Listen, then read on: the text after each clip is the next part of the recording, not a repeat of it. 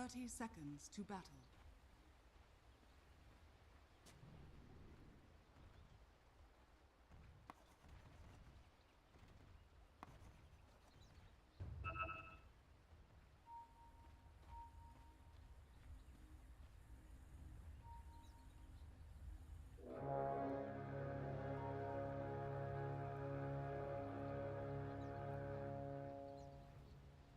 The battle begins.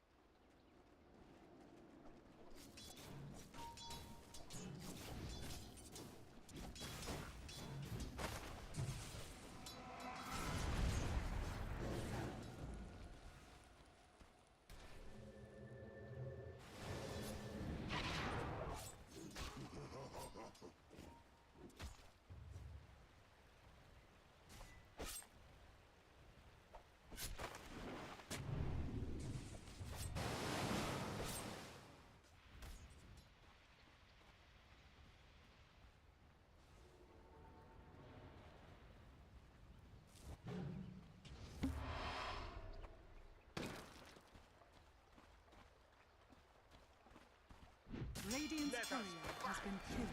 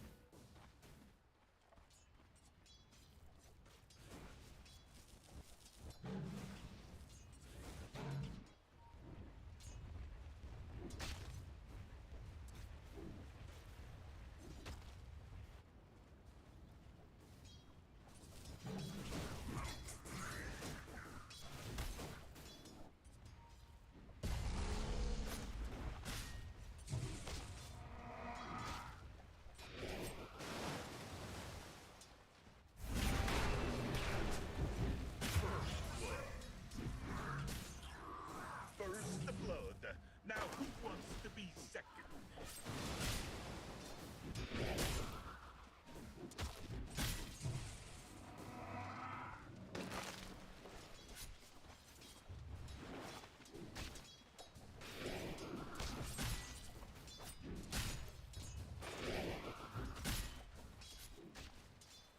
Dire structures are fortified.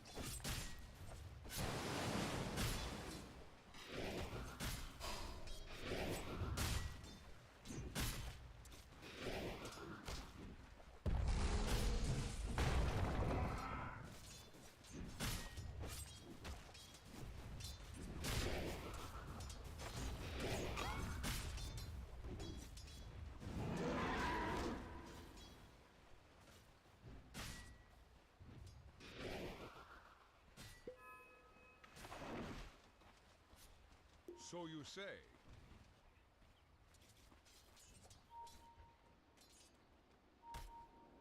Radiant are scanning.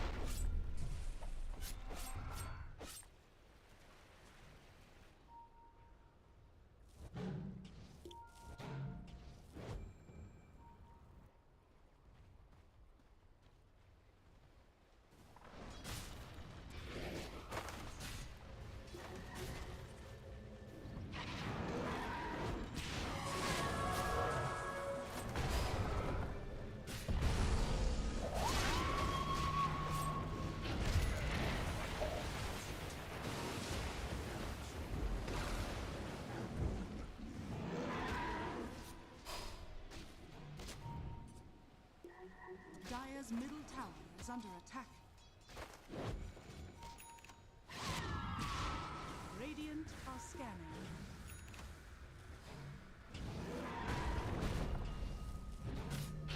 Radiant's top tower is under attack.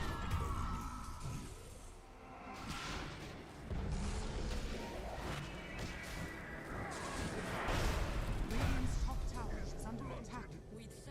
Dire's middle tower is under attack.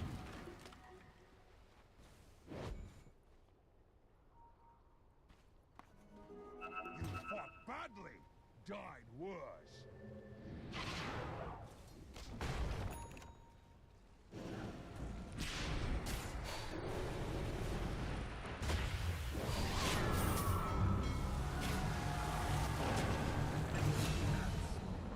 Eat my way.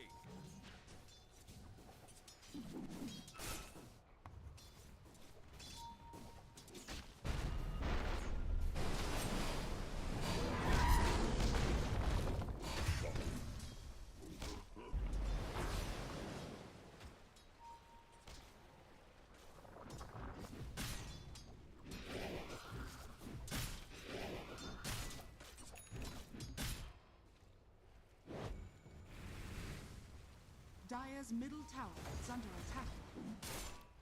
Radiant's bottom tower is under attack.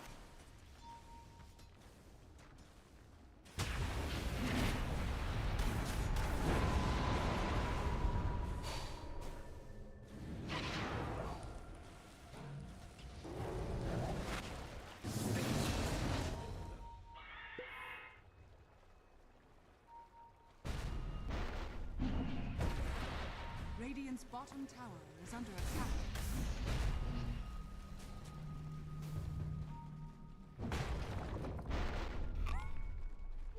Double damage.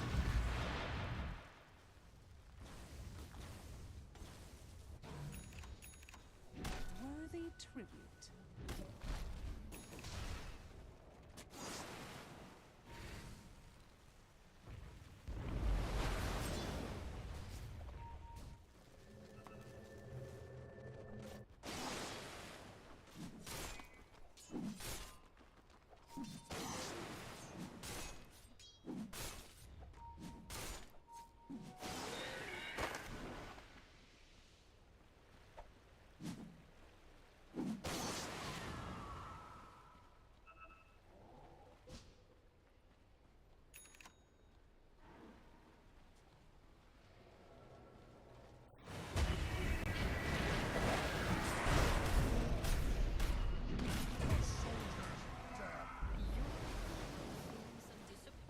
Radiant's top tower is under attack.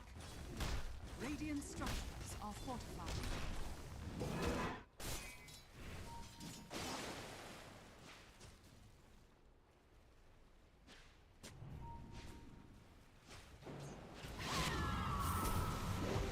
Radiant's top tower is under attack. Denied.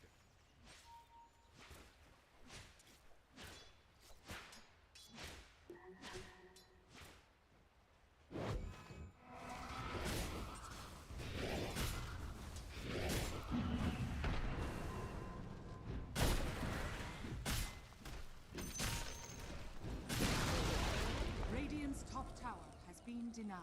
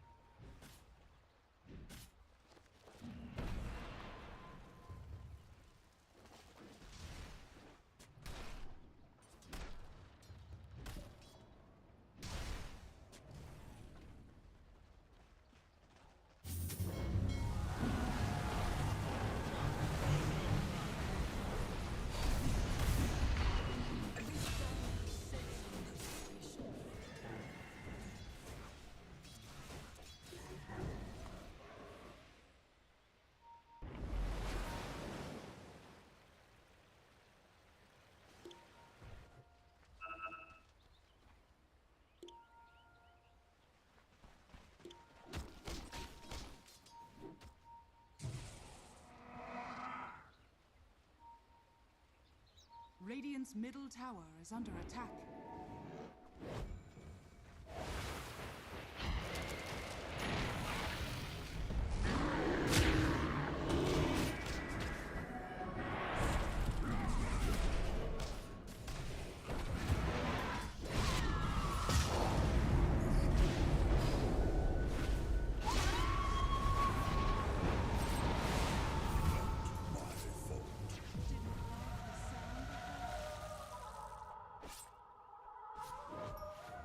Radiant's top tower is under attack.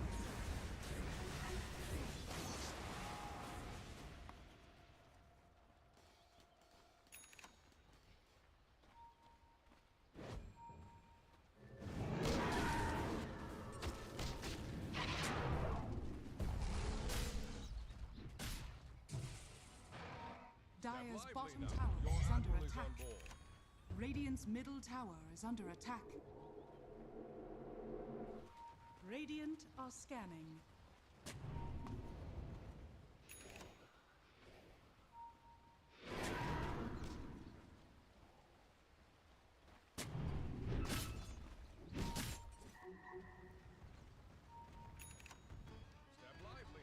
Dire's top tower is under attack.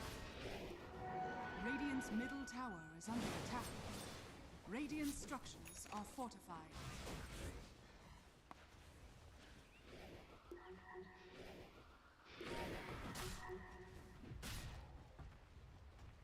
Dire's top tower is under attack. Radiant's bottom tower is under attack.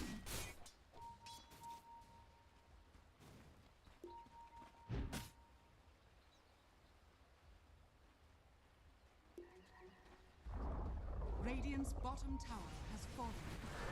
Dire's top tower is under attack.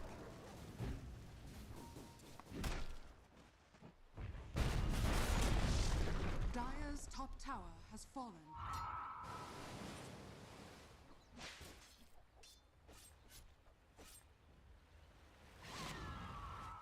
Radiant's bottom tower is under attack.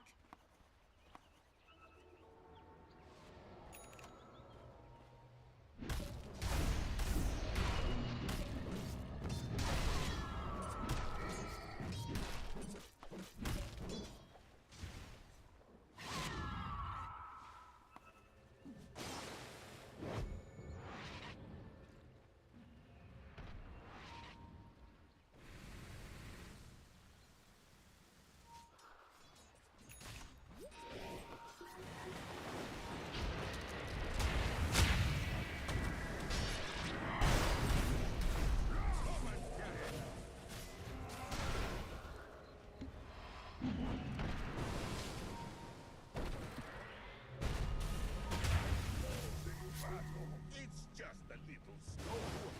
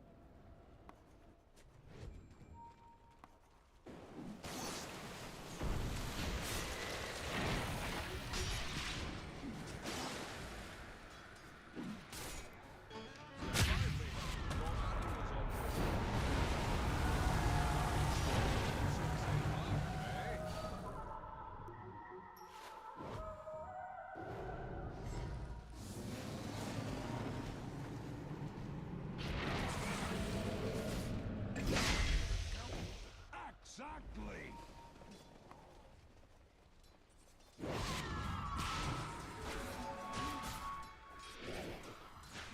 Dire's structures are fortified.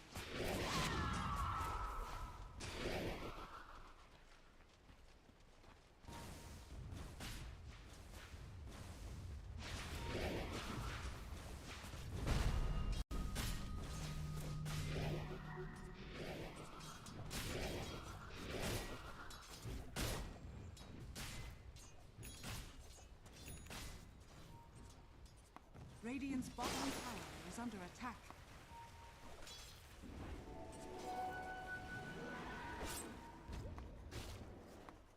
Radiant's middle tower is under attack.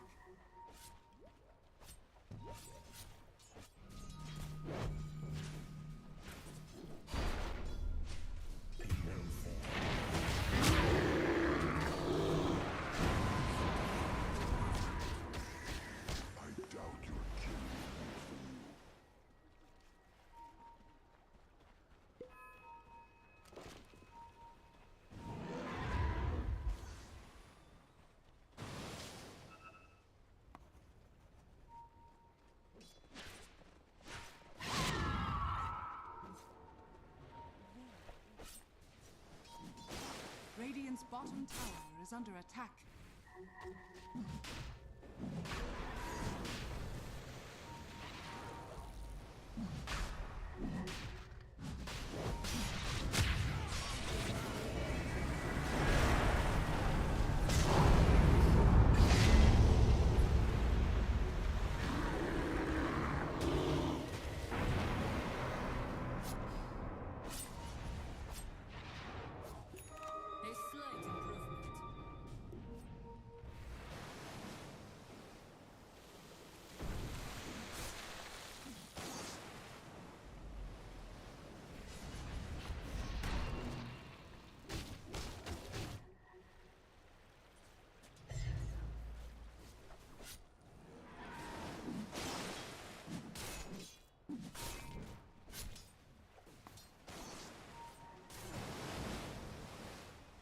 Dire's turret has been killed.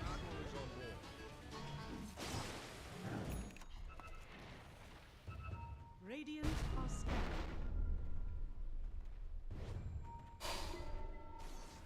Dire are scanning.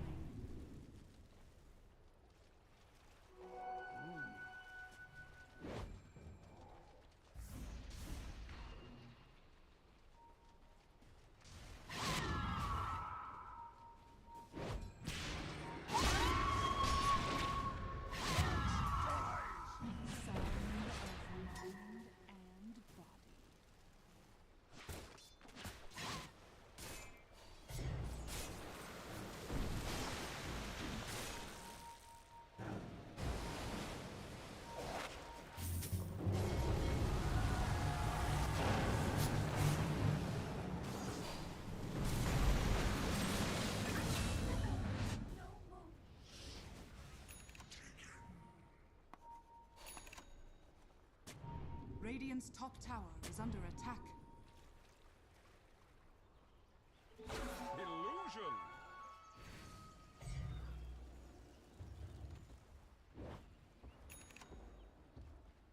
Radiant are scanning.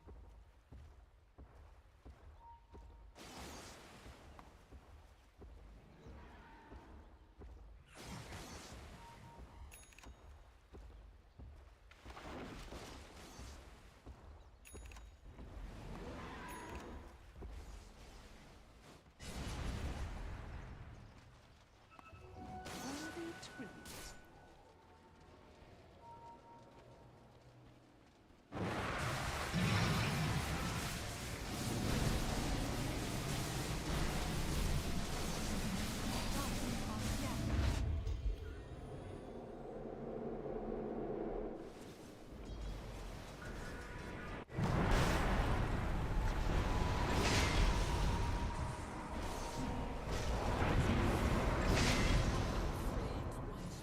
That's wanted blade in your guts.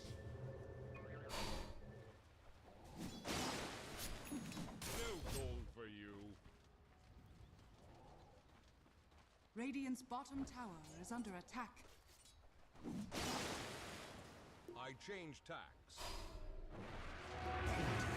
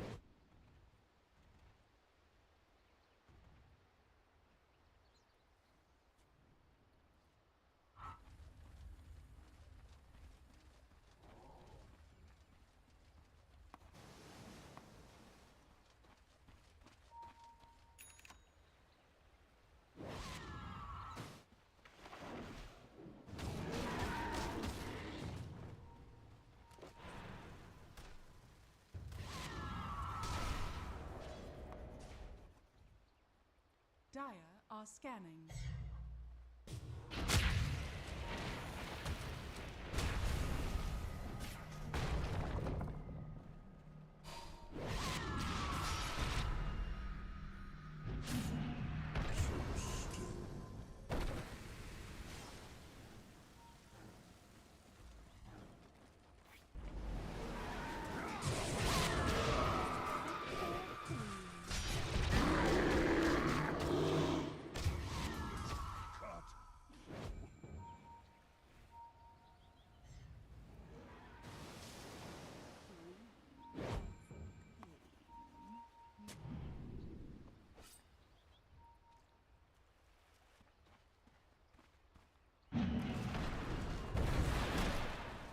Radiant's bottom tower is under attack.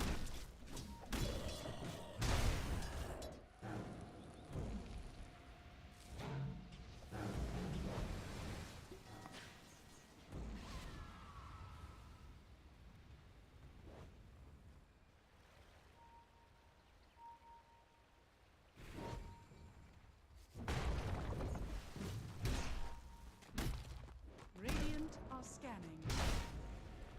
I.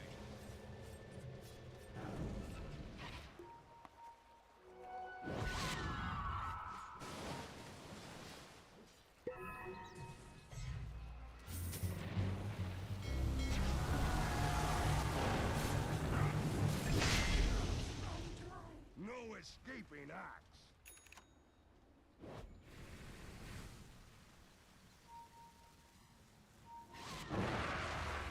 Dire's middle tower is under attack. Dire's middle tower has fallen.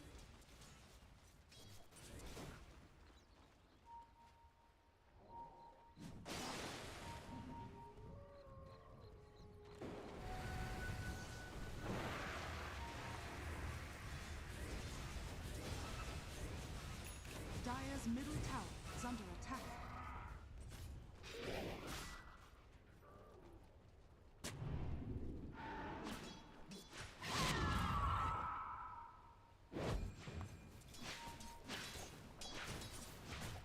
Radiant structures are fortified. Haste!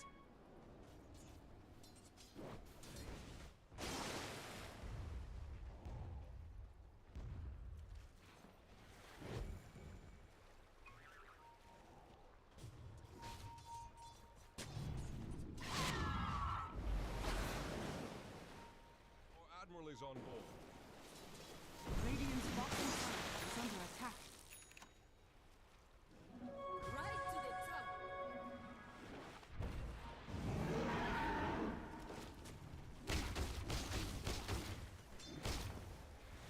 Dire's top tower is under attack. Radiant's bottom tower is under attack.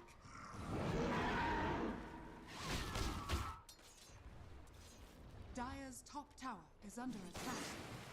Radiant's bottom tower is under attack. Dire's middle tower is under attack.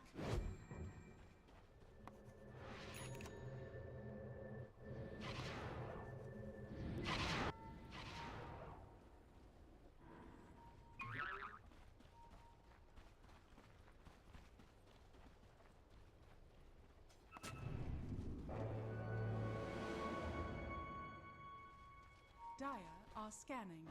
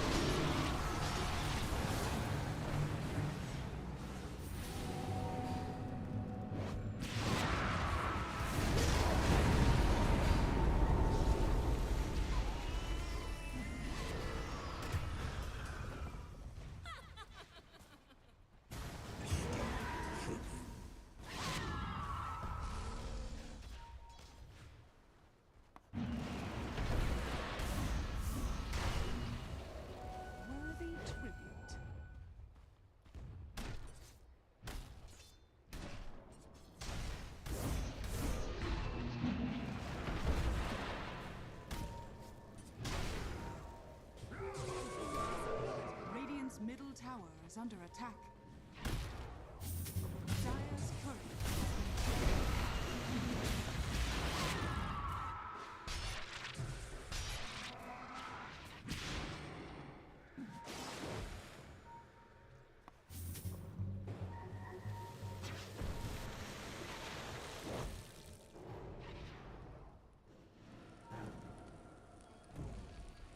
Your admiral is on board.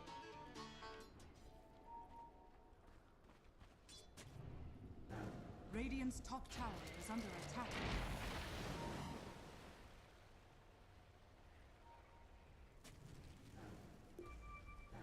Radiant are scanning.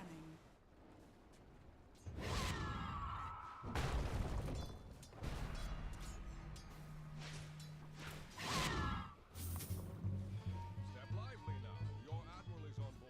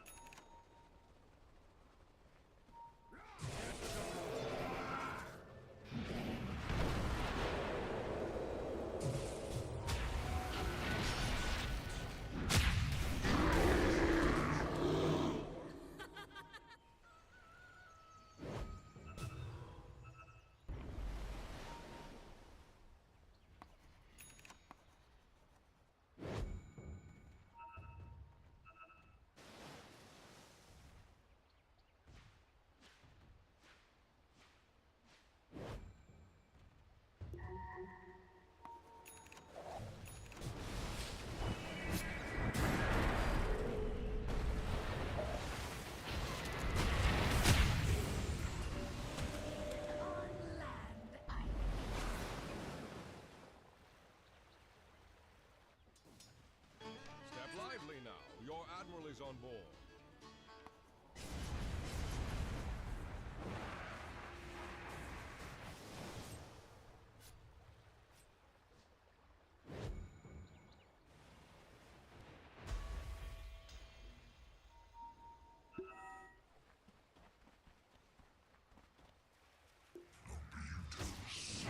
Radiant's bottom tower is under attack.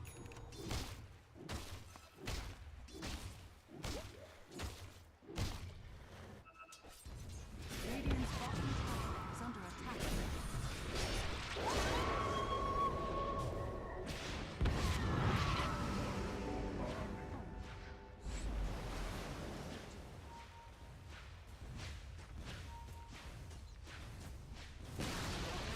Radiant's bottom tower has fallen.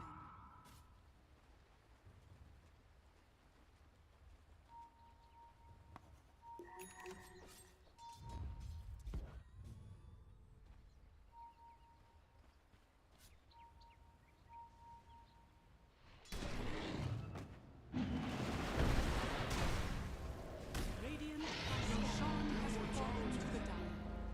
Radiant's bottom tower is under attack.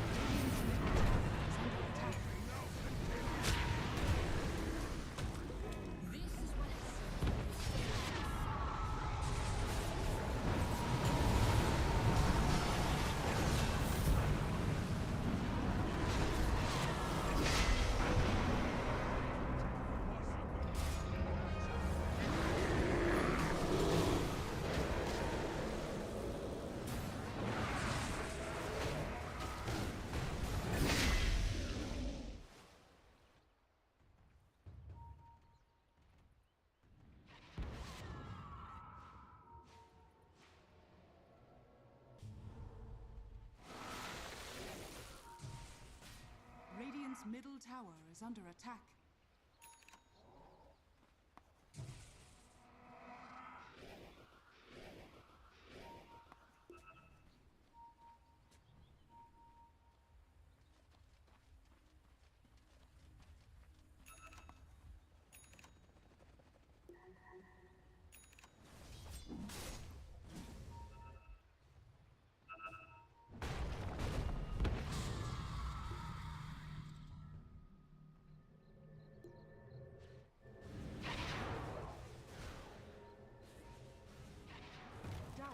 Scanning. Radiant's middle tower is under attack.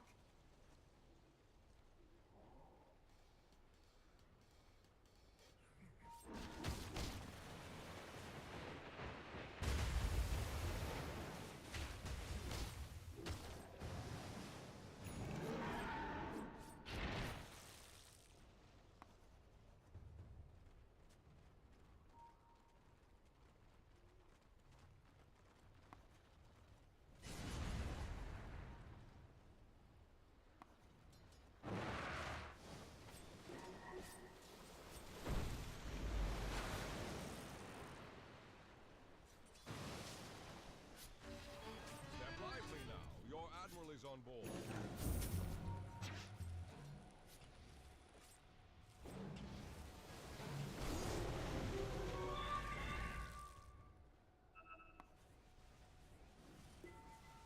Bountiful.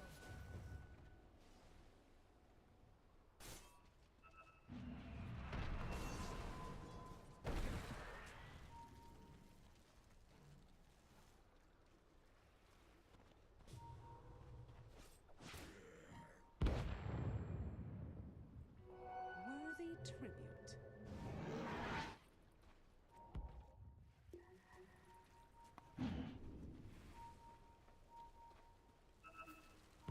Fair enough.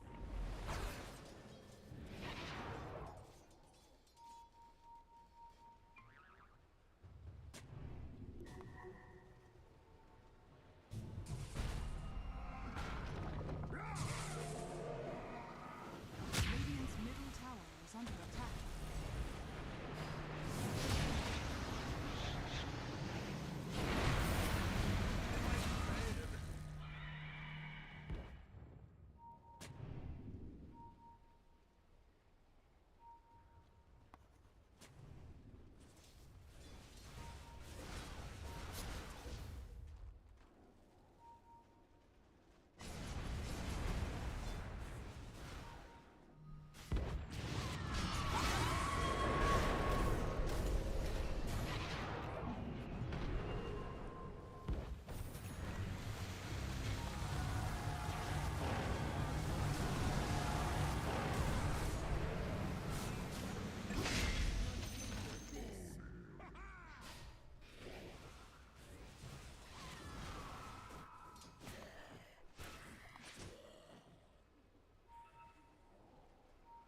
Radiant's bottom tower is under attack. Radiant are scanning.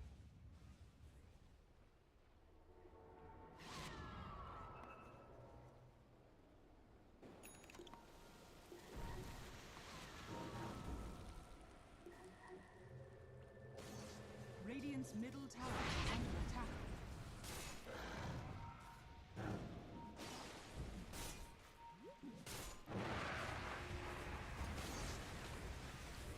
Dire's structures are fortified. Radiant's middle tower is under attack. Dire's top tower is under attack. Dire's top tower has fallen. Radiant's middle tower has fallen. Radiant's middle tower is under attack. Dire's top tower is under attack.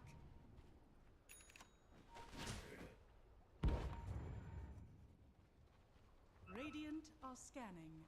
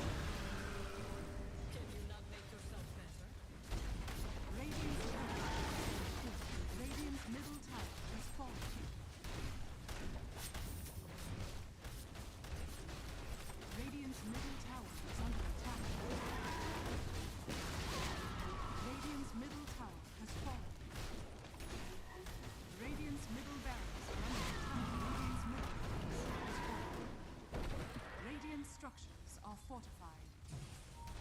Radiant's middle tower is under attack. Radiant's middle tower has fallen.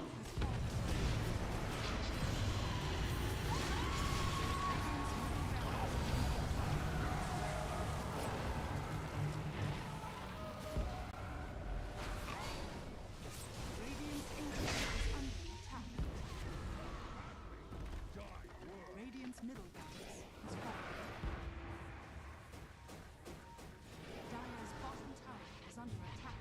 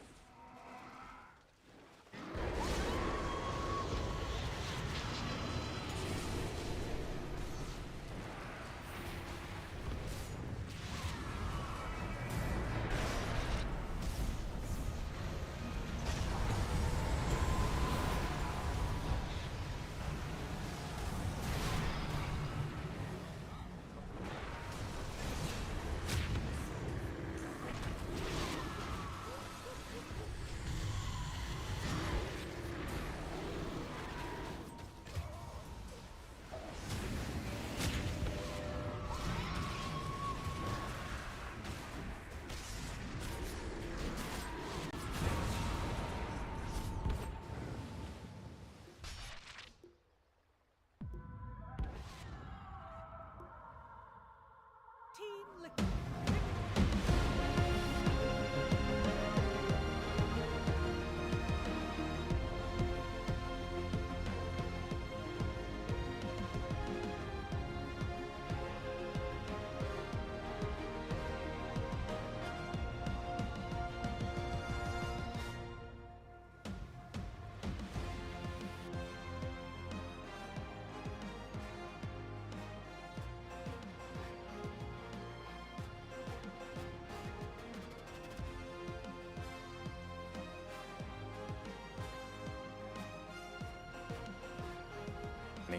But I feel like the drafting was it made sense to me at least. It was okay. I do think Liquid did have the upper hand in the draft with like some of the the song, all the layering. It's a very good Ursa game.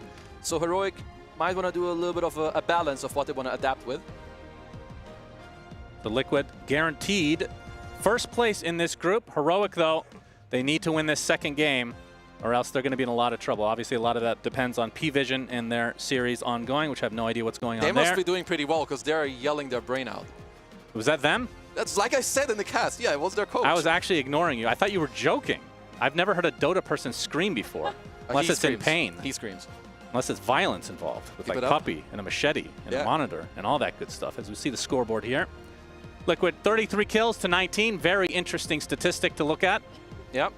We shall continue to do so. Keep it up, Kaz. You're feeling great. I think you're doing good. No, this is great. Nobody knows that we're filling. This is fine. This is perfectly normal behavior. Schofield, better luck next time. Why are you flaming him? Nat, well, just take it over, Nat, for God's sake. I think we need to start taking the microphone off him a little bit earlier there, but great cast from the both of them. I can't believe Sunspan was ignoring Kezu. Obviously, it was a Steenie. Obviously. He's a screamer. He is. He's known for it. This man, in many other tournaments, I have heard him be the most vocal coach. He's trying to rival the Valorant players that are in the studio as well. But yeah, this Heroic and Liquid game, that's the one that we're going to focus on right now, break it down a little bit more, because whilst that offlane was really difficult for Heroic, there were a lot of times where that team fighting that you're talking about is so known in South America region. It really shot. It really came through there, and it was nice to see them be able to still find ways despite being down gold, despite being down kills. Yeah, there were a few sick wombo combos there. I'll just shout out Nisha. Like, not only, like, it felt like every time that Heroic got off the ground, it was because they managed to bring him down, but anytime they didn't quite kill him with that blade mail plus the pure cloak that some reason works with Quaps and Nate. Some broken neutral items in this game, but he had the most damage and the most CS out of anyone in this game on Nisha. And that's like when you have a Battle Fury Ursa. I think that also attributes to the fact that Mickey was being very active on the map. But yeah, I just felt like Nisha did literally everything that game. I mean, I think Nisha did great. But my take on this is I actually think have to argue with Brian. I was so impressed with the Liquid supports in the early game. Like, there was a huge sub-diff there where I know Sunspan and Keza were talking about by golly, this off lane, 24 deaths between Whisper and Schofield. Schofield could not get off the ground. The guy was building half Lotus into, my game is so bad, I need to just go for a Ghost Scepter right now, because the Liquid supports were in the triangle, constantly putting sentries in the camps. Insania was sending his illusions into the camps to block them as well. Boxy was just standing there waiting for Whisper to farm something and just saying, like, I'm giving vision of you. If you get low, I got Nisha who's going to come over and kill you. And it's like Liquid was in Heroic's head. They knew the exact thing that Heroic needed to do to come back in the game, and then put the lowest amount of heroes there, the lowest value heroes there, to stop them from doing that while the cores on Liquid farmed. So, like, to me, this was just an early game absolute dismantling, and then well, wait, let's keep on talking about the early game, right? Okay. Because the thing that when the draft concluded, you said it's really down to Boxy, how this Tusk is going to be able to operate, and if there were any solutions Heroic had to be proactive against it. And there was actually one thing that we saw Heroic do really early on in the game. It was, what, at that 30-second mark you guys were saying? The 30-second mark, yeah. Let's go back to the 30-second mark, roll the clip. That's the early game. I wanted to show this just because I think it's really cool, and it's quite smart, actually, from Whisper, starting in the safe lane and then running through the portal. Literally all he does is go and battle hunger, and then he uses the TP to the lane because you have Earthshaker, right? He's going to drag the wave back, so he doesn't really need to be there at the creep equilibrium because it's going to be close to the tower anyway, right? So just a little bit of harass, and like you were saying, it did actually have an impact on the bot lane, right? Yeah, it made Tusk have to immediately drag the next wave because he was really low after that engagement, and then he had to pop a salve. And that lane could have been completely different if King Jungle, because he tried to cancel the salve with a blood grenade and barely missed, so that it did effectively allow them in the bottom lane to reset and take a normal lane. But I could see that lane going very differently with small things going there in the way of Heroic. But I think the idea is that Tusk plus Dawn is supposed to destroy you. This is a lane. It's a very aggressive lane. This is a lane you pick to be aggressive and destroy. So you get that little bit of an edge early, and that'll give you the advantage to just not let them play the way that they want to play. I really think people need to watch the Winter Wyvern from Team Spirit. If you're playing against Liquid, if you're playing into Dawn Tusk, if you think this is a combo that you need to look out for, teams need to go watch Miposhka play, because that made that combo nullified. I do believe that's a hard counter. Yeah. Well, I do want to, keep focusing on this because that's something that they could think about if it happens in game number 2, right? But for this one, you guys have praised a lot for Nisha. You think, Brian, that Nisha did so much for this game.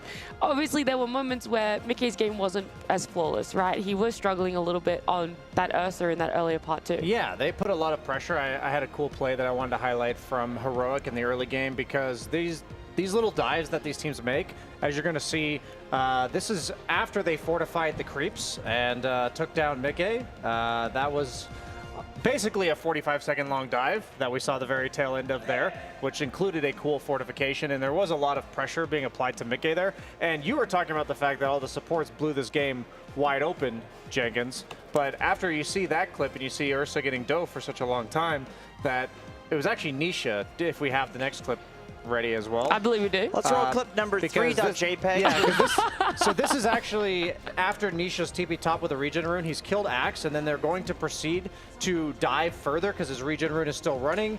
And this is a kill that may seem like initially just an Axe, but they proceed to dive for an extra 40-45 seconds on top of the Wisdom Shrine timing. Boxy's leading the charge. Even Mickey's coming to join another party. Whispers respawned from the initial death, and this is just gonna turn into a pretty much absolute disaster, because now Dawn's allowed to ulti in. They end up getting the Wisdom Shrine. So it was a lane that was previously being pressured on the side of Heroic, and then Nisha with one TP basically takes that entire momentum and shifts it the other way. And I just think it's one of those games where this is clinical Liquid. They are going to bring more and more numbers. Then I just think most teams are not prepared for 5 people effectively in their safe lane at the Wisdom Shrine itself. At 6.5-7 minutes into the game, so that's overwhelming. I think the thing that Liquid does better than most teams, other than maybe like Spirit, P-Vision, like these other like S-tier teams, is bringing a massive amount of heroes to something, but also bringing them in the right order, where like they'll push out a lane on a certain hero and then they'll go, or Mickey will be like farming a jungle camp, he'll finish it and then he'll go, or he'll just walk there, he won't use his TP. Like, they make sure to have numbers, but without like devastating their map, because sometimes you see some teams that are on like the tier 2 level and they are bringing numbers, but in order to do it, there's some sort of trade-off. It feels like for Liquid, like they're the best at doing this with the lowest trade-off that's possible. Yeah, so they're like min-maxing. Sometimes they're able to make 2 different moves with the least amount of players, and sometimes they're bringing numbers when no one's really expecting it. There is one final moment, though, in this game that you guys wanted to talk about for the audience, kind of give a little bit more. I think it was the hope for the Heroic team. I think this was one of those really good fights where they were able to take out the Ursa early. Yeah, so just a nice blink call from Whisper, despite having no net worth whatsoever, still able to, you know, use the fact that he's a good disabler, set up for Schofield to chain stun Ursa. They get a follow-up kill because Saberlight's like, well, I need to save my super farm carry, right? So any Dawn is gonna ult in there. But just finding an opening on a team it's quite difficult to find openings against Liquid, especially when they're looking this strong. So Heroic was still having that like typical South American charm of like being able to win team fights and do really, really high skill stuff in fights. It's just that the early game was where they got devastated. They were so far behind that even that didn't matter. Yeah, it's a nice note to leave on, right? Because Liquid now have secured themselves to be first in this group.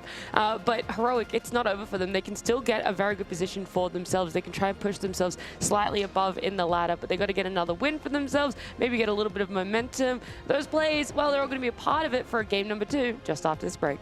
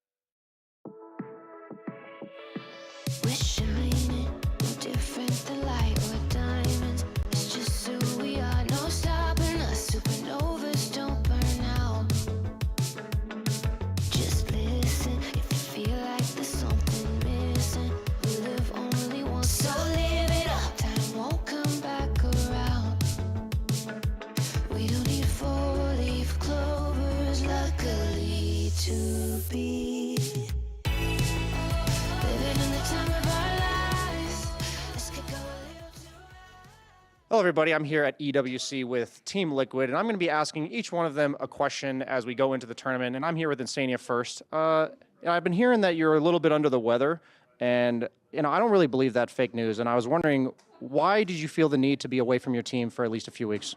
I'm just here so I don't get fined. Thank you. And next up, we got Nisha. So, Nisha, I was just talking to Insania, and I asked him why he felt like he needed a break from the team, and he specifically called you out. How do you have to feel about that?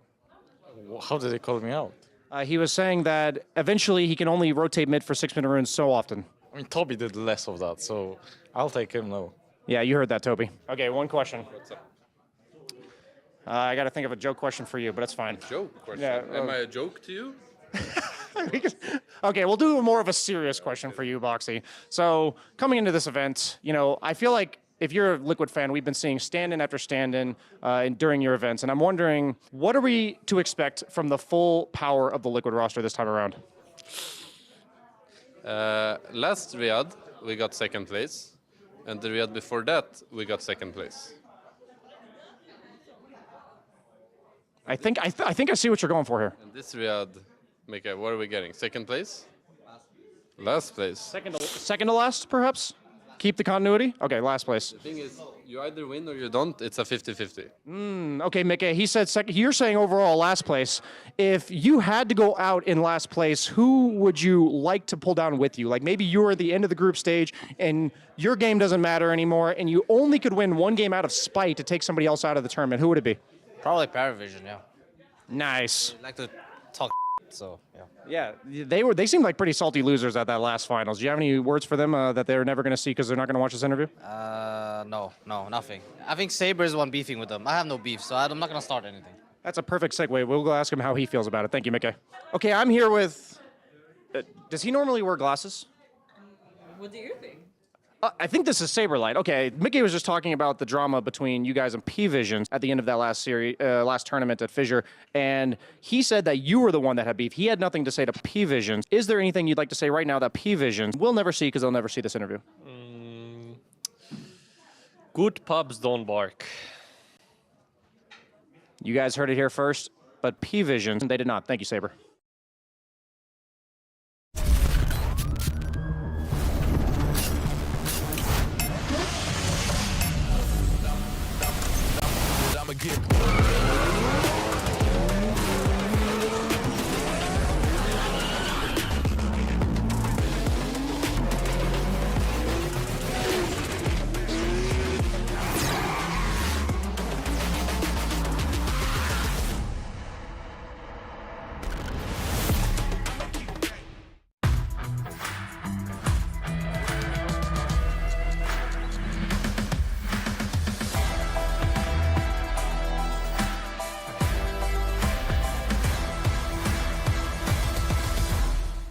I stepped into a realm of wonders where the sun kisses the sea. Two worlds inspired by each other. Two worlds making one. This land is calling, Saudi Red Sea.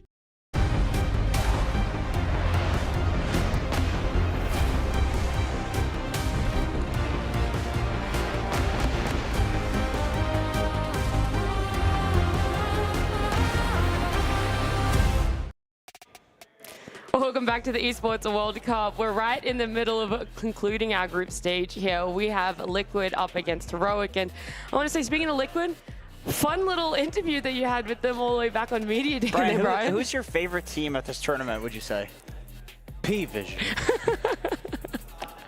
I feel like no one else is going to really understand the joke, but it was a very good edit there. It was a great interview. Is there anything more that you've learned about them? Maybe things that were cut out of that interview that you can... No, that was absolutely That was actually all of it. We can't say what was cut out of the interview, actually. Yes. That's the problem. Indeed.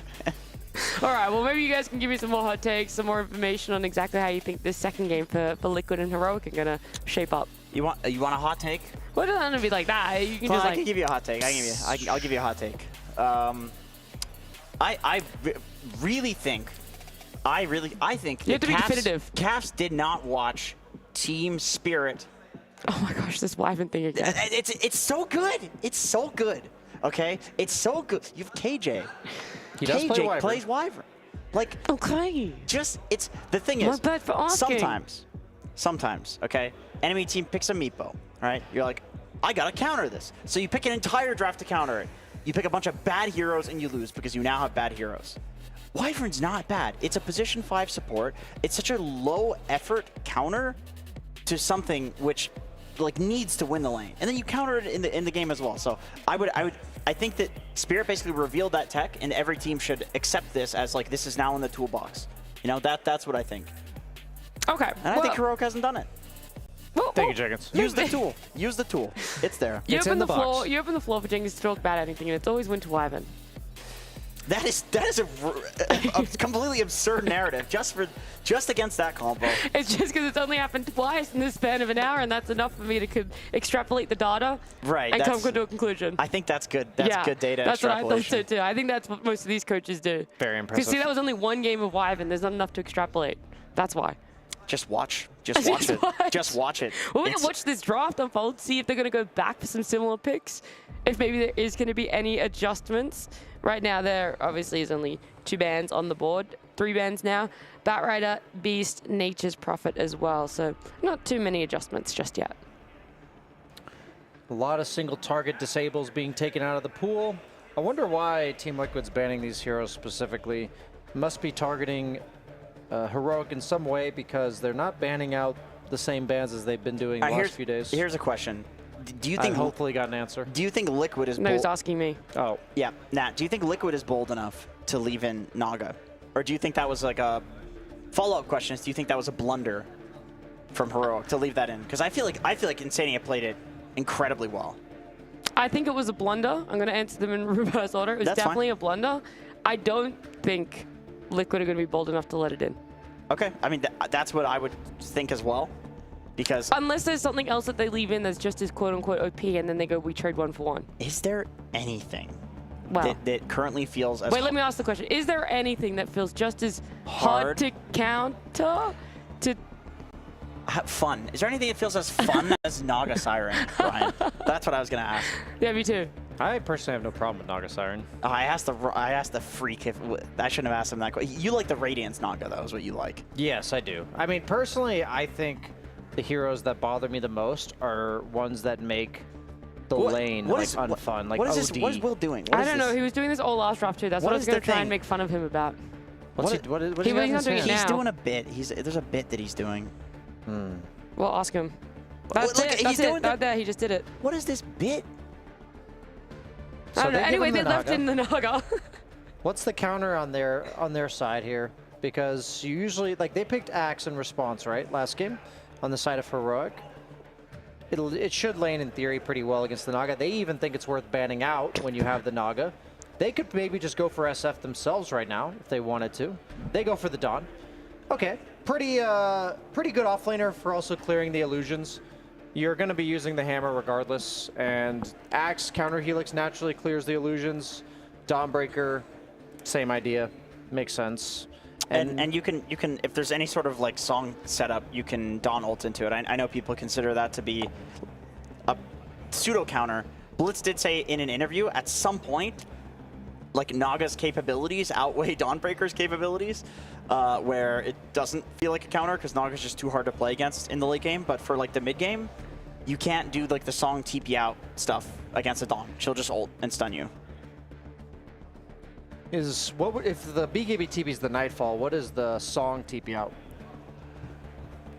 I think that Winter Wyvern is the pick here for Team Heroic. She just held up a picture of Wyvern. She's really baiting me to talk about the hero. I don't really care that much about Wyvern. I just think good tech is good tech. Yeah, you're really fixated on, which I agree with, the idea that there's there's two heroes that are very good in tandem together and they can be shut down by one hero. And that's efficiency, 2 for 1. That's good. That's good value. I would take that value. It's a 3 and a 4 shut down by a 5. And she actually did it. She got us to talk about Wyvern, unironically going off on it. No, like a non-verbal cue as well. I think I did really good there. I don't think you can do it here actually, because Naga is pretty much exclusively played as a 5, and you would want to have it for the lane. So yeah, I actually don't think Wyvern and Wyvern Naga sounds like a terrible support duo. But the song into the curse, my friend. This is awful. This is awful. But they got Naga, so I mean, you're happy. You have the best support in Dota right now, other than maybe like Batrider. But this is a 4, so. What about Undying? No, I think Undying. I think there's answers people have figured out. It's more Undying is annoying because of the flex. Like you can flex it between 3 and 5, and it's good on both. What about Naga? We saw Skeeter play at one position earlier this tournament. I would ask you, what do you think about carry Naga? Because you actually enjoy this hero as a carry. She just feels, right now I feel like carries must have an entry into fights around 10 to 15 minutes, like somewhere in that window. So like, even though Ursa was farming a Battle Fury, you were talking about Liquid supports as well as Mickey were just invading Triangle and taking their camps.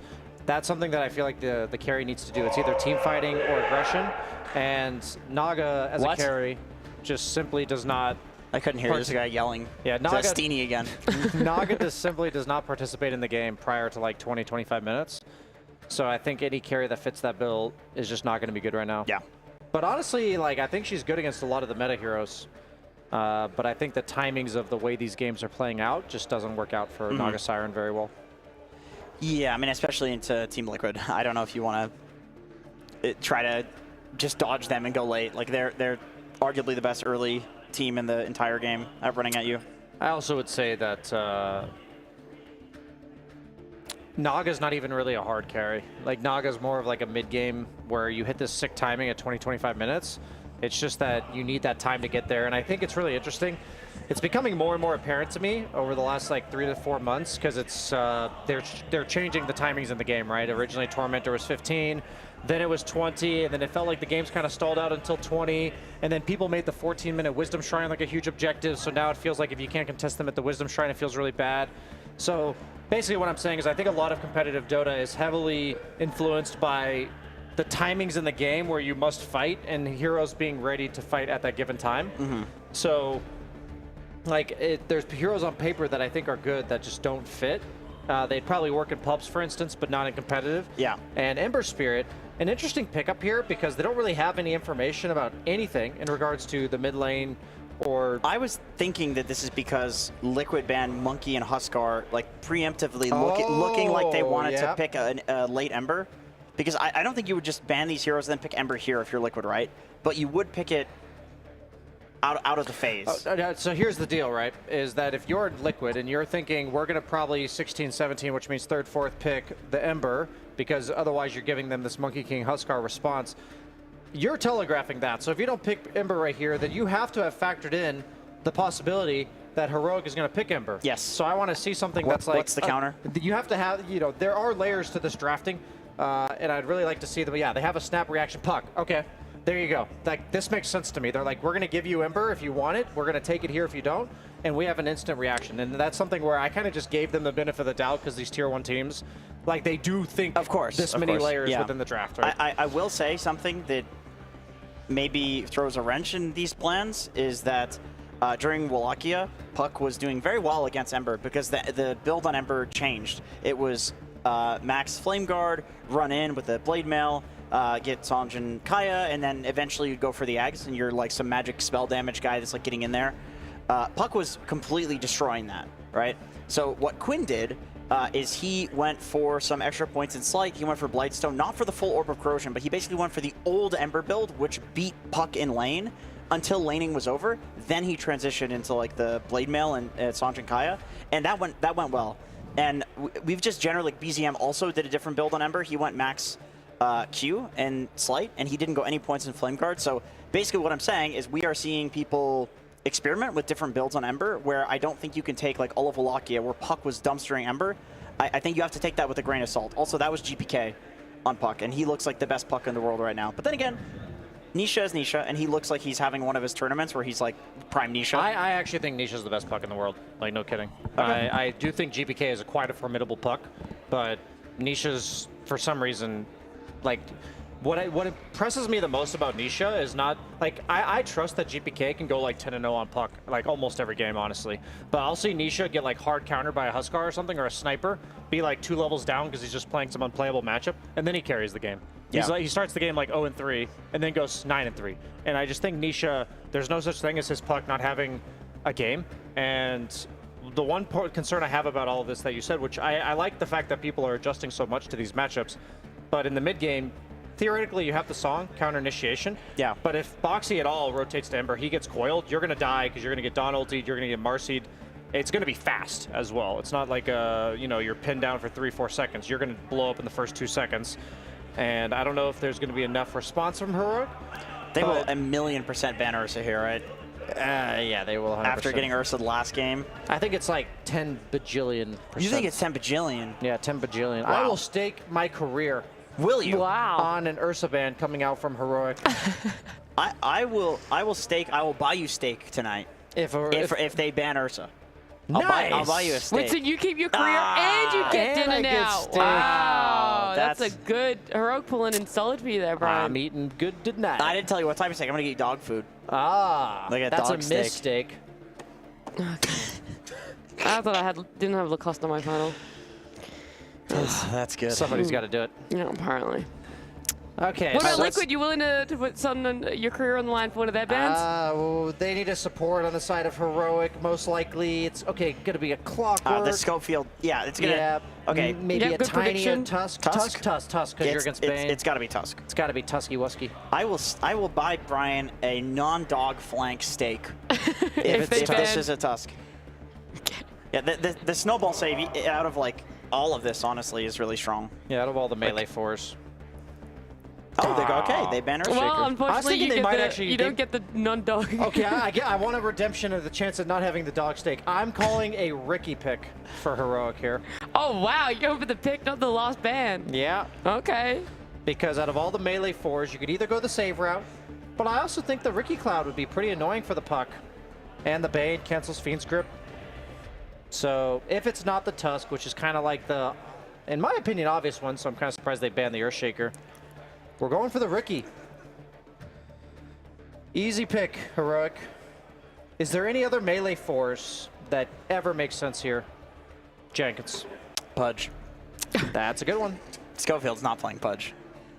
Tiny. Yep. I mean, that is the classic Schofield hero. I wouldn't mind a Schofield Tiny, even though I'm not a huge fan of the hero right now. I think if one person's going to play it, it is Schofield. Like, agreed. The repositioning element to the hero, in a way, got buffed too. Oh, that was not a... You're eating like a dog tonight, my boy. Ooh, woof woof. So, Nyx, decent counter to Dawn. I think it's in theory not as good as it used to be because with the new Dawn Ags, you're up in the air for like half a second before the Nyx can cancel it, so he does have to be in the middle to spike Carapace. Like I said, we called that Tiny pick. Yeah, there it is. Coming out from Yeah, you guys definitely said it for Liquid. Tiny for Liquid, yep, definitely. I don't mind this Tiny pick because they kind of needed an initiator. And I think having a dual threat between not just the puck coil and having a lower cooldown threat with the Dawn ulti. The fact is, Puck as a hero is a carry, and I don't mind Tiny carry when he's not the hard carry of the team. So they agree. They agree. Absolutely agree. Yeah. Tiny carry, let's go. Let's go Tiny best carry. Point I have ever made. That was Liquid hyped, actually. That was they're like, oh my god, BSJ, our Liquid streamer, agrees with us. Love it. This is great. I like the Tiny pick too. I mean, I remember in the era of like Nyx Assassin running around, you know, insta-killing creeps, daggening, one-shotting people, like the counter to it was Tiny. Because you can only reflect like one tick of the Avalanche. It's really easy for Nyx to just run into the jungle, step on a single sentry, and then boom, Tiny combos him, kills him from full HP. So this like is a age-old combo, I'll say at this time. The lane should be pretty free. You can push the wave out with your cleave. It's easy. All right. Well, I like to hear it. I love talking about drafts with you guys so much, but ultimately, I love to see a game of Dota. So let's get on into it. It is our last one for Liquid and Heroic with Sunspan and Kezu. Thank you very much, Nat E. Sunspan here with Kazoo. Kazoo, that's me. How are you doing, young man? I'm doing great. That's great to hear. It's been a long time. It's been like, what, 5 minutes? Not even. As we have game number 2 between Liquid and Heroic. Liquid, of course, takes game 1, so they ensure first place of the group. And then for Heroic, I'm actually going to check on the score lines here real quick. I'm sure they talked about it, but I, of course, was not listening. Well, actually, it's not updated Just here. as per usual. Paravision and Heroic, of course. Well, Paravision won their first game. Okay, so they're Heroic, 3-2. Heroic absolutely have to win this, and they have to hope P-Vision lose the second game. To Shopify Rebellion. It's which possible. I believe they were currently ahead. Shopify, that is. Yep, we'll see. Well, let's As get into an this early one. nightmare. We've got a Gonna sleepwalk. find Whisper. Ooh, good and stun by Pale comes out Schofield. from Schofield. You want to be play-by-play? I'll think about it. I'll take over later. You never know. You might start choking in a moment and not start talking. That's true. I'll give you a signal for cough button that you push for me. It's you putting up your index finger. That's right. Okay. It's like asking a waiter for the check right here. Oh, you're one of those guys. What do you mean? You one don't of just those make guys? you like snap at them? No, I do not snap at them. If you make eye contact, sometimes they just ignore you. They just don't like you. Okay, well, that's a different story entirely. Talk to me about, well, hold that horse of yours, Kezu. I am. Let's see if they can. I want to talk about the Nyx Assassin, of course. We'll get to it. Yuma, outside the rain. Oh, does get nightmared. We'll have to skill blink. Yes, he will. Maybe not. Or, yeah, gets will. disposed, and now the blink, so not exactly what he would want to do in normal circumstances. It's definitely a nice little win for Liquid in terms of the skill points, but the bounty runes were 3 on the board for Heroic. And you want to talk about the Nyx Assassin. Oh, yeah. Which, it's not a bad Nyx game whatsoever. It's good against Puck in the game, right? Anything that can randomly like catch a Puck off guard is good, and you can, of course, stun him back to back. But most importantly, they picked it against the Dawnbreaker. If you're in the right position, of course, you can always instantly cancel it. But with the Ags, not as easy, because then you don't have so much time as the Nyx to react. It looks like Heroic in the bottom lane already insta-killed the wave. And they will do so again on wave number 2. Okay. Shenanigans, as we like to say. Yeah. Well, in about 2 seconds, Schofield can aggro the creeps, so he'll be fine. And why are they doing this? They have to? Well, or it just makes things easier? If you lane straight up, Tiny will just kind of out-CS you. Because, well, he's got the big... It's supposed to be a tree. Yeah, you know? whatever that is, that slab of yeah. So I don't mind it. It also forces Bane into like the 2v1. instead of like playing the 2v2 or the 1v1, which is generally where Bane kind of prefers to play that. Oh, third wave will be the charm. We continue. Well, it looks like it got away from them. Okay, this one might hurt, because Whisper is going to lose out on probably 1 or 2 creeps at least here that get denied by Mr. Mickey. But all in all, when it comes to drafts, I like the swap up Heroic did. I didn't mind their draft last game, but I do think Liquid had quite a big upper hand when it came to game 1. Game 2, I think it's a bit more stable and straightforward for them. They have good lanes, but they still have good team fight. They just have more other tools to also play around. This is so weird. This is the most non-Dota lane we've seen all tournament. Yep. This is Dota 3. Laning stage eliminated. Whisper is going to be getting a lot of these. In fact, all of them. Yep. So also, be pretty damn happy. Once they get level 2 Shell on Whisper, they'll be like super fine. And then I don't even think there's that much they can do. Especially with the Helm of Iron Will, you can even start to like play in the lane if you want. So Heroic, I really like this. And this is not something, like we said, that we see too often. As here, well, maybe a slight mistake, letting some creeps go. Yep. Going to miss some XP there as well. I mean, Mickey is super happy. He's getting complete free farm, solo XP as well. I'm not sure Insania has any XP at the moment. If he does, it's very little. He's got a few. This is also a position where if you're Heroic, you need to be a little aware of what Boxy will do. Because, of course, when you play this deep and you have a Bane that can set you up, it's very likely that Boxy will have his eyes on this lane later on to potentially TP down as the Lotus timing is coming up. I love Nyx Assassin. You go Dagon?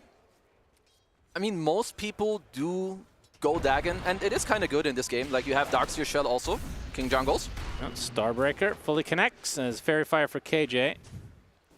Keeps him nice and healthy. I personally am a believer that you don't need to go Dagon every game. Like, I don't think it's the only build on the hero. You can go like Yules, you can go Blink, you can go Force, just to make sure you have more than 1 round of spells. But this game, with like the Quap Burst, with the Darkseer Shell that you have, I don't think the Dagon is wrong at all. This is an interesting combo, the Dawnbreaker Marcy.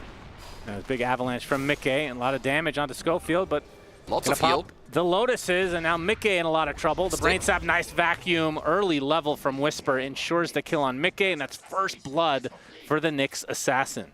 Well, that was really nicely done by them, and that's why small things like the Lotus matter so much. Schofield gets to Carapace the 3-hit into the Lotus, Fairy, and Stick. And get to run them down. That's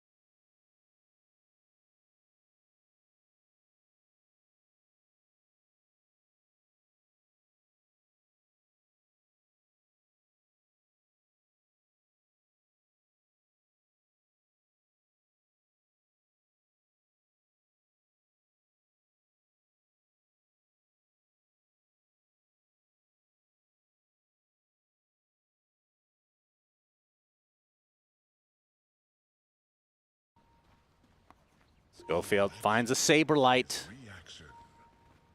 I think he was spotted there by the sentry. Saberlight's going to get some help from Mickey. Yeah, Spike Carapace goes up. Analog gets Double some time stun. to come in. Searing Chains onto 2. A big Sonic Wave to follow. Saberlight with a BKB.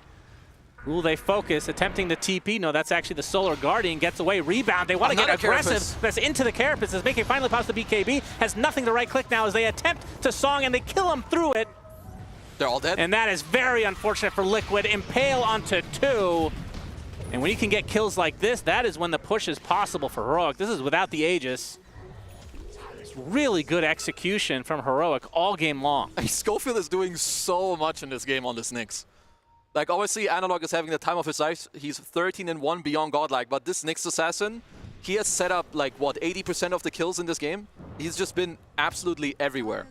I also love this double Orchid that we just saw come out on Heroic, because Nisha, he's starting to be annoying, but he has nothing against an Orchid. No Yules, no Lincolns, no BKB, and they have a double Orchid. Here's one on Whisper.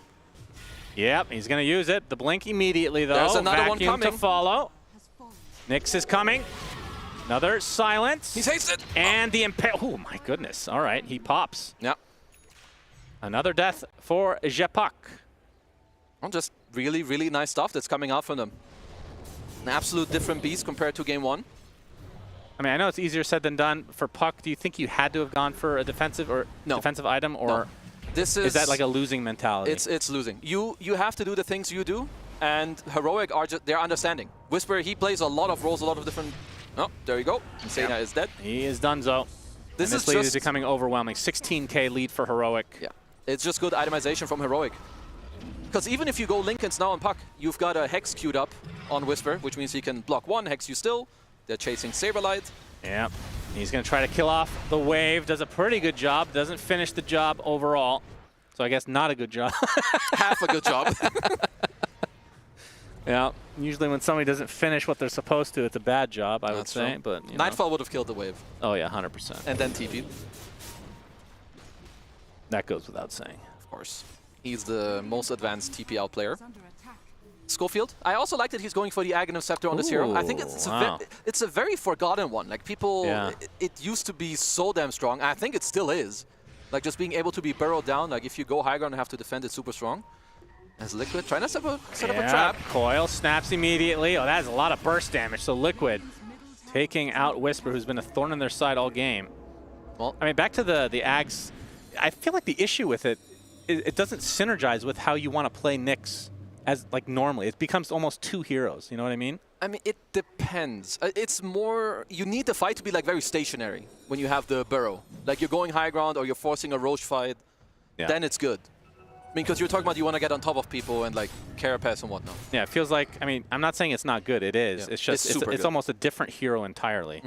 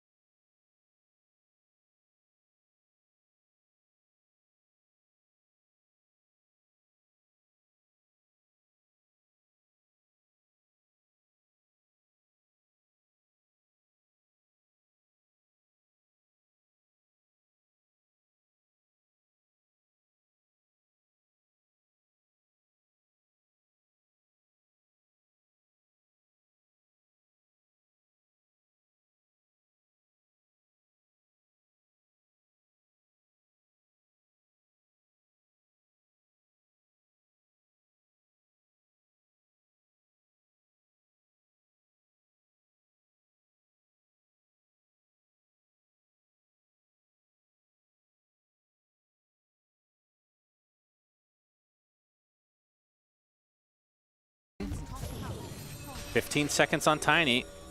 Looks like they will just barely be able to get the melee barracks. Yeah, this is 1 Rax.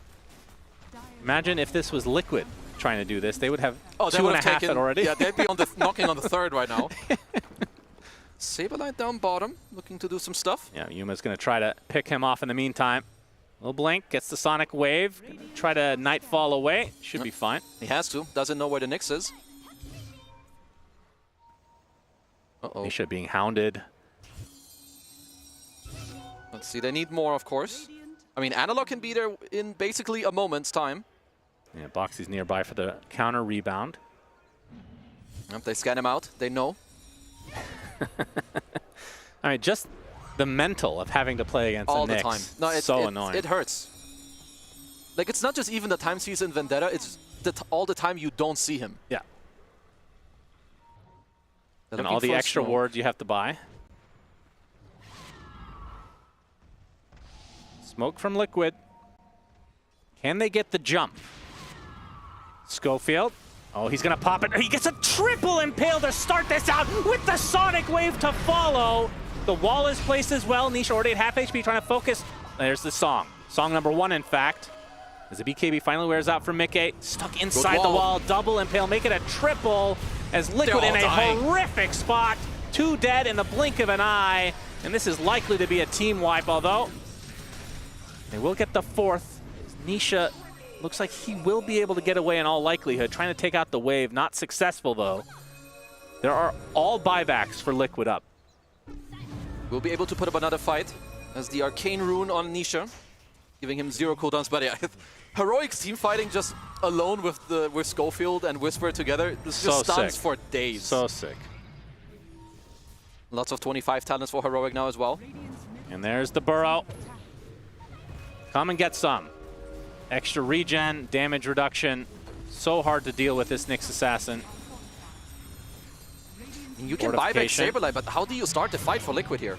There is backdoor protection for now. Yep. No, not much longer. Not much longer. Not as long as that sentence. No, big coil onto basically everybody, but the song from KJ is going to completely reset it again. Basically swapping ults here. Potentially reel in Saberlight, Sonic Wave onto 3. Here's a beautiful vacuum onto 4 as well. Not a whole lot of follow-up though. Yes, stun on 4. Schofield is stunning everybody. He might as well have Ravage at this point. They finally take out the pesky bug, but at what cost exactly? Nisha getting bursted down. He buys back instantly. Analog, extremely low, staying alive with a sleight of fist, but finally does drop. As an instant, is this going to be a dieback? Instantly for Nisha. He literally TPs to death. And that is going to be it for game number 2. Heroic takes it in insane fashion. That was such a sick game. Now, Heroic played incredibly well this game. This is what I mean about this team. It's like you don't really know who's going to show up in what form, because this game,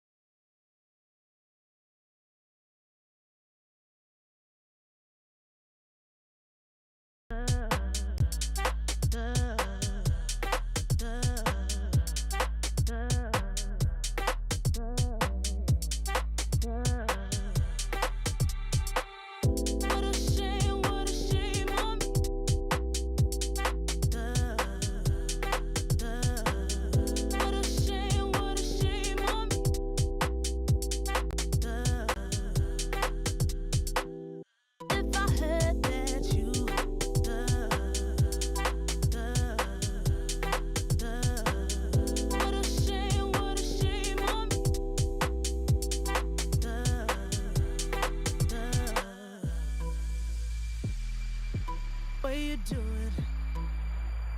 The way I live life. Why you do it? The way I live life.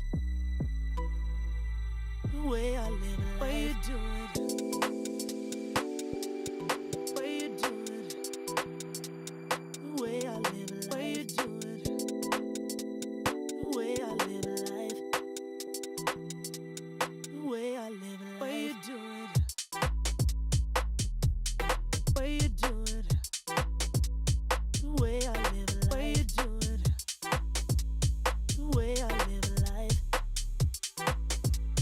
The way I live life. Why you do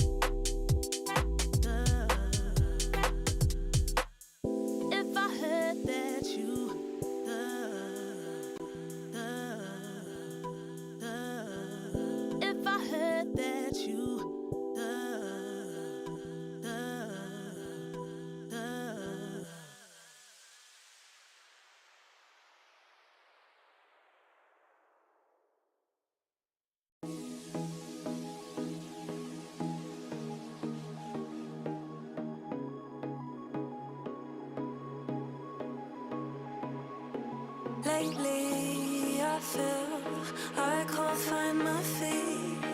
Pushing closer, my heart skips a beat, and now I'm falling. Deeper than I fly, I can't control it. Dark against the sky, it's not so black and white. It's like I told him. There's things that I can't fight. I just keep going. I just keep going. In my time, I've been dreaming of a space to really fill my place. I wish she'd sing what I had dreamed.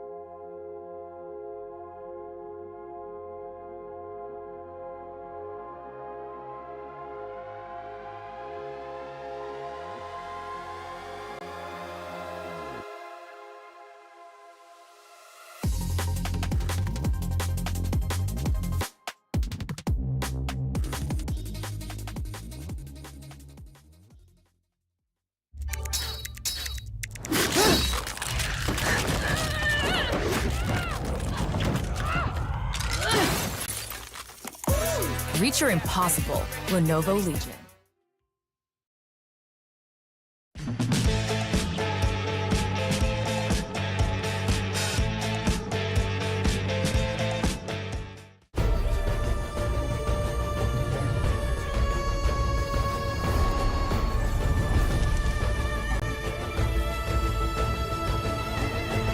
This land is calling.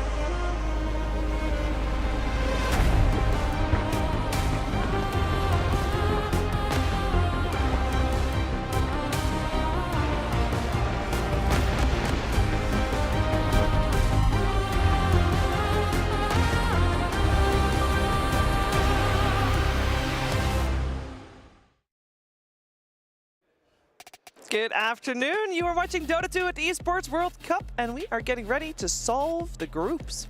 That's right, all the matches have been played, but Group C and Group D, they're not completely solved yet, and we're going to do that right now by playing some tiebreakers. There's another stream going on for Group D, and you're here for Group C.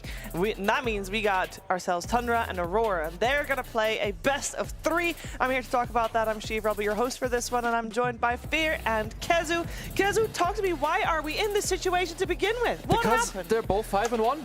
They couldn't beat each other 2-0. They went 1-1 against each other, so we have to play again. Now it's the best of 3 yeah. to figure it out. Yes. It is. We do. We do. So they're going to go tie once more, and then we're going to have the best of 1 at the end. Luckily, best in of 5. in a BO3, we'll have a winner this time. Okay, well, let's go over the 2 teams we got here. Because I will say, both of these 2 teams, it's been a little while since they properly faced each other before, obviously, this week earlier. And I do want to talk a little bit about the road they took to get here, because Tundra had a little bit of a slump, I want to say, Kezu. And how are they doing now? You know, for a weekend? I would say that they've recovered. They looked pretty poorly even for a while, but I would say that they did bring it back. Last time they played against Aurora, I was not super convinced with their performance. I don't know how you felt. They went 1-1, but even the one game that they won, they kind of should have lost. They won it off of the back with like a rapier and like a pause into Aurora getting T-Bite into Throne. So I'm not fully sure. Don't think I watched that, but yeah, it sounds epic. Trust me, Sword, trust me, bro, it is correct. So Tundra, they're coming back up. They're coming back up. That's important. Both of these 2 teams came top 8 actually in Wallachia, and I think both of them had a fairly similar story towards the end of that. That of course was the first tournament on the current C patch, so it was the first vibe we got from them. And then they had a similar story, Fear, in the sense that it seemed like they had trouble figuring out how to continue in the same trend that we've seen both of these 2 play before that. Yeah, definitely. But I think in Tundra's case, like they definitely had more of a downward trajectory, more so, where Aurora was a team that they were starting to figure things out a lot. I think Nightfall in particular started getting a hero pool that he's very confident in, which I really like. Kiyotaka, it seems to be the trend that these Eastern European mid laners popping off at this tournament have been really favorable in this patch, so that's been nice to see. And then I think it's just for the whole Tundra squad as a whole, they took a break. So at Lockheed, they did not look good, but I think they're warming up and getting back into form here, especially 33 once he figures out his niche hero pool. Once he figures that out, then that team will be golden. I definitely had Aurora like under Tundra like a little bit ago, but I feel like they've been powering up like quite nicely actually, even in this tournament itself. They're all playing very well, like individually as a team. I like how they itemize, how they move on the map, so I'm honestly quite impressed, and they're actually my favorites for this series. Okay, that's big words. That will also mean that I think we would have 3 out of the 4 teams that skip a phase B from that Eastern European region. So we know that that is at the moment the most competitive region. We'll see if Aurora can indeed fill those shoes that Kazu has put in front of them. But for Tundra, focusing our attention a little bit on them in relation to them figuring it out, which is, you know, what we're saying that they're still doing.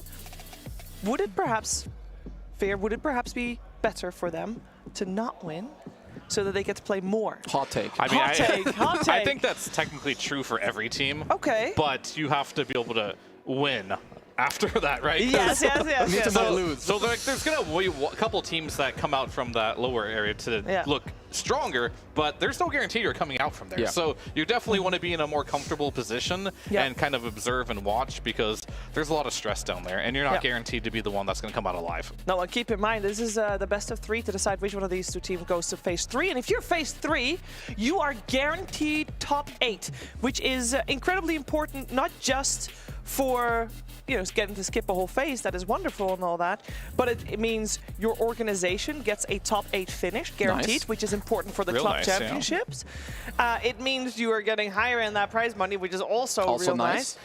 And you get to watch all the teams play and scrim with the other 4 or 3 teams rather that are skipping a phase potentially. Triple nice. Triple nice. So there's a lot of niceness to be had here.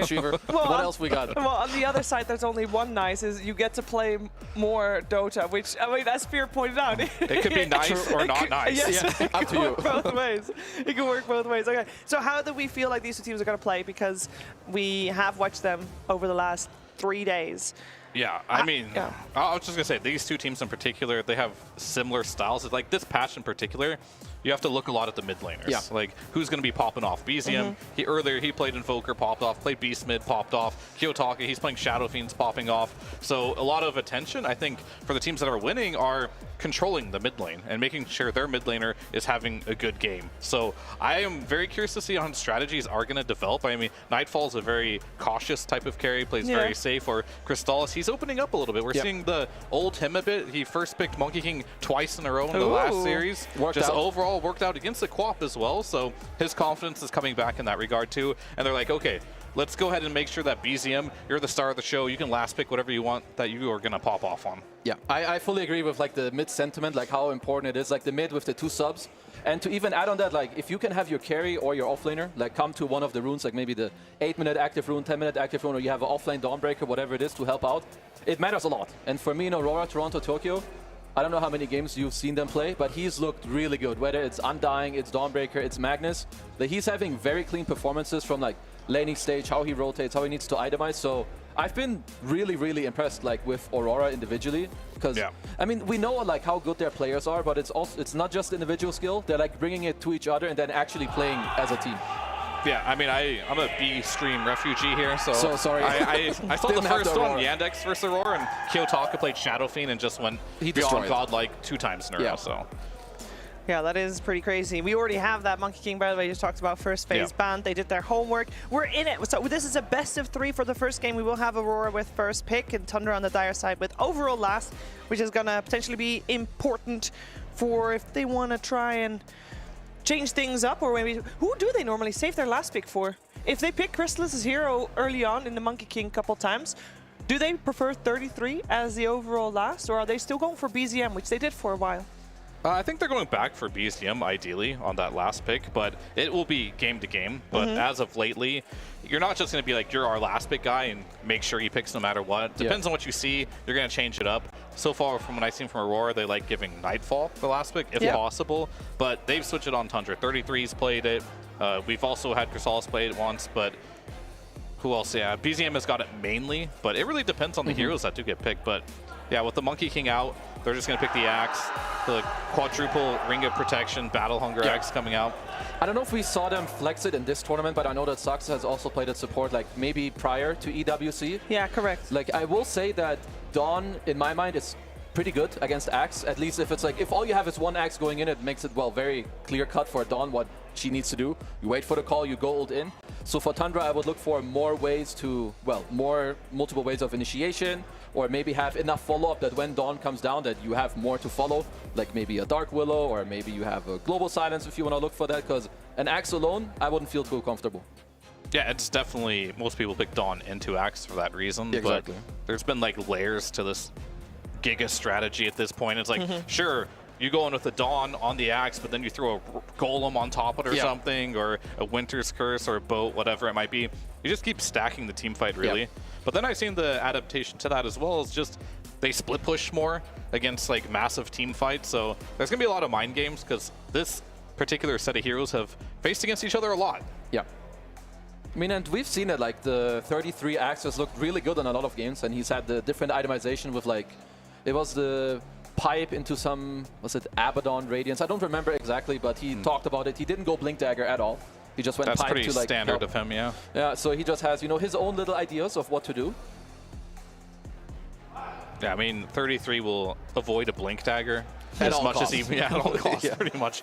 If he doesn't have to buy it, he won't buy it. Even if he has to buy it, he probably won't want to buy it. So, I mean, let's see, because for Tundra, they get to pick out of phase. I feel like they have one of two routes they could take. You either could take the, like, mobile cores are pretty good against that. It's so hard to focus. There's a guy like this giga yapping in the background, yeah. Like the, you know, your Queen of Pains or mobile cores like Ember, Co-op are pretty nice against Dawn because you don't really commit, and that's what is kind of annoying for Dawnbreaker. Yep. Or you take like an answer to the Dawn when it comes to the game. Speaking of Queen of Pain, and Wallachia in particular, I really enjoyed watching Queen of Pain and Dawn on the same team. Yep, same. Just like you just go in with the Blade Mail aggressively, Dawn follows, you can just play super aggressive if you really want to. And that is a hero that Kiyotaka is very good on. Just Very good. good. That fits his playstyle. Very much so. And they were one of the teams that were playing it. Yeah, as they well. were. Yeah, that specific combo. Yeah, they got the good old Toronto-Tokyo Kiyotaka duo there. Yeah. They like both those heroes quite a bit. So does Tundra just ban out the Ursa because that's a good hero against the Axe in the offlane? Are we then locking in the offlane Axe? No, I think my boy Nightfall also likes this hero called Abaddon, which is quite good. I'm not sure what teams are thinking right now. I've seen it both ways versus the Shaman. Like the Hex Break can be really good, but if it doesn't work, it's nice to have that ability against Axe. You can't really jump in Abaddon ever. Yeah. But Ursa's also good. Yeah, I will say that to me But at least, Nightfall's Ursa is like by far his best hero. It makes him play the most aggressive, which I think is not something you see that often from like other heroes he does play. Well, he plays aggressive with Abaddon too, I guess. True. He can be fearless. Whatever heroes where he can press a button and become invulnerable, that's where he gets his confidence. Could be Lifestealer. And if he doesn't have a built-in button, he'll buy something He'll buy that allows it. Yeah, he'll make sure to buy it. What's it called again? What's that item? I don't remember. No, okay. Refresh my memory. I'm not sure. That's what I was asking Ooh, you. the Panto Bane coming out. Okay. I feel like we've seen quite the comeback of the Bane. Resurgence. I don't know. Resurgence. That's the word I was looking for. I don't know if he was for a while missing, but absolutely. Yeah, I think also Kataomi makes him look insanely good. Same with him with Poshka too. Yes, 100%. He's also been very good on this Bane. So, yeah, I mean, Eastern Europe, they have a lot of players within the region. They probably talk about Dota, scrim each other a lot. Yep. This hero seems to be doing really well. Also, you know, pseudo Axe counter. You go in with the call, you got the sleep to follow up. Very true. Axe takes a nap. I mean, let's see, you're up against Dawn Tusk, so this, to me, at least makes Silencer quite a bit worse, because I don't think this hero can play into this lane. Ooh, the Marcy Axe lane. Okay, yeah, that kind of slipped through, because I think the secondary reason of this hero, like, you're not just great with Axe, you're also really good against a lot of, like, these heroes. You can save people from Ice Shards when the Dawn Wall comes out, you can take the guy back out, of course, you can cancel the grip too. Does Chrysalis sometimes play Marcy, or is it just Saxa? I don't think this hero is playable as a carry unless you have IO. Okay. I mean, you're probably thinking, there is a Bane, but you're probably thinking these life stealers and stuff right now, which could be good. I mean, Dawn Tusk, Axe Marcy, these are both these double melee, I'm going to kill you in lane type of strategies. Both teams might be eyeballing these Abaddon / Lifestealer type heroes. Yeah, I don't know if there's something else for Tundra that keeps like their draft open between the 1 and 2. Like if you have a flex pick for both BZM and Crystallis, I don't know how much they share. Not too much, I think. Yeah. I mean, maybe the Monkey, which is banned. Yeah, I can't see too many out of like maybe Quab, the Monkey you mentioned, which is banned. I mean, you definitely tank Crystallis here, 100%. Yeah, I think so too. Yeah, because you kind of know what you're up against, right? So they go for the Shadow Fiend. It's a flex. Yeah, I guess so. that it does help. I wouldn't. It's not my favorite matchup when it comes to going into Dawn Tusk, because I think actually no matter where you are as SF, you're not too happy playing into these heroes. At least that would be like how I see it. If you lane into them, you're kind of annoyed. If you swap him away to mid and Tusk ganks you with Dawn ult, it's also a bit annoying. So what's the read? Why the Shadow Fiend? As the Abaddon, by the way, comes out still. Wow. I mean, they probably just feel like that they can get it through the lane and that he's getting buffed up and they have some save with Marcy. They want like high right-click damage is, I guess, my idea. I don't know if you have a different read. I mean, I don't know what lane it's going to go, personally. Yeah. It could be, it's very volatile versus Tusk and Dawn, if that's your choice. You could super feed there, but if you use your resources and trade well and keep them low HP, you can so make it happen. Can't go, you can definitely make it happen. But they also have last pick. The Shadow Fiend there is very nice for that reason. You can potentially put it mid and get a better pick later on. I would not hate that as well. And Baden comes out for Mr. Nightfall, one of his other favorite heroes. He does like these very tanky. I mean, you have to be a little careful in the lane. It's still a little scary, but pretty durable. As mentioned before, like if you call him in the mid game, if you don't have Hex breaks, you just can't kill him. I mean, I do have a lot of save. Also, like if I'm Kiyotaka, I'm looking at a hero that will definitely like use all of the stuff I actually have with me. You have Snowball save, Nightmare save, Dawn ult, and like he wants Quap, a shield. I think. Yeah, I think you want like a semi-carry that can go in and abuse like all the stuff that's behind you. Surely that's gonna get banned though. You would imagine so, but yeah. Well, it depends on what they are looking at for BZM as well. They'll remove the Leshrac first, hero that can dish out a lot of damage as well, regardless if it's being called or not. Yeah, that's the conundrum, right? It's like you have to pick a hero right now for BZM that can potentially lane versus Shadow Fiend. That's also good with your lineup. No, it's the other way around, because BZM is potentially Shadow Fiend. Yes, I mean, that's what I mean. Sorry, Kiyotaka has to pick a hero that's good versus the Shadow Fiend, but also good with their lineup. Yeah. And their options are limited against this SF hero mid. Very, very strong versus most all the spirits. So if you pick a spirit here, unless it's maybe Storm, I think that one's probably okay. Yeah. You're going to get Shadow Fiend, and that's not a good time. So you... Ooh. I guess he gets Quap. They're not afraid of it. Yeah, I feel it's just... Because like you said, the only spirit I see also is Storm. Otherwise, you have generally the range heroes. So the only ones that kind of come to mind is Quap and Lina. Lina kind of out of favor. Yeah, So Quap would be my go-to. Yeah, I don't think you want Lina in a game versus Axe and Marcy. Yeah, I don't think so either. They just gave the Kiyotaka Tinker some respect. Yeah, they do. I don't hate that. Yeah, I don't hate it. Yeah. Don't love it, don't hate it. But maybe they're cooking something else here. You'd almost expect it. Otherwise, they like the Queen of Pain is such an obvious one missing from this draft so far that I can only imagine that Tundra has a plan against it. And to me, it's just it is between the Storm and the Quap, because they just go in and they're gonna lane fine, and you have so much more that like Dawn enjoys playing with these heroes, and same with all the others. They're actually banning 33 heroes. I think the Axe is gonna be... The Axe is gonna be the one with SF being the mid, I guess. Yeah. Well, let's have a look if it's one of the two we thought. Well, it is the Queen of Pain. Yeah, I mean... Nobody saw that coming. Nothing surprising there. So, well, you can put the SF mid. SF is one of the heroes that does well against Quap. I'm just a little worried, like, sure, you win the lane, but a lot of the roaming potential from Aurora is very, like, really strong against you. Yeah, it really... I'm not sure. I think you have a lot of options here, I think. I mean, if they want, they can even look at... I mean, it is Crystallis. What heroes can he play that can punish this lane? It's a tough one, because I'm really afraid of Shadow Fiend going top lane, if I'm going to be honest with you. I feel like that's... safe lane? Yeah, that's I'm scared lane for him really idling, so they're going to have to choose their poison. I think SF mid is okay. The Slark? And they're going to pick Slark. This is a hero that you can leap away. I guess that's an option, or... I'm going to see who picks it. So it's going to be carry Slark, which I absolutely think this is dog, but... It is a Crystallis hero. I do believe he's... I'm not sure if he's Grandmaster, but he's getting there. Well, we said it doesn't even matter. It's so bad, not even Grandmasters to make this work for the past year, unfortunately. I personally am not a big fan. I think this SF Flex, it's good, but it did get abused in this case. Like, sure, like I said, I think he will do well mid, but there's a Tusk who has a pretty free lane bottom with Dawn. Like, I think Dawn Tusk should do well there, which kind of frees up the Tusk. And then SF is very susceptible to being ganked. Obviously, I mean, I don't hate the Tundra draft. They have a lot of heroes that can make things happen, but I kind of like what Aurora have cooking here. Heavily in favor for Aurora here. I think Slark right now is gonna... I don't know what his plan is in this lane. Yeah, you can run away, but you can never, ever trade whatsoever. This isn't a hero that does well from behind. And that just means you have tons of resources to leave Dawn top and rotate Tusk to the mid lane, which I think they will do. Yeah. So basically what you're saying that if Tundra doesn't have a flying start, great start to this game, they might as well call it. I mean, there's a lot of responsibility on 33 to do stuff, but he's not that type of player to like do stuff.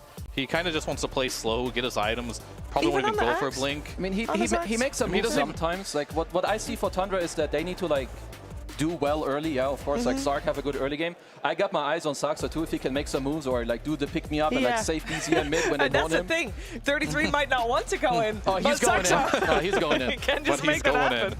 I mean, yeah, sure. I'm very curious on what Crystallis' vision on the Slark is, because it definitely does not look like a free Slark game. You have some cool things like hard to grip, you can hit a Baden, whatever, Leash might be good versus Quap, but there's a lot of ground targeted AoE here too, with the Dawn and the Quap. And we know we don't see a lot of Slark for a reason, because this hero right now isn't the strongest. So all eyes on Crystallis for me. Can he make this hero work? I'm skeptical. Well, it is a best of 3. So even if it doesn't work first time around, they will have another shot. But let's see. Tundra versus Aurora, game number 1 with Cap and SVG. All right, now that the haters are off the broadcast, we can give this draft a fair shake, right, Avery? Yeah, for sure. Okay. How are you feeling about it? It's, as Fear said, dog. Oh. But it's a good dog. It's like a greyhound that you can race. And it wins you lots of money. All right. Well, that's what we're all here for, to win lots of money. A lot of money at stake. You got the better dog in the race. Yeah, because this, if whoever wins this gets, what guaranteed positioning do they get?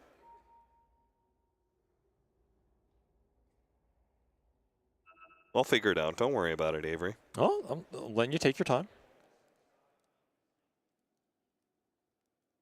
Still looking for it, huh? You'll be top 8.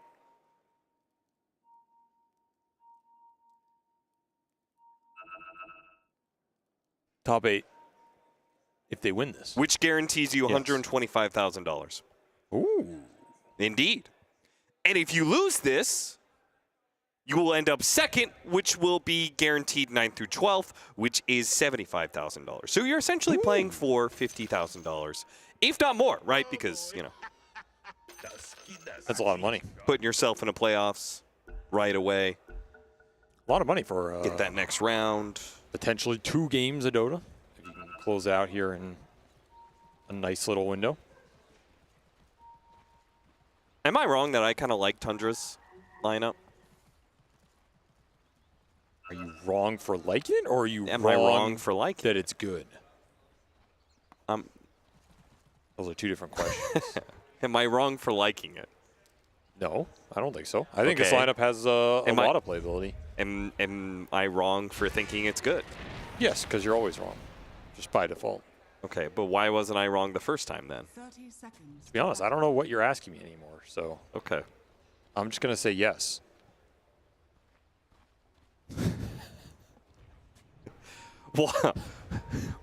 What is good about Tundra's lineup and what is bad about Tundra's lineup?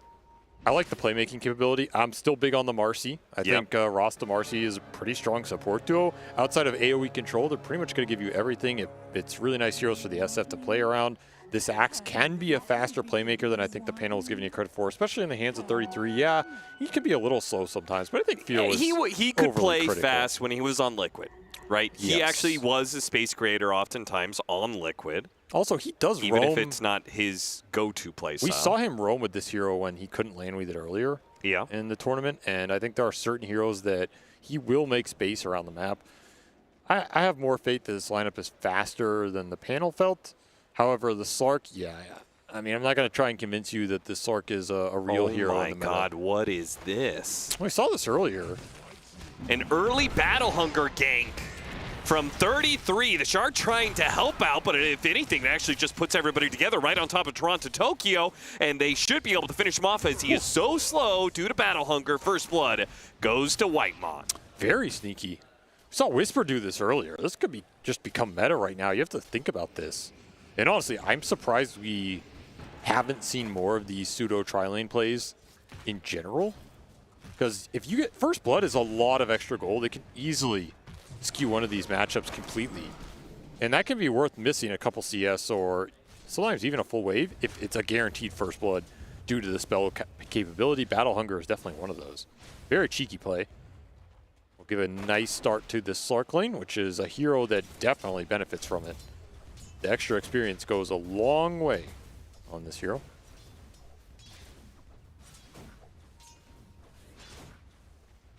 What about this mid matchup? Shadow Fiend versus Quap.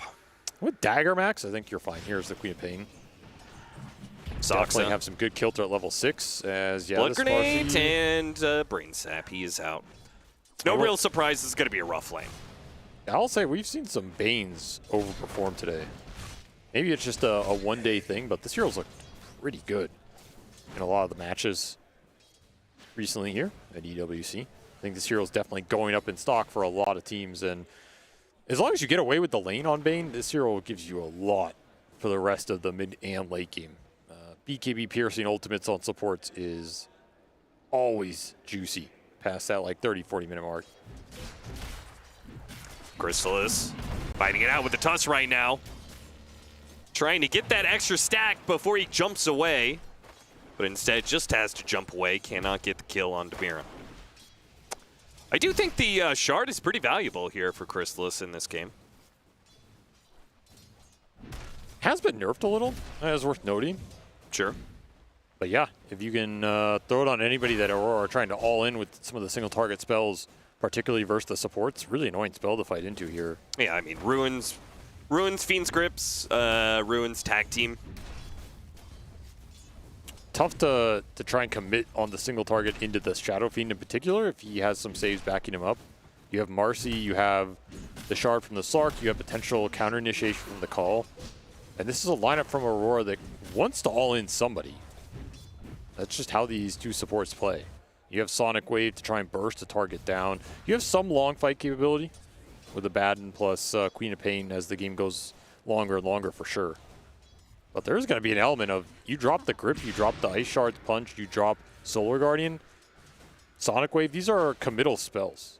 You're either killing that hero or you're not, and if it gets turned around, can absolutely see Tundra just winning the fight off that alone. CS-wise, however, Aurora coming out on top, man. They own the top 3 spots so far with a couple ties going in there. But nice little start for them across the board with the cores, even though that cheeky First Blood from the Axe skewed it a little bit up here. Yeah, I mean, I feel like whenever a team makes a play like that, they are actively recognizing the fact that they have weaker lanes, and they have to do some cheesiness to get away from it. 33, it looks like he's going to die here in this bottom lane, but maybe they get Nightfall in return. They do indeed. Now Panto will try and get a double by killing Sox. Meanwhile, they're fighting out of the top lane. Mira does end up going down. The Shadow Shaman, he'll die after the foul play. Can Crystallis get away from this Dawnbreaker, though? He gets away, sure, but he's going to be out of lane for a little bit, that's for sure. Try and heal back up as the fight continues. Panto, battle hungered, he is definitely dead. It's just a question of whether or not he could possibly kill Soxa before he dies. I don't like with 33 coming back. He did have some stick charges here. Yeah. He might have been able to turn it isolated, but it would probably require 3 hits. I just don't think he's going to get there. He can drop Circlet Branch, Wand, re-pick up, survive if he's Giga Chad. That's not possible. He's slowed from battle hunger. If he runs away from the axe, no, he runs very slowly. You turn, hit Soxa, drop both items, wand up, off the extra wand charge, re-pick up, hit him again, he dies. 33 kills you. All right, nobody listen to Swindlemelons over here. Don't drop your items. He didn't drop. He would have gotten him. He would have gotten it. We all did the math. He couldn't get a 3rd hit in. Well, yeah, because he did not drop his stats.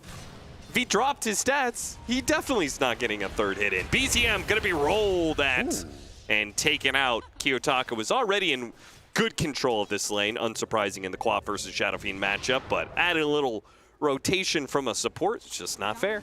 Oh, nice play mid. from Aurora to set that up. Sneaky rotation, not one BZM enjoys at all, as he's just trying to survive that co-op dagger matchup and gonna push this Queen of Pain to a nice position.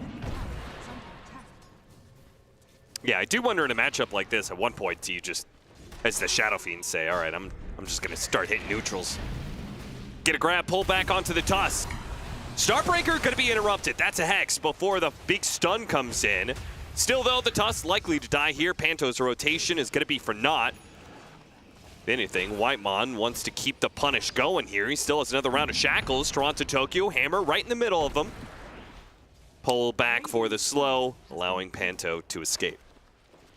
Decent amount of stacks, but not able to get more follow-up kills. Still momentum for the Slark up top. He's going to get some CS off this breather. 6-minute power rune will be a really nice one for BZM. Yeah, that's big. Especially since there were heroes looking for him here. So make him invincible. I think that pressure, that rotation to the top lane is so important for Tundra because it pulls Panto out of that bottom lane. And 33, if he wants, can just cut the wave now. Before, like, Bane's really good at stopping that kind of shenanigans, but Saksa killed by Kiyotaka. Kiyotaka immediately with the tips, but BZM will turn the favor right back around. Gets a kill, gets a ward. All thanks to that haste rune from earlier. But now Kiyotaka's trying to go for the kill on BZM, and he's got the all-in potential. Kiyotaka recognizes the damage and returns the smiley back to Tundra. Definitely a little beat between these two teams. They're going to try and show each other up here. And Kiyotaka having himself the better start. 3-0, that's that Sonic Wave timing that is difficult for Shadow Fiend to survive if you don't have a little help. And now trying to punish 33 a little bit. Nah, you can't. Though with the quadruple ring and Vanguard, he's pretty much untouchable. I mean, should it really be called Ring of Protection if you need 4 of them? Well, it's just extra protection. You can never have enough of it. Sometimes you gotta double wrap, you know? 33. Call on 2. Whitemon's here to help him out, too. It's not like he could do much about Nightfall, but maybe he can kill the Tusk. If he gets the kill on the Tusk, maybe with the extra movement speed, he can get out. Nah, too many rotations coming in. Kiyotaka, he makes sure that 33 is going to go down. Saksa, now he's going to be slowed down a bit. A lot, in fact, as another round of dagger comes in. BZM, one raise, throwing out a second. And Nightfall getting a little low here. Hits him with the third, but it's not enough for the kill. Now BZM trying to go for the Requiem. Threatens it. Thinks better of it. Maybe it's just a situation he knows he's gonna die. And it is guaranteed. Triple kill. Is it an ultra for Kiyotaka? Oh, what a game he's having. Nah, Nightfall's gonna take it. He needs something out of all this. Brother, why? Because he needs his Radiance. Back over to the top lane, Saksa, straight from dying, will immediately rotate to Toronto Tokyo. They've left the Dawnbreaker alone, and they gotta be able to punish this one. Ultimate straight up, but it's gonna be canceled by Saksa. Still have the answer to that one. Toronto Tokyo not gonna be run down. Panto teleports in and bails out his offlaner. Aurora winning on all 3 fronts here. Crazy nice skirmish from them off the strength of Sabaton with all the shields. That must have been 6 or 7 shields in that entire sequence. Really tough spell to skirmish into when you have this Axe who's primarily trying to run the Battle Hunger as some early DPS. There's an ult up here. Can't all in him. Yeah, finally they get that ultimate out of Nightfall as he leveled it up. He's fine with this, so this is a lot of attention. 3 heroes on the bottom lane for Tundra, still not getting anything. BZM is gonna die again. Yeah, he's done. Found him, Nightmare, mass rotation. The snowball puts him point blank range. No chance for Requiem. Kiyotaka is racking him up and knocking him down. What a start for this Queen of Pain. This is looking rough for Tundra already. They're not down that much gold, but the momentum Kiyotaka has in this game, and it is a nice Queen of Pain game. There's not a lot that shuts him down in the fight if he gets tanky early. Yeah. You are really going to be dependent on this Shadow Shaman who already fallen a little bit behind. Not going to be able to stand super aggressively in the fight. And of course, you have some bailout spells in this lineup. Like you have Sleep, you have Shield, you have Snowball. There's a lot of interrupt for the Shackles. Do get a nice little free tower off the Slark rotation. Yeah, last take goes to the 2 carries. Got to look towards 33 to bring the fighting back Tundra's way. He's having the best game of everybody. And we've seen some Axes go ham this tournament. Sure. That nice rune here.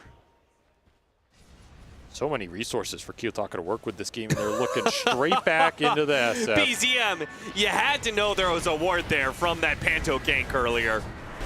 I can't believe he braved that area to farm it again. Where's he supposed to go? Go anywhere else, man. Too early to go to the triangle. His mid tower's gone. He has that. You can't really go bottom because Slark was there. He was taking the tower. Just process of elimination. There's not a lot of space for SF in the early game, and this is just one go of the to the ways top to part abuse of the this map, farm the neutrals up there. Give somebody else mid. Nobody can take mid. Queen of Pain is 8-0. Nobody's going mid right now. All right, well, let's put it this way. I don't want to see another Shadow Fiend death, you know? This is a hero that just can't suffer that many deaths this early into the game. He has definitely been targeted. That is the best way to deal with this hero. You put him behind. He ends up being food the entire way around. We've all been in that pub. Yeah, there's large areas of Dota 2's history that do not feature Shadow Fiend for that reason.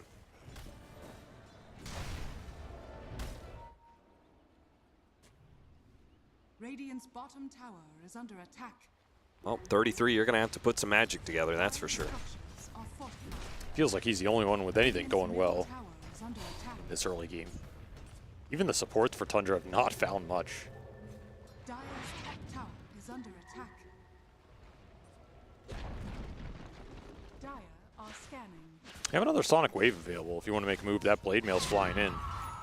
Very strong timing for Kiyotaka if you want to smoke this guy up or look for the 12-minute power rune. It's Tundra smoked on it. Baiting out the power rune, but Kiyotaka did not blink onto it, nor did the power rune spawn there, so. Wisely so. That was a nice trap setup, honestly. Yeah. If that rune was there, they'd probably get him. With Hex Shackle into Requiem Raises. Might be enough to bring him down, though. Honestly, even then, it might have. He might have survived because you have Solar Guardian to throw in there. This is a Treads Queen with 1,300 HP. He might have actually survived that gank anyway. Yeah, I really like the Dawnbreaker Quap duo right now because these Quaps, they already kind of want to go in with the Blade Mail. But when you're backed up by a Dawnbreaker ultimate, you could just be so aggressive. Fiend's Grip going to be put to use here. Whitemon's trying to bail him out here. Gets him with the Ward Trap. 33 gets a call on 2. Can he get a kill out of this, though? With a snowball pickup onto Panto, that is going to ruin the Axe's chances of getting a kill, and a clutch Aphotic Shield onto Toronto Tokyo will bail out the offlaner as well, so nobody dies. All the saves coming into play. It's so hard to go on any target in this lineup. When you have the early Dispel, you have triple save coming out between Solar Guardian, Shield, and Snowball. Just no easy targets to latch onto and put the damage in. Your way around that is Slark. Like, this is a hero that can play through saves because you just build up the stacks and maybe you bail someone out for a second, but he just keeps hitting you the second you come out. As long as he's pretty good HP, he can play through that. But this is also a hero that doesn't come online for a long time if you're not playing like Io Slark and snowballing the lane. Yeah. I think Tundra needs a dodge right now. I think they should have no interest in taking any fight unless it is something behind their tier 1 or on a high ground ward for Wisdom Shrine, something super defensive where they have a positional advantage. Because right now they are absolutely going to get outfought. Well, if you want a defensive fight, you've got one. Aurora going for a push onto the Wisdom Shrine, but it's 3 heroes. Oh, nice pick-me-up. Saksa still surviving throughout the Sonic Wave. Kiyotaka blinked forward aggressively. The Blade Mail doing tons of damage to BZM. BZM's almost dead, but they got the call into the Requiem and finished off the Quap, but it also kills the Shadow Fiend. Does get the streak. That's a 9x streak. 1,000 gold almost going to BZM. Well worth it for him. He doesn't get the XP there. If they have Solar Guardian for that trip, that is a very different fight. What a world of difference that could have been. What is the progression on the Axe right now? He's got Vanguard into Pipe. No Blade Mail, Blink Dagger for this game. Why? It's the 33 special. This is how he likes to do it. He likes Pipe on this hero. He likes to use it as a Battle Hunger, Aura, Skirmisher. Play for the other 2 cores. His style. Well, that just means all the more defensive positioning, right? I mean, you're not setting the pace at all with this kind of build. Though I think with the way the early game went, you weren't going to anyway. Jumping onto a Radiance hero is always going to be a bit risky. And at Abaddon, doubly so. Still had to borrow time. 2 supports were behind him. Quick kill on Soxa. Up 4K, Aurora. And they still have plenty left in the tank here. Now the Dawnbreaker ultimate's back up. Watch for a play somewhere around the map. Feels like Aurora have just had a very good read of where these plays are going to happen. The supports have been in the right place at the right time. This entire first 50 minutes. And if they're set up, you can't make the aggressive go. The return saves are way too strong right now.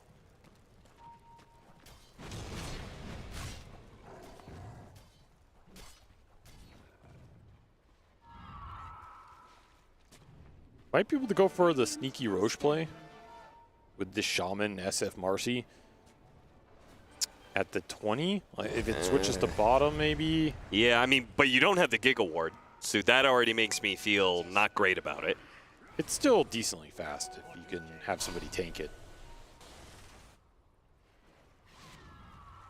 Need something to get your way back in this game, because this Abaddon is outpacing you right now. It feels like Aurora are just going to hit a mid-game timing that is going to be formidable. Maybe this pipe is enough to boost your 5v5 up. Tundra opt to fight with 33's timings. Could be something that drags some of the other cores back in the game. Oh. Got him. Panto trying to make a solo play. Not exactly sure what that was. It's just being annoying on the map, going for the poke. Unfortunately, heroes were waiting around. And that'll be stacks for the Sark and the Axe. Nice little kill to snag around the map right now when nothing else was happening. Dawnbreaker Axe. I don't really care what the pipe is doing for you. I feel like Aurora is impossible to fight into right now. If you get caught by the stuns, yes. If you can somehow kite those out.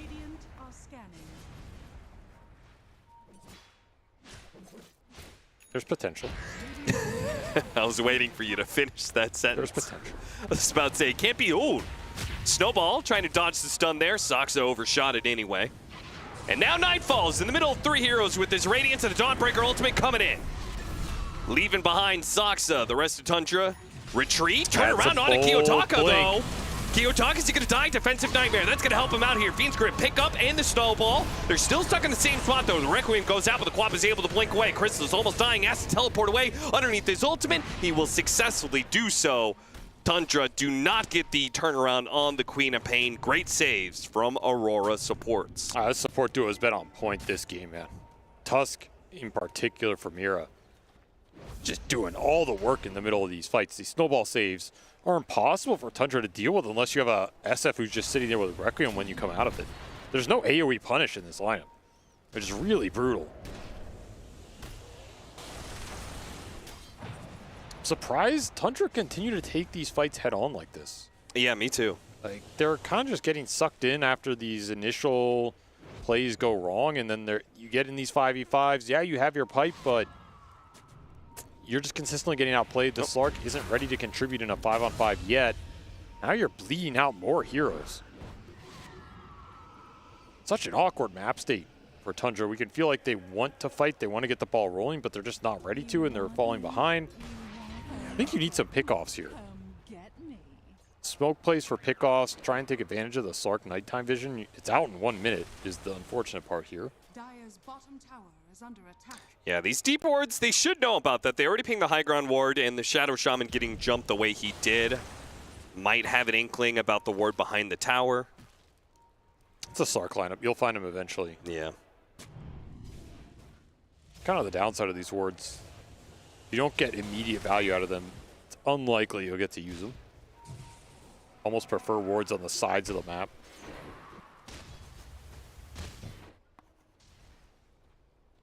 Level 2 Sonic Wave available again if Aurora want to try and make another move.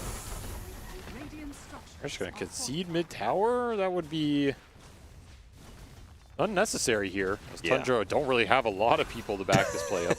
Whitemon walks up to hex him, trying to slow down the Serpent Wards dying, but they're going to die all the same here.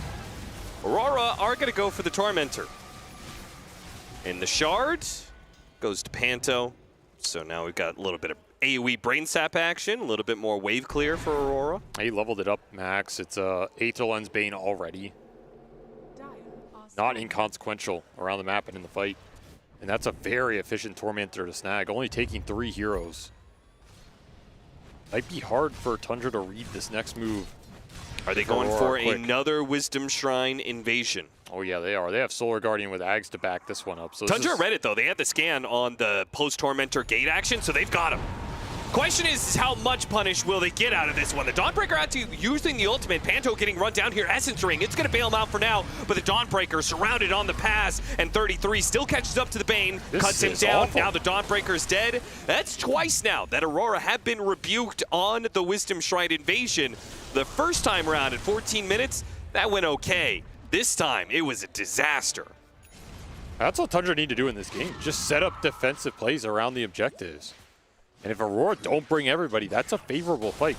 Very surprised Toronto Tokyo committed to that, considering your other 2 cores were nowhere near that situation. This Requiem catching both the supports means you can't really bail each other out on that arrow choke point. Awkward place to fight if you don't get up there first.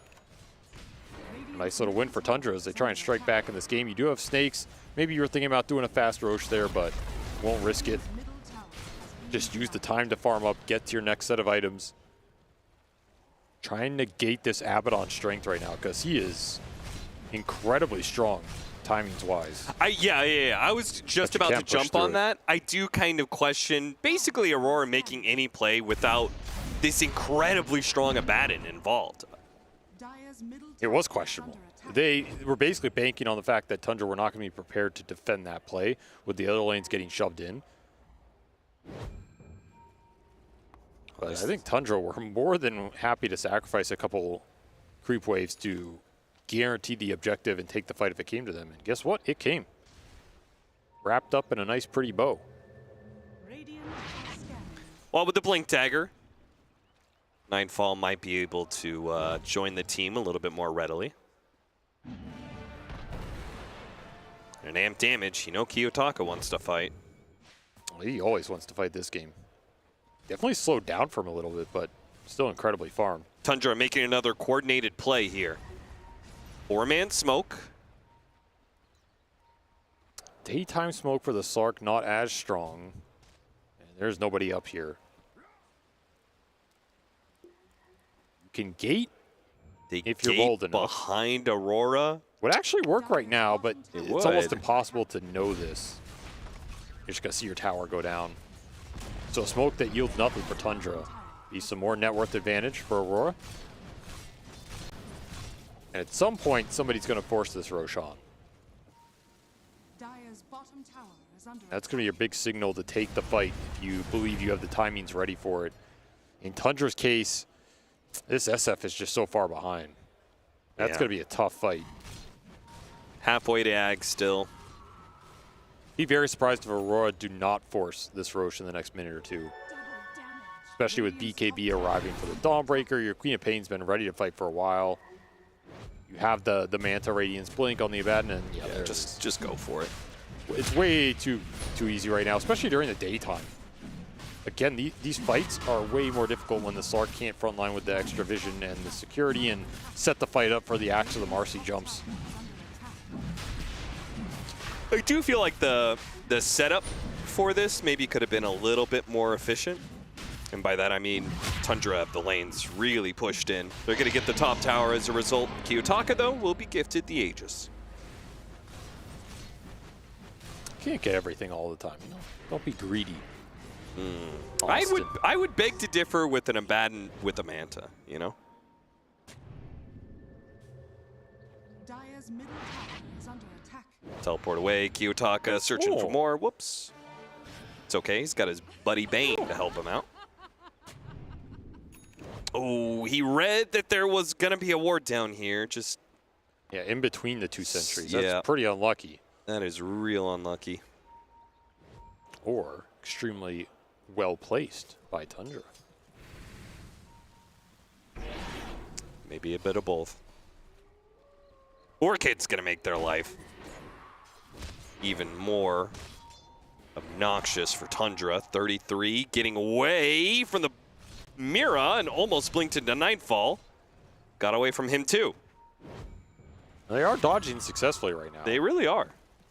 Like, this lead is shrinking for Aurora, despite having an overwhelming strength, map, and timing advantage. They're not getting to use it, and that is exactly what you want to see if you're Tundra. Just waste the strength right now, even out this game. If this trend continues in another 10 minutes, you'll be perfectly on even footing. Spot Soxa. Minor pickoff, but a welcome one, as they've been chasing Tundra heroes for quite some time. The setup has to come from supports. It's either Mira catching people on lanes or Panto with sneaky setups from this Bane, which is one of the better heroes to do it in the meta right now. Like, he can play relatively solo, and the follow-up can be there good enough off a sleep grip, such as this. You have Solar Guardian that can come in as well if you need it. In this case, you don't. Definitely not needed in this situation. Free pickoff. More of this if you're Aurora. Don't be afraid to split the map right now while Tundra are dodging you, and just look for aggressive pickoffs. Yeah, they've got double BKBs and a bend. So you've got 3 cores that can probably play independently in a lane and push it in without much fear of reprisal here. Especially with Dawnbreaker to back any of it up. Yeah. That should buy enough time for the rest of the team to get there if a fight breaks out. This should give you a lot of map control. 2.5 minutes left on this Aegis. BKB done for the Queen of Pain. Kiyotaka super strong right now. Could definitely take tier 2 into high ground poke and try and force Tundra back. This objective taking's really fast with the Abaddon. I mean, I'm always curious what Nightfall is saying. He's just always talking. You look at his camera. You've played pubs with him before, right? Yeah, but man's just talks non-stop about the game. My experience was I loved it, because he's microing me while playing his own hero. So if all I have to do is just listen to him, it works for me. Yeah, he just commands the next move or where he expects enemies to be, what the next play should be set up, but still always amazes me. Like, man, chill out, you know. Yeah, leaves some room for somebody else, you know? On the flip side, I don't think I've ever seen Kiyotaka say anything. Oh, he said something there. Like, stop talking, man. Well, he's talking a lot now. Well, I guess he's having himself a game, right? 10-1. Yeah, there's a game to talk. It's this one. Oh, yeah, he wants to go high ground. He wants to put some pressure on. I love this. I agree. This is the high ground poke that you should make, because if Tundra don't want to respond, you're just going to rack them. This is not slow at all. And they are not responding.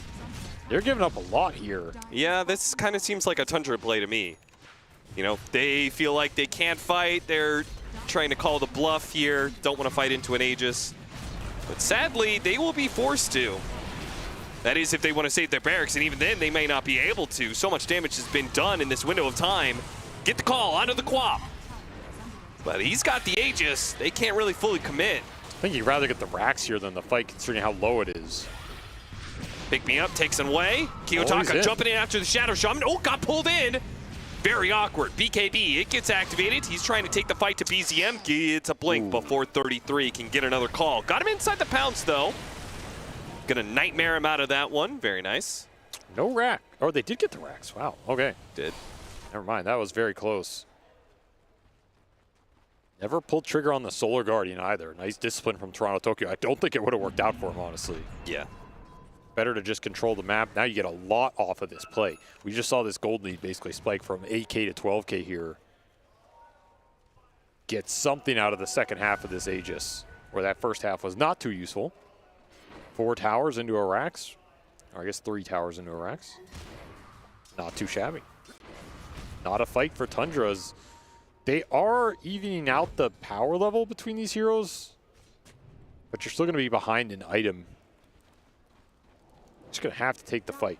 Good enough timing with this Ag Shadow Fiend. Do they want to be jumping the Abaddon first, especially with the Dawnbreaker ultimate that's going to come in really late on good 4 ult. heroes? The Starbreaker to follow it up. A Requiem goes out to hit some of the backline heroes of Aurora and perhaps allow Tundra to disengage because they are not winning this one. Nightfall in prime position. The Starbreaker stops the TP away from BZM. 2 dead on the side of Tundra. Now chased after Crystallis. Got a snowball on him. He pops his ultimate. He still also has his shard. Should be good here. Unless he stops to farm, but he will not be that greedy. He's out of there. I mean, man, what an ult from Toronto Tokyo. He hit that perfectly. Stun lands on 4. You get a grip from the backside, which means you have to go in aggressively with this Requiem to try and stop it, but it ends up dealing basically no damage.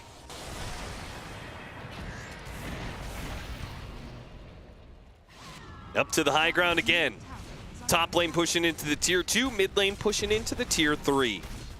Aurora, maximum pressure. Playing it quite well. Tundra will try and pull some heroes out of position here with a call from 33. Crystallis just trying to take some stats here for now. Toronto Tokyo still has the Aphotic Shield. He'll be bailed out by that one rather easily. Focusing on the objectives, Aurora, all they have to do is make sure they do not get baited into some team fight around these tier 4s. Jump in onto Kiyotaka. No call immediately, call after the BKB. Trying to pull him in. Oh, another Dawnbreaker ultimate. It's going to land beautifully onto 2, taking out both cores. Too much AoE for this Slark to commit into. Nightmare pullback onto BZM. It's going to kill him as well. Just this is looking like game. No buybacks whatsoever. GG is called. Aurora very confidently taking this game 1. This was just a fantastic performance by them in the last, I would say, 5 minutes. This was just perfect gameplay. They really hit their timing well. This is, I think, where the better teams are scariest. When you have this idea of what we're going to do around that 25 to 35 minute mark, and you just end the game. You don't let your opponents draw this game out. You don't let them get to some ultra late game timing. You don't let them really set up anything. You just push the issue. You force them into you. And this is the kind of situation where Slark just really suffers. These 5-on-5s where the fights just come into you head on, you start to build some stacks, but you can't really ever build enough to commit into the fight.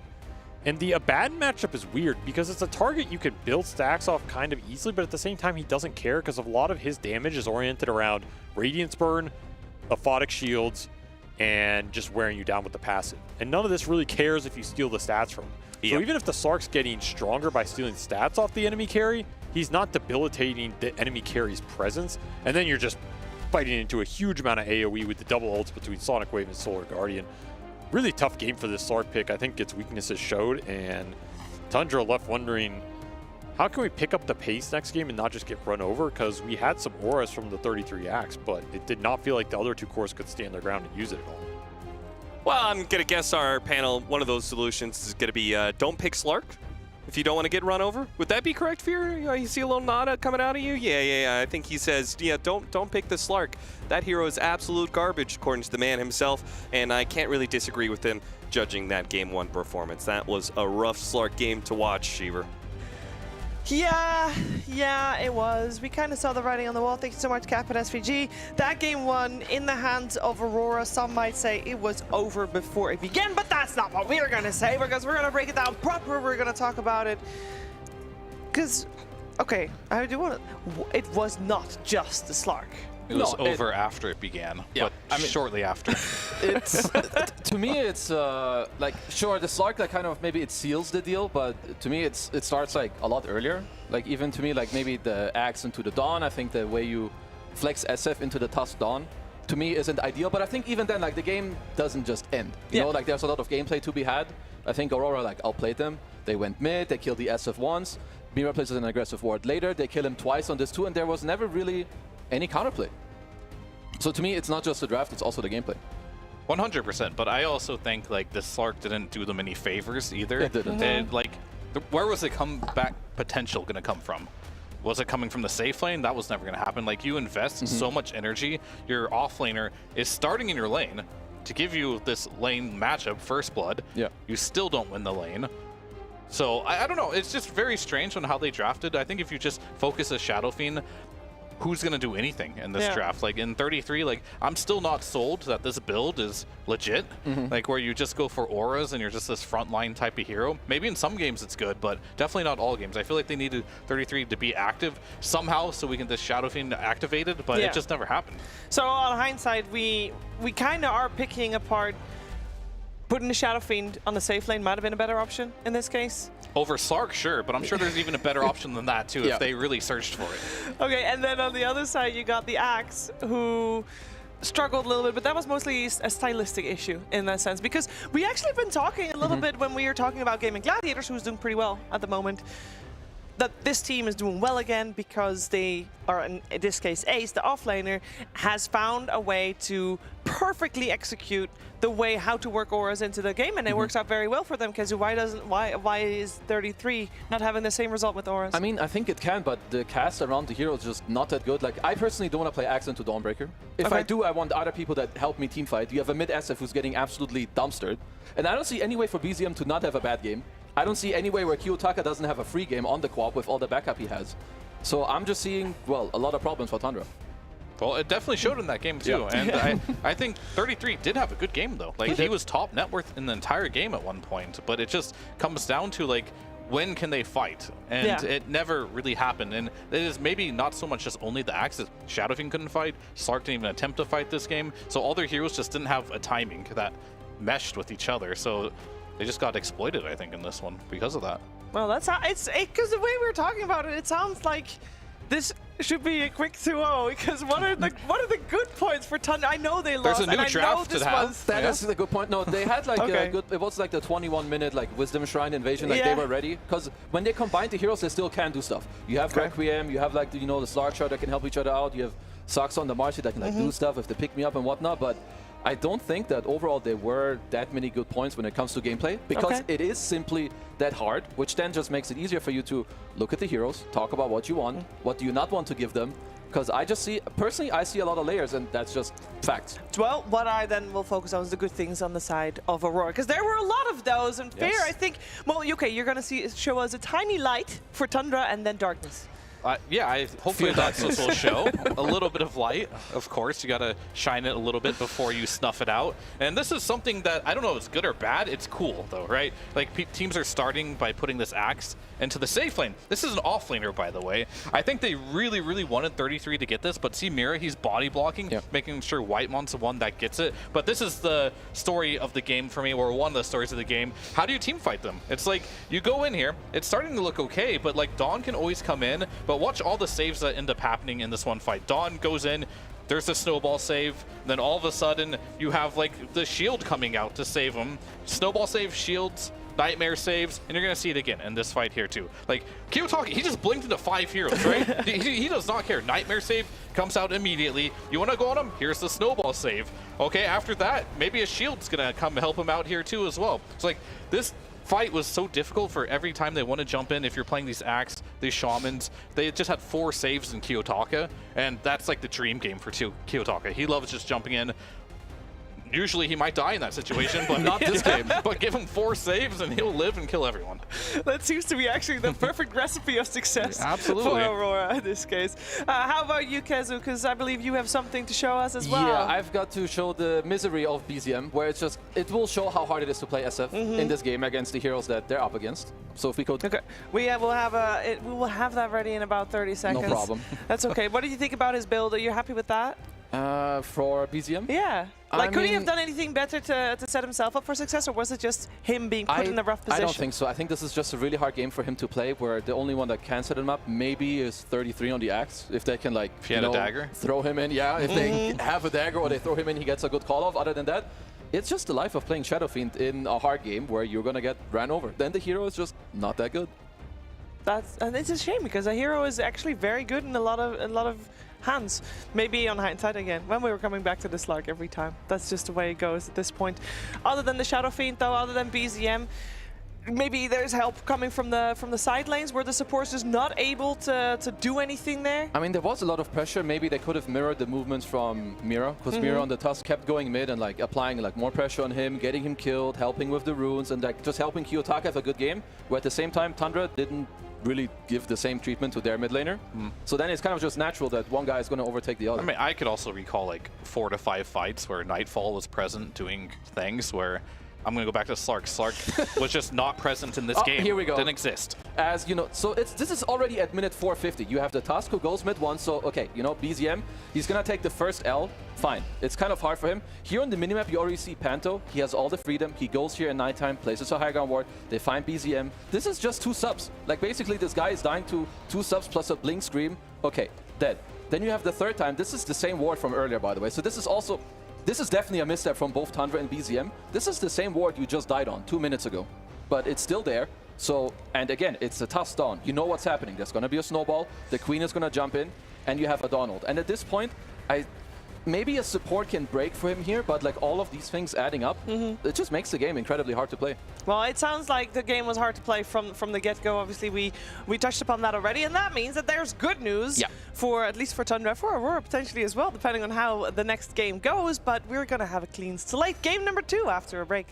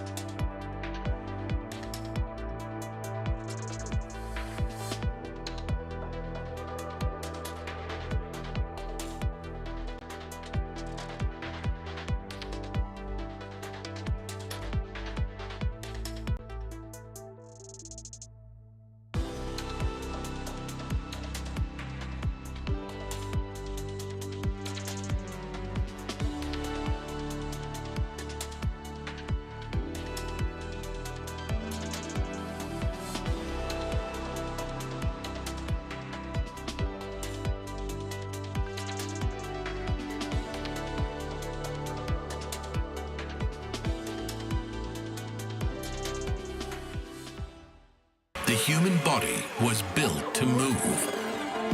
Not trapped at a desk in one singular posture for 12 hours a day. It's time your chair evolved. This is Secret Lab Titan Evo. Ergonomically engineered for you. Gamers, hybrid workers, artists. Backing your every move.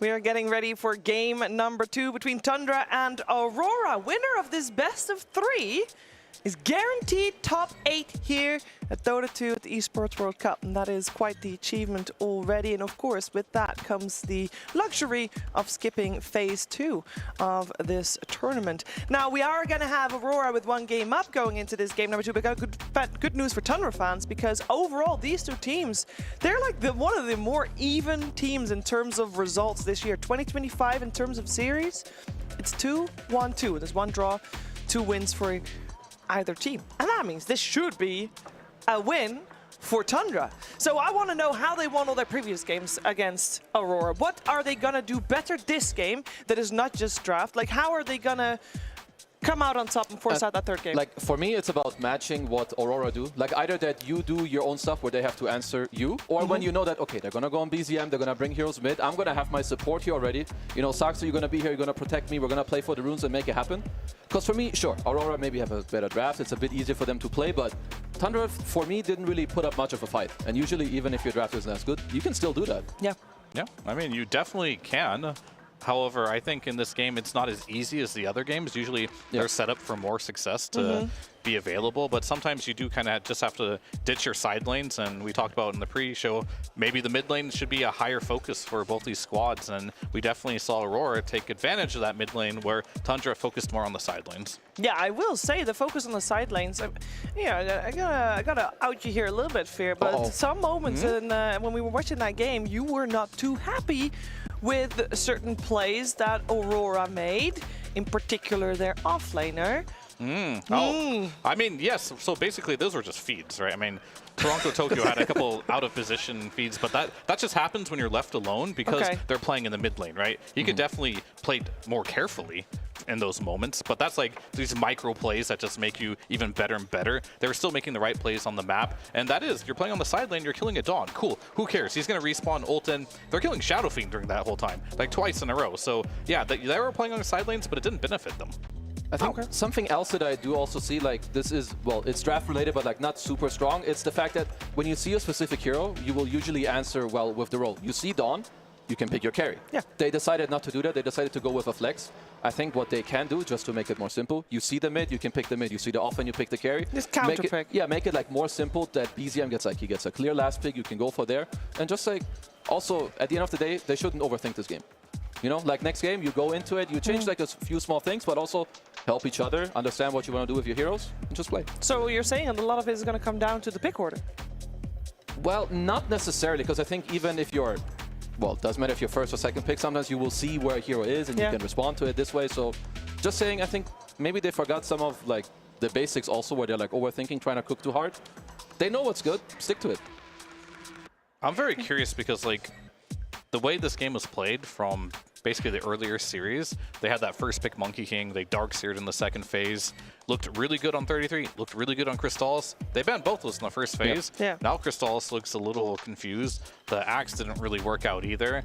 What other strategy do they have in mind? Because they're not going to get those 2 heroes again, because they looked incredibly good. So yeah, I'm not entirely sure where they're going to go here from now, but they need to cook up a new strategy that doesn't involve Monkey King or Darkseer, because whatever they did there just did not seem comfortable. No, I do already have the slight spoiler that it's going to be slightly different. We should be jumping into the draft any second now. We are going to have Tundra still with first pick like they were previous game, with Aurora still on... well, they actually... Yeah, you're right. But the Tundra this time around is first pick, so they swapped that about.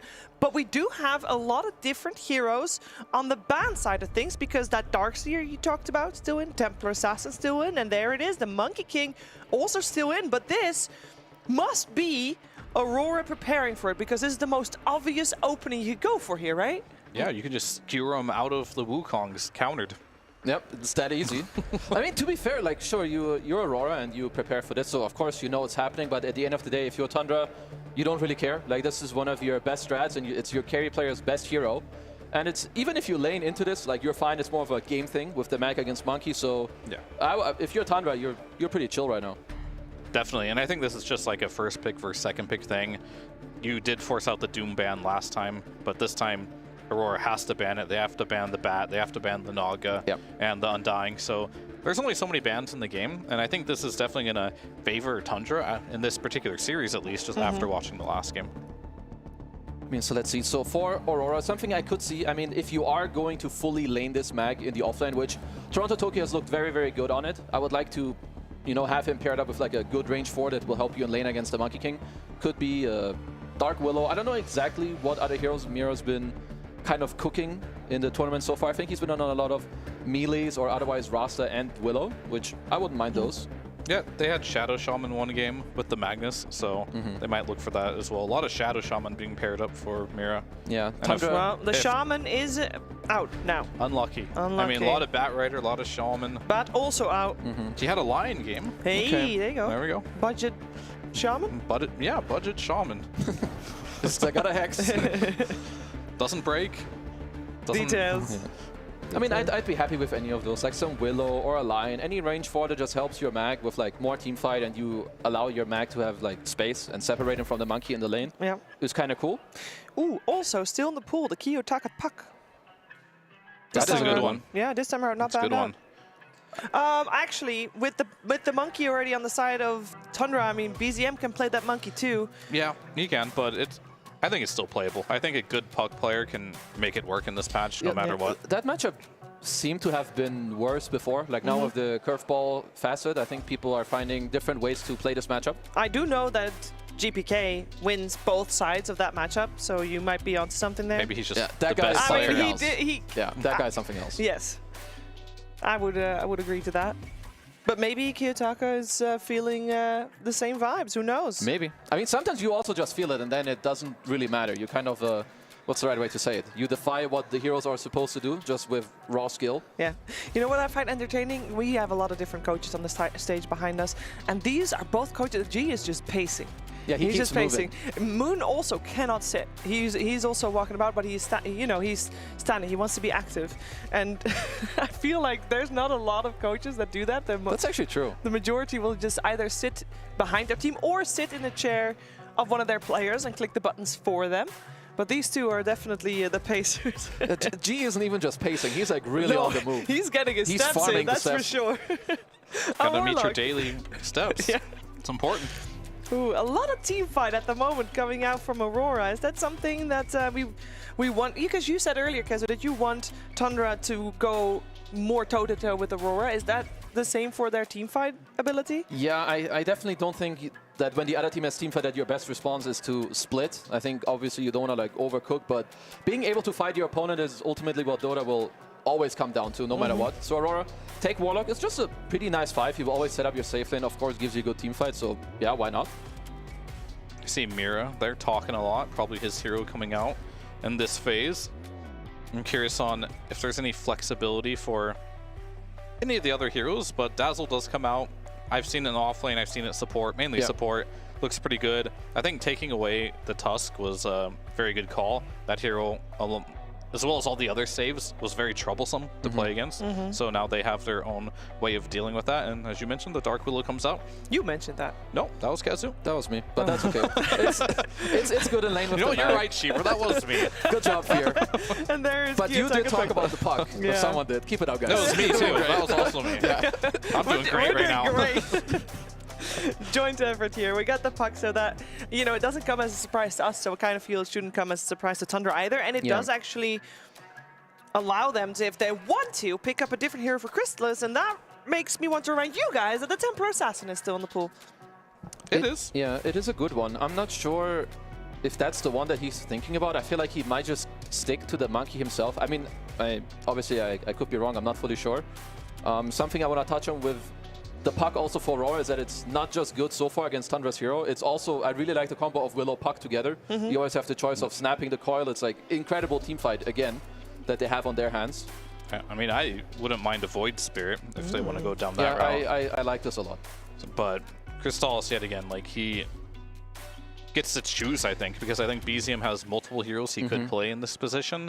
Whereas I don't know if Crystallis has multiple heroes that he wants to play in this position. True. I would offer up a life stealer if he wanted to play a different hero, which would be very good in this situation. Outside of that, you know, there's that voice spirit. Yeah. See, we are on the roll. Yeah, I mean, I'm using just we now from here on. That's good. It's safe. It's good call, Sheeper. That was good.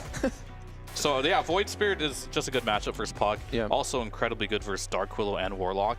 You can just, like, Dark Willow's a hero that's very annoying to kill. And look at their lineup. They have no ways to ground target kill him, so Void Spirit can take care of that pretty much by himself there, which is very nice. And lots of disruption, and they needed that initiation, so it's good. Does 33 play Dazzle? I'm sure he can. I wouldn't say that it's like in his like top, what's it called, like repertoire of his heroes. No, like he cannot. You're telling me he can't? Just no. I'm sure he can. Okay. And that's usually the answer. Yeah, I'm sure he can. Okay, but he's right. It will be a 5, but I think he can play it. I don't think he You're can. right. It's a 5 Dazzle. Okay, you're right. okay, I think he's probably, you know, instead of like 15k MR, when he plays Dazzle, he's more like 9. Oh, gee. Oh, geez. That's a huge drop. You're just calling him like a pleb? I'm just kidding. I don't know. Excuse me. If you call 9k MMR a pleb, you just insulted 75% of our viewer That base. might be like unranked immortal. I don't know if that's a number. I'm sure there's better 9k Dazzles than him. Oh, no. Let's skip ahead, Fear. I'll save your career. Yeah, there you go. We got Axe banned out, is of course one of 33's most favorited heroes at this event so far. We got an Abaddon removed on the side of Tundra, as we are looking for a Nightfall hero, so that one makes sense. So they are going to have to play something different compared to previous game. Okay, so let's see. For Tundra, yeah, you will need the offlaner, like you said. I'm looking for team fight matching, maybe even with auras, because the way I see the lineup right now is that it's actually a bit similar to what Aurora had last game. You have your monkey, monkey void, the 2 cores that go in with 2 supports that back them up with the Tusk Dazzle. So any offlaner that helps those cores do that, I feel like you'd be pretty happy with. Let's see. I mean, you could. I don't think this is a good Visage game like at all, but it fits his style. It's good with Tusk. It is also on the radar for Aurora. They did ban it out previous games, so if they're worried about that and they have the same read, they will probably ban that out. I mean, something he's played before that, I don't know if that's what they want, is Brew. It's good against the 2 subs, but I don't think it's good against the 2 cores. Is Tide playable in this meta? I was thinking about it too. It's like an age-old counter to what Mag, Willow, and Warlock. Yeah. And we'll give them another chunk of team fight for themselves. I mean, just Tide is incredibly good. Ursa's already banned, right? And I don't think Slark will come out again. To pick Slark. Nightfall won't play Slark. See, there's a difference, right? There's these players who want to outskill you with these really volatile heroes. Nightfall won't do it.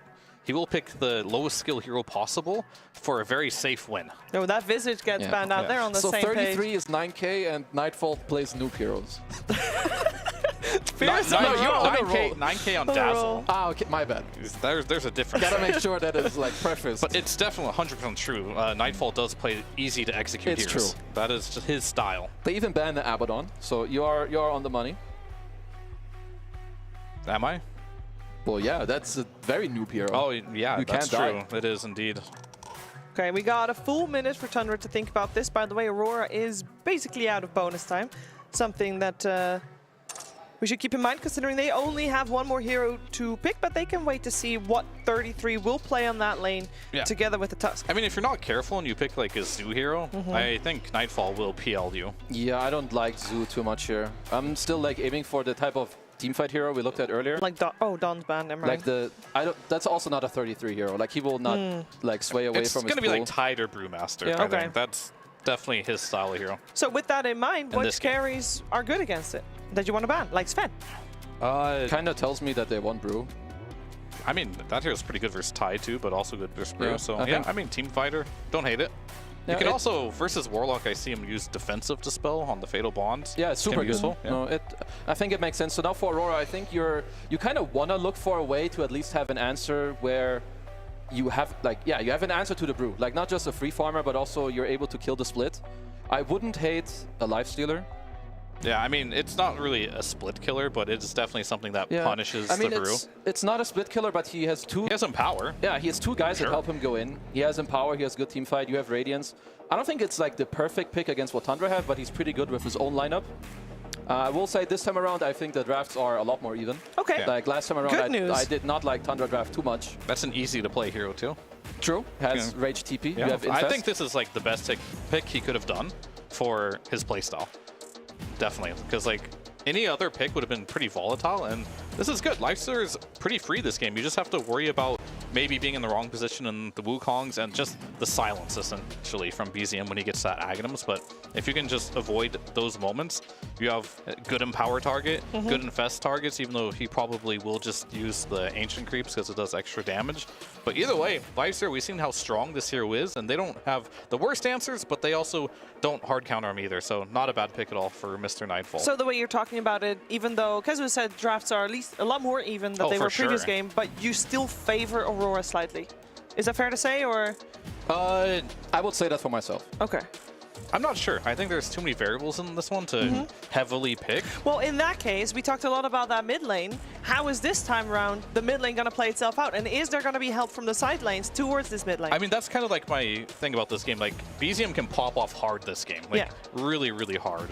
But so can Kiyotaka, depending how this mid matchup goes. But I definitely am a little more Tundra favored in this one, just because I think this is a favored matchup for the Void Spirit, completely uncountered in this game whatsoever. So I think BZM is going to get a little payback in this game. Ooh. Yeah, for me, I just see it like quite even. To me, it comes down to like a lot of individual play. Like how often can the Puck and Willow like combine their spells? Because that's their best answer to the Void Spirit. And in the mid game, can Aurora like get Nightfall infested and go into this backline? Because in order for Aurora to win fights, they need to kill the supports first. Can they do it? Yes, I think they can win. If they fail and Tundra get to like, you know, defend their backline, they're gonna have the upper hand. Okay, well, keep in mind, if Aurora does win this game, that means that they win the series, and that means that they secure themselves top 8. And that would be, of course, an incredible first 4 days of the event for them. Tundra, of course, wants to force out that third game. Can they do so? Will BZM get revenge? That's the question we're going to have answered together with Cap and SVG. Well, I, for one, certainly hope that Tundra do manage to win this game, too, because I would love to see Game 3 between these two teams. I think they're both solid teams that are good prospects for winning this whole thing, frankly. And also, we had a bit of a break, so it would be a shame to have that long of a break and just end up with a quick 2-0. I, for one, don't want to see a Game 3. Yeah? Why? Because you hate Tundra? Yeah, I hate Tundra. It's true. He was talking a lot of smack about 33 before. No, it's because I've been a believer in Kiyotaka forever, and I would like that belief to be rewarded eventually. So that I can put it in other people's faces, like yours, and go, ha ha, I was right and you were wrong again, Walsh. Again? When was the last time you were right? Every single time. I don't think I've ever been wrong in my entire life. Except when I decided to play with Quentin. Well, you were right, just wrong time, I guess.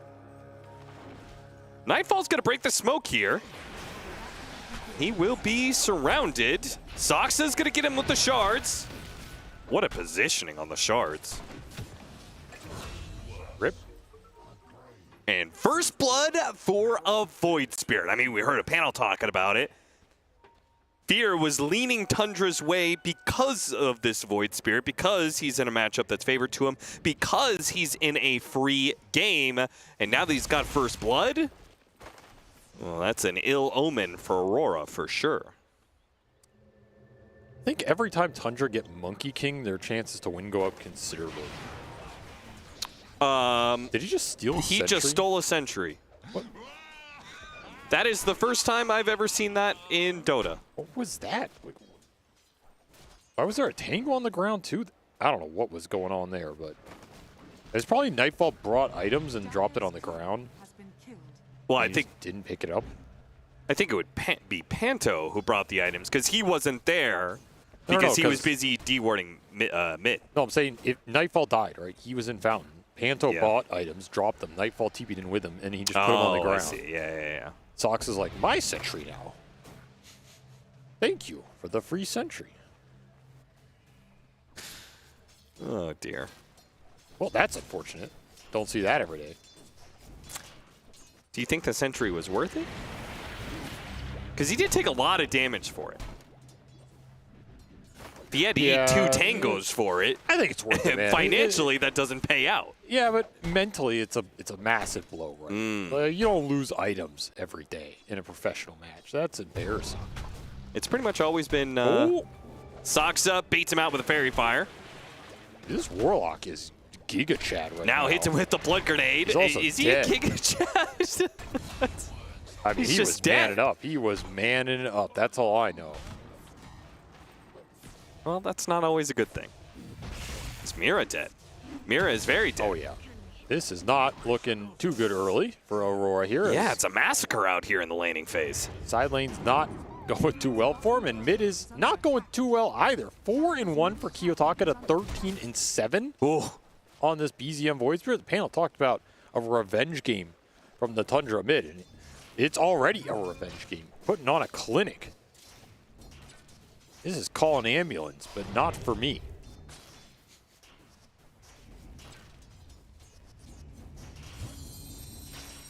Ooh, missed the range creep. That was a big one to miss. That was, yeah. He had good momentum going into the lanes. It's all going to crumble now.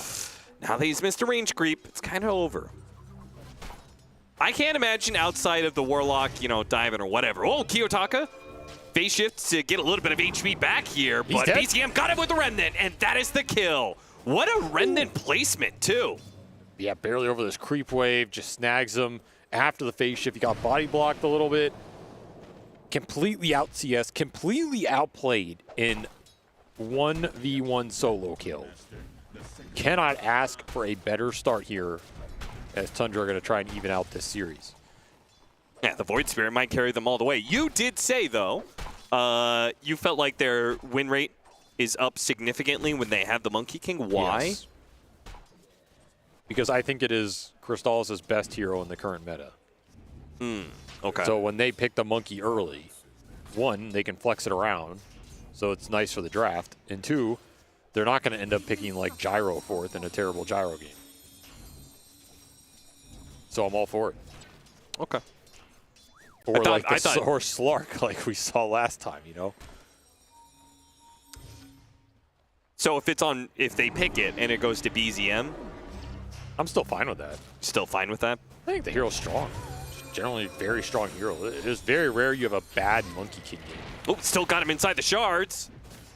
Kiyotaka, he is likely to die here. Phase shifts will only take you so far, and now Panto's going to probably die as well as he gets hit with the Remnant. Pull back in. Just a little bit more damage, and he's got it with the Resonant Pulse. So, man, this is going to be a fast level 6 on BZM. It is so rich. This is an insane start for a Void Spirit. Absolutely insane. Even got the last hit with that run. He's cooking. Yeah, he's cooking. He's cooking. He's feeling himself. Cooking with some oil right now. Pan's already hot. Sizzling over. Oh.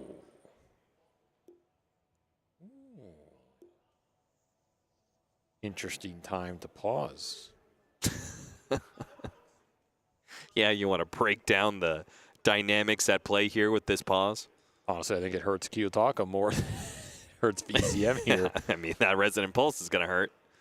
This is what he gets for playing with a bug puck cosmetic, honestly. This is just... is Karma? Yeah, Gabe Injustice, as we call it. Okay. Out west. Do you think that he is able to phase shift before he gets hit by this? Phase shift is instant, but that Resonant Pulse is so close to him. Yeah, technically he can. Okay, is he going to? Well, now that his teammates paused, yeah, I think. All right, take your bets. Oh, no. It's all crumbling.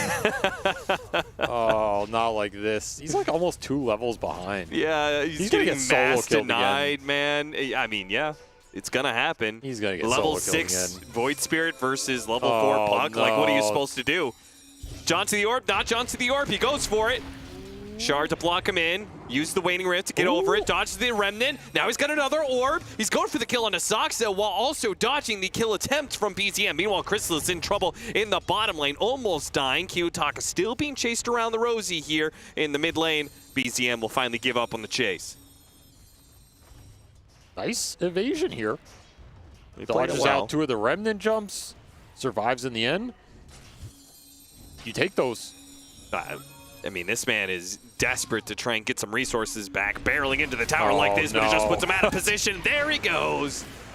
Mira's here for the turnaround kill on Soxa. Does he get that? I mean, it just doesn't matter, right? The damage is done. Soxa's going to take this trade every day of the week. The amount of tilt going into Kiyotaka right now. If this were a pub game, he'd be running down mid. Arcane rune for the Void Spirit. Missed the Remnant. Mira, he has a chance to kill Soxa, and he's got him. Yeah, but it's just more solo XP for the Void Spirit. That's true. Again, I don't think Tundra are sad at all. They are completely debilitating this mid lane. You look at that net worth differential. It's a double up at 6 minutes. There's just nothing Kiyotaka can do. He's getting outplayed in the one-on-one, then he's getting two-on-one. Time to go jungle, I guess. Jungle Puck. You gotta do what you gotta do. This is rough stuff. Ooh, invasion coming for the Wisdom Shrine. With the Monkey King joining along. This is gonna be tough. Aurora. Gonna bring in the Warlock. Bring in the supports. That's not gonna be enough by itself, I don't think. Chrysalis keeping some of these heroes back. Panto dying to the tag team right now. He goes down. Now they turn their attention back onto the Wisdom Shrine, which Mira was trying to hold, but Mira already used his Shadow Realm, so he gets the deny in the neutrals. Okay, little wonders there. That'll help out. Soxa will get himself out of the tier 2 after that skewer with the snowball. Well played. You cannot just walk up the hill and fight that into the Monkey King. No. This is why I think this hero is just so good, because you're always going to have a winning lane somewhere when you pick him early. Like, it's rare enemy teams are going to commit multiple cores to ruin his laning phase. The hero's just so strong. 16 denies. Yeah, that is a lane win, if I've ever seen one. On every level. Yeah. Yeah. Well, Kiyotaka can come back from this sort of situation. Your faith in him will be well rewarded. Hey, I really cursed him this game. Yeah, you did. You did. And the funny part about it is that Kiyotaka is so known for his very polarizing performances. Now, I don't know if this one is so much on him as it is a lot on the matchup, the first blood, all that sort of thing, the roaming. Coil on too. But for what? For an attempted kill on a Soxa, but he's got White Mom behind him. Yeah, this time it is Tundra who went for the double saves in their support duo. It's going to be really hard to all-in people this game. And Nightfall, he came down here. I'm not entirely sure why. Well, he's dying to Brule. Was there any reason he couldn't range TP? Didn't want to? I was about to say, you don't, Tuss isn't level 6 yet, so. You at least get some bounty runes here. You will get that much. Dodges Tempted neutral deny. Nope. BZM will collect. He's wicked sick at 9 minutes. This is where you accuse someone of win trading or something. Usually about the time. Yeah. Beyond godlike by 15? It's looking like it, man. I think so. He is cruising towards this Ags. You get that Ags in this game, as early as he's on track to get it here, this puck just evaporates. Yeah, that's part of the problem with this matchup, right? It's not just about the lane, but it's a terrible game matchup. Soxa got another coil, but again, Whitemon's here. So unless Kiyotaka can burst him down, Shallowgrave goes off, prevents Soxa from going down. One final hit, that's not going to be good enough. He already got the heals off. Now Toronto Tokyo's coming into play. He's got his RP. Wants to use it. He's going to get to the low ground. Toronto Tokyo needs to get closer for that RP, and it's just not going to happen. Not here, not now. Maybe for the 10-minute show. Oh, he got picked up a haste rune. Oh, that's bad. They've got to lock him down. Otherwise, he's going to kill the entire squad. In fact, he might still, with Chrysalis joining in. He leaps in. Skewer, oh, put on back. Wukong's command, though, underneath the tier 1 tower. They don't give it hoot. Tundra, they're just going to keep going for these heroes. BZM, his haste rune, he's playing the edges here. Still going at Toronto Tokyo. Gets that one. The extra shield, walking away, and is home free. Well, not the worst for Aurora. Yeah, it really wasn't. They lost the power rune there, and you had to bring everybody. Unfortunately, they don't get the kill on that BZM Void Spirit. That's the one they really wanted with this mag rotation. 33, he's still free farming top. Monkey King gets a little bit out of that fight into a quick rotation. Can rage TP, but opts not to. Goes in the catapult. Trying to make it out of here. Yeah, catapult's pretty tough to bring down, but I guess tag team slows it down so much. There's a possibility here. Needs some help, and a Warlock, it's probably not going to cut it. Gives him some heals, but frankly, Nightfall's not going anywhere. He opts not to Nightfall twice. And now Panto, dude, it's getting to him. I'm telling you, man, the meme has He got to him. doesn't want to, because, yeah, he knows it's a signature move. Yeah, every single time he thinks to himself, oh, I know what people are spamming in chat. Well, he should have. He really should have. Nice rotation from Crystallis, just speeding this game up even more when you know you have such a large early game advantage. Everything is free for the taking on the map right now. You just have to reach out and take it.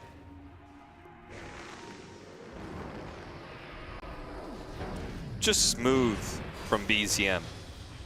Everything that he's doing here, so confident. Gets around the brambles, hits the remnant, gets the kill. Godlike at 12. 3 minutes to get one more kill. I think this is in the bag for BZM. He never gets another kill this game. That's on you. I will take it. I mean, he could also die. That would also be on you. Yeah. Man, this is going to be a fast Midas Radiance on 33. Whew. He's not even the most farmed in this game. No. Still being outpaced by BZM by full 1,000 gold. I guess 9 kills really helps your situation. Yeah, a little bit. Dire's middle tower is under attack. I had to push this Lifestealer into mid. He's the only guy who can lane here without getting all in. Trying to dodge this Void Spirit as much as they can. Kiyotaka, is he going to go down here again with some sort of chase down? I'll just pick up the kill on Panto, probably. Dazzle from a distance, put some damage in. Crystal is here from the other side, surrounds him with Wukong's command, and there he goes. 2 minutes left for our Beyond Godlike. It's just no levels. Tick-tock, PCM. Not a lot of Grimoire charges either. Not going to be the fastest Warlock game. Yeah, let's see if they make a move for a Wisdom Shrine again. I feel like when you're this far ahead, you should always invade, right? You don't have Wukong for it, but you absolutely could, depending on where you see Aurora on the map. Monkey King might be able to just threaten it solo. And I mean, this Ag's timing on the Void Spirit's got to be the fastest of the event, for sure. Yeah. Maybe one of the fastest of the patch. Usually you do not get it this early on, but GPM is a little elevated here. Unknown reasons. Must have gotten a lot of stacks in the jungle. And Kiyotaka's out here. Who gave PZM all this farm? Yeah, who did this? It's like, yo, Nightfall, man, you didn't beat this guy mid? Come on, dude. We're all looking for the guy. You're laning mid right now. I was never there. Use old BZM, you gotta get hurry up, get this tower and go find a kill somewhere. Yeah, your clock's ticking, man. 30 seconds. 30 seconds for the Beyond Godlike. He had 3 minutes to get one more kill, and he just decided to stick it out in the mid lane. He's never going to get another kill this game. Oh my god, he's not going to get it, man. The glyph, by the time he gets this tower, unless Panto just walks into him right now. For the memes. I wonder what the fastest Beyond Godlike in professional Dota 2 history is. It's probably Miracle. Teleport, he's going to go for the puck. If he finds the puck, it's a kill. But he will have found it too late. Terrible prediction, Austin. That's all BZM, man. Completely out of touch. Just stop being aggressive out of nowhere. You just don't have a feel for the game. No, that's always been your problem. You're right. I don't know mid lane like you do. It's what separates an analyst from a pro player. Feel. Touch, a grasp for the earth on which these heroes walk. You know, I've pushed my hand in the mud. Why do you sound like Gladiator? Like you every time you go to play a game, you reach down and take a grab of the earth and rub it between your hands. Maybe I did. Maybe I did do that. I know this field of battle. I've bled on it. Where were you? In the stands watching. I was one of the horde cheering for blood.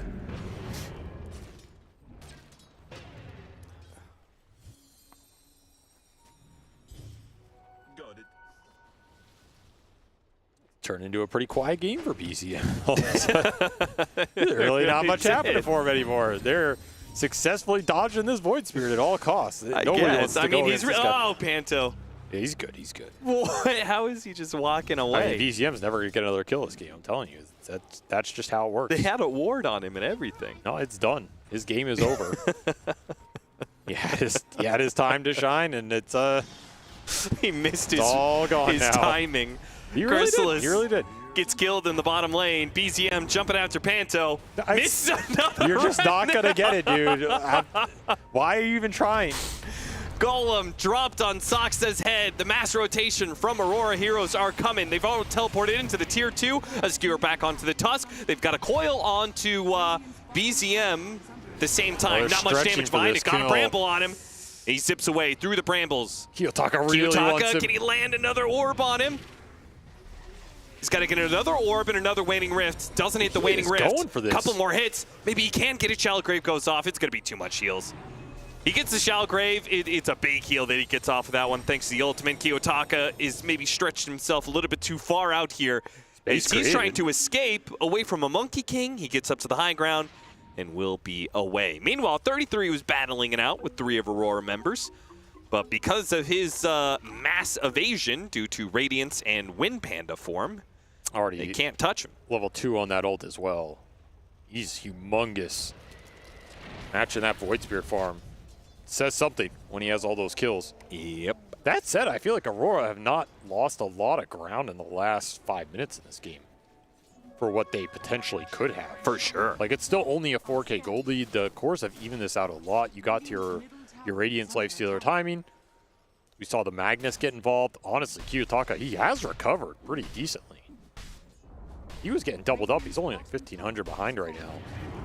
If you can get a good fight with some RP, this game is well within your reach. Skewer out. Particularly since, you know, BZM's never going to get another kill in this game.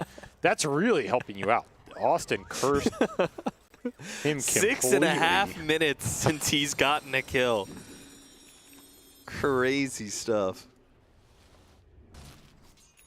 He's probably wondering himself. He's like, why can't I find anything? I was having such a good game. I was hitting every remnant. What's happening? I've got the yips. Nobody knows what that is. You should not use American phrases in an international broadcast, Austin. I don't think that's a purely American thing. Isn't it? It's just a professional sports thing.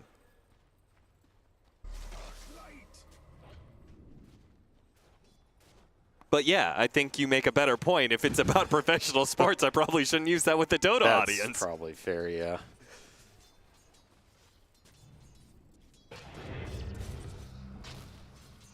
Radiant are scanning.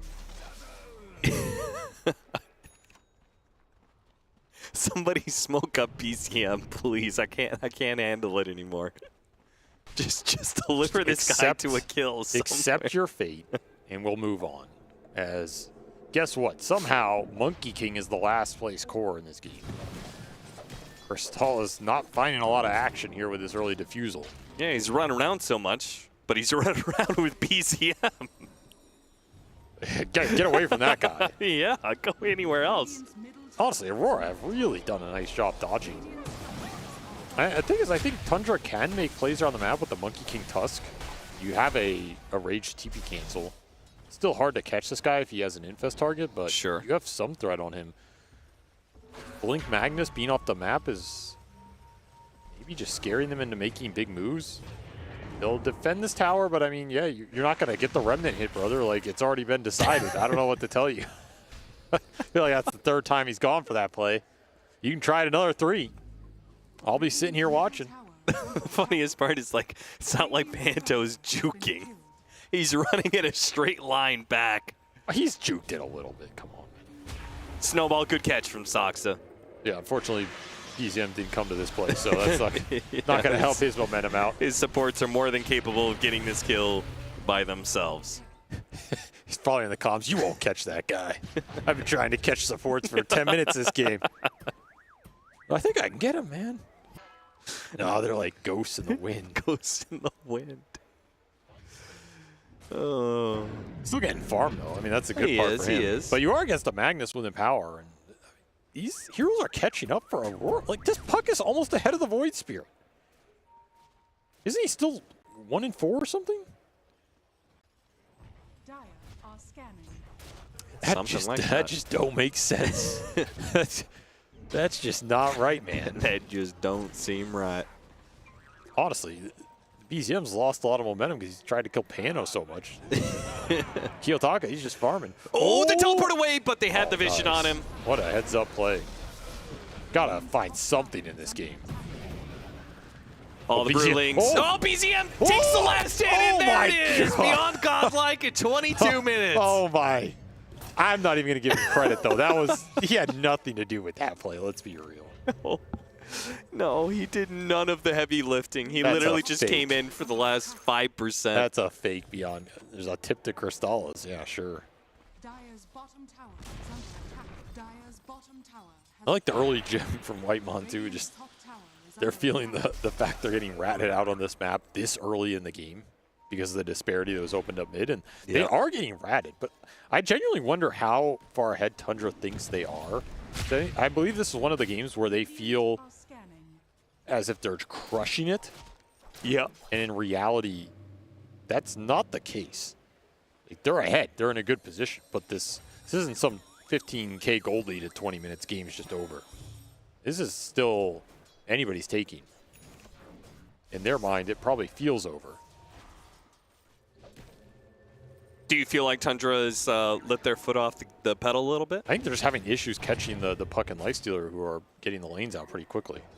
Some of that's a testament to Aurora not tilting out of this game, and some of it is maybe Tundra not playing as crisp as we sometimes see them. Usually Soxa is extremely good at setting up the map and preemptively reading where he needs to be to find that catch. So I'm surprised they haven't found a few more here. Because if I'm going to pick a player in the world to do that, like he's in my top 3. Who are the other 2? I knew you were going to say that. That's why I don't say top 3s anymore. Because you always ask me who are the other 2, and I don't know, man. Who can come up with lists off the top of their head like that? I mean, I just think whenever somebody says top 3, top 5, they're usually just making something up. So I like to get specific with it. The other one I would consider is Jerax. Smoke breaks, silence on 2. Oh, he got him this time. 4th time's the charm. He did. Toronto, Tokyo, not sure what to do in this situation. When does he drop the RP? It's going to be after the Brewling spawn. See, now he has to use his BKB. This is just really difficult. Meanwhile, they're going for the Dazzle, but Dazzle just full healed up. It's taking so long to kill him. They finally get it, but they're stumbling into the Wukong's command. Now Ho goes out. Maybe they can finish off Crystallis. They do manage to get him. Kiyotaka is doing it with his BKB. Now it's still going to be double Panto kill. BZM cleaning up. Sad times for the Warlock in this game, tell you that much. Yeah, how many times has he died now? It's like closing in on 10, right? 8. 8 deaths. Most of them to BZM here. Yeah. Even though he missed him a few times. He killed him twice in that fight. That's going to be the Warlock's economy gone. Still, they're able to find some key kills in this fight. It's really awkward. The BKB gets delivered here for the Magnus. You have the BKB on the puck to deal with the Void Spirit silences. And it gets a little bit done, but the way this fight gets disjointed with the Panda splitting early on, like you drop Golem on him, you use Magnus BKB here, and just have to run away. There's no clear target or clear focus in the fight. At least Kiyotaka gets something done for you. Was his BKB flying out to him? I noticed he had a hammer, and he still had 2 more hammers queued up for, like, Deso or something, right? Yeah, it was being... Okay, so he had his BKB coming to him. What a world of difference that would have been if Kiyotaka just can't burst him down. And just like that, you get that Monkey Can Kill with the puck, you're ahead of the Void Spirit. Never thought you'd see that in this game. Well, he lost his place. There it goes. I mean, he got paused game out of that one, though. Ooh, who got the burst of gold? All of a sudden, he just got like 150 gold. That is a very suspicious thing. He must have just finished out of camp. What is the puck CS? 255. That's actually really impressive in this game. Like the fact he's top CS after getting solo killed and just massacred in that laning phase. Is that a empowered Searing Signet he has? The puck, that is? Yep. Yeah. Unleashed. Excuse me. Wrong terminology. There's an empower in this game, Austin, so yeah. please, for the viewer's sake, learn your terminology. Don't want to get those things confused. Well, that is definitely where some of that extra CS is coming in. That's going to help That's him a huge, lot. though. I mean, this is your ticket back in this game, is the puck continuing to scale. We'll get Empower later, and honestly, this hero with damage buffs is not insignificant as we go down the stretch. For sure. Now he's got a Gunpowder Gauntlet, even more capability to farm. It still feels as if Aurora are outplaying Tundra in this last 10 minutes here. Do you think that's the right call, by the way? You unleash the Searing Signet and then trade it in for a Gunpowder Gauntlet. Gunpowder Gauntlet is pretty good. It is pretty good. I have a hard time for a magic damage dealer like that and unleash Searing Signet. People overrate this unleash stuff, I'm telling you. It's not. Generally, the next tier of items are just way stronger. See how Aurora decide to approach this fight as the Roche is going down. They are wearing out this amp damage on the Void Spirit, so time's on their side if Tundra don't man up for this Roche. The only thing they don't have is the Golem right now on Aurora. Everything else is up. BKB, early BKB had to be used. Now they're going for the Brewmaster. The Brewmaster will be able to get off his ultimate. Kiyotaka forced that out of him and will be able to retreat back up to the high ground where BCM is still there, still trying to catch some heroes. And it looks like they got one. Mira, he's going to die before the Terrorize goes off. Nightfall, meanwhile, hexed up. Trying to wait out the Brew ult. An infest inside of Kiyotaka. Buyback from Mira. And the Brew ult is wearing thin. Chance to go in with the RP. Kiyotaka, he jumps after him, goes for the... Oh, what a pickup for the snowball.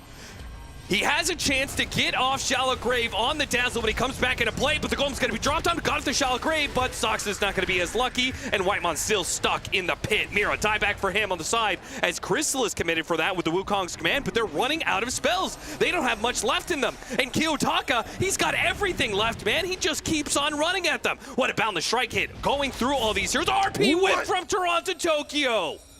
What was that? He had nothing. Seeing ghosts. Is same ghosts in the wind that BZM was after earlier. But is it might just be enough to Roche. Tundra backed up considerably. Crystal does not want to let them have it. 33, they're going to get the Remnant inside. Spots, oh, it's a low Nightfall. That's a lot of damage. He's another infest in 10. Yeah, but Roshan is so low, they may not have that 10 seconds to wait. What a weird standoff this has become. Both teams used all their big ults.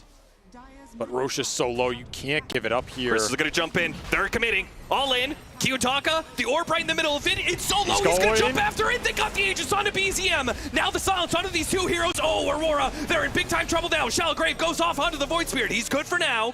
Keeping up a bit of a heals, he's good. Kiyotaka's out of here. Keeps his own life intact, but unfortunately Nightfall got delivered into a pit that he could not escape from. It's just too low HP to take that fight. You don't have RP to back you up. Even without the Brew split, there's a lot of sustain for Tundra around that pit. With the double saving supports, you can buy a lot of time here. And if no one's checking that Dazzle, the heals are significant. Really tough Roche contest in the end for Aurora. Maybe they had an opportunity to back into it instead of chasing there. But that's a really tough call to make when you're effectively winning that fight. Skewer back in, Primal Split, it's up, but he hit him with Silence. Hit him with the Terrorize. Oh man, he got the status resistance off. Yeah, he was in the Void stance. Nice play from 33. Yeah, he was so quick with it. Well played. Gets, not only saves his own life, but got BKB out of Toronto, Tokyo.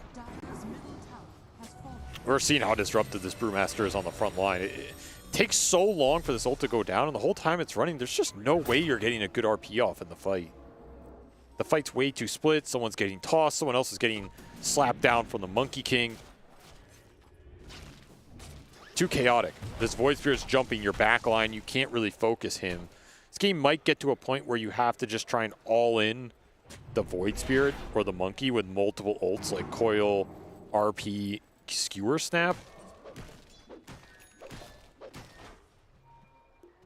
But of course, Tundra have saves. That's the problem. Like, you want to get these ults on multiple heroes because you don't want to be in a position where you throw all these ults on one target and Tundra just bail that guy out with Snowball or Grave. Kiyotaka, he doesn't want to have to use BKB again, but he's going to be killed if he doesn't. This game is starting to turn again. It felt like Aurora evened it out for 10 minutes in there, but the last 5 or so, it has swung back Tundra's way considerably.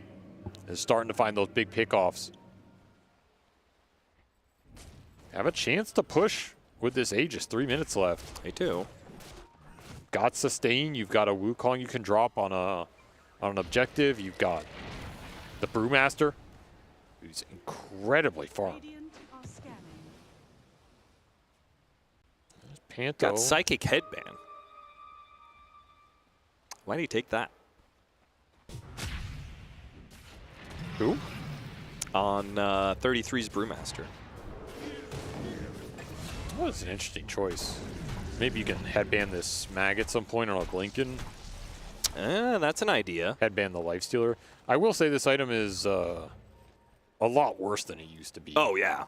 I feel like, for me, I thought you only picked it up when you're some ranged support hero that was trying to keep some melee core away from you. But I like the idea of trying to disrupt the skewer plays from Toronto Tokyo. It can maybe force him to BKB earlier than he wants. If he doesn't, it will absolutely mess with him.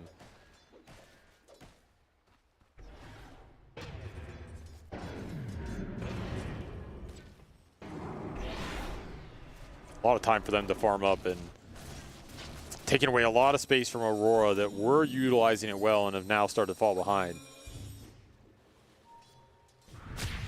Saksa, quick punch, followed up with a Boundless Strike. The BKB does go off from Kiyotaka, though. With the Primal Split behind it, even though Aurora bringing a bunch of heroes, still going to be difficult to slog through all this. He's going in on that Monkey King. He really is.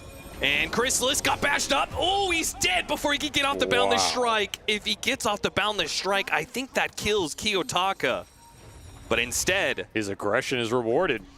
Like time and time again, and now he's going to ferry this Lifestealer right on top of the Dazzle. Dazzle gets away thanks to Glimmer Cape. And now back to 33, who shrugs off the stuns in the Void stance. Now Wind Panda. Pretty isolated here. They got a scoot back onto a better target, Void Spirit. Oh no! Another big whiff from Toronto Tokyo as 33 comes back into play and starts wailing on Toronto Tokyo. BCM, he's already taken off the Dark Will at the same time. 33 chasing after Toronto. Offlaner on offlaner, and 33 just keeps laying into him, man. Toronto Tokyo gets punished for the misplay. Good Dazzle pickup once again. These saves from Saksa. The supports are protecting each other. Kiyotaka still wants the kill, but he's going to have to jaunt to the orb. Teleporting away, the Remnant, and it lands.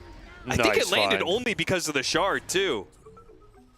That's a huge find for them. Take this puck off the map. That's going to build this lead even more. And this Brewmaster is a monster. Nobody can fight this guy. You don't have the Evasion Pierce on the Lifestealer. Yep. You need MKB here, and it's just not on the horizon. For Nightfall, you don't do anything to this Brew. He has way too much evasion, way too much armor and survivability. AC Vlad's is a lot of armor for not only him, but the entire team. If you're not careful, he's going to get a basher. He's going to go into, like, the Forbidden Fire Panda stance and just start bashing heads in. Saksa. Oh, nice little pickup. Trying to get a little bit too aggro here on the top part of the map. Gets run down. And Panto still dies. As is tradition. Laws of nature in this game. Yeah. But 33 showing up.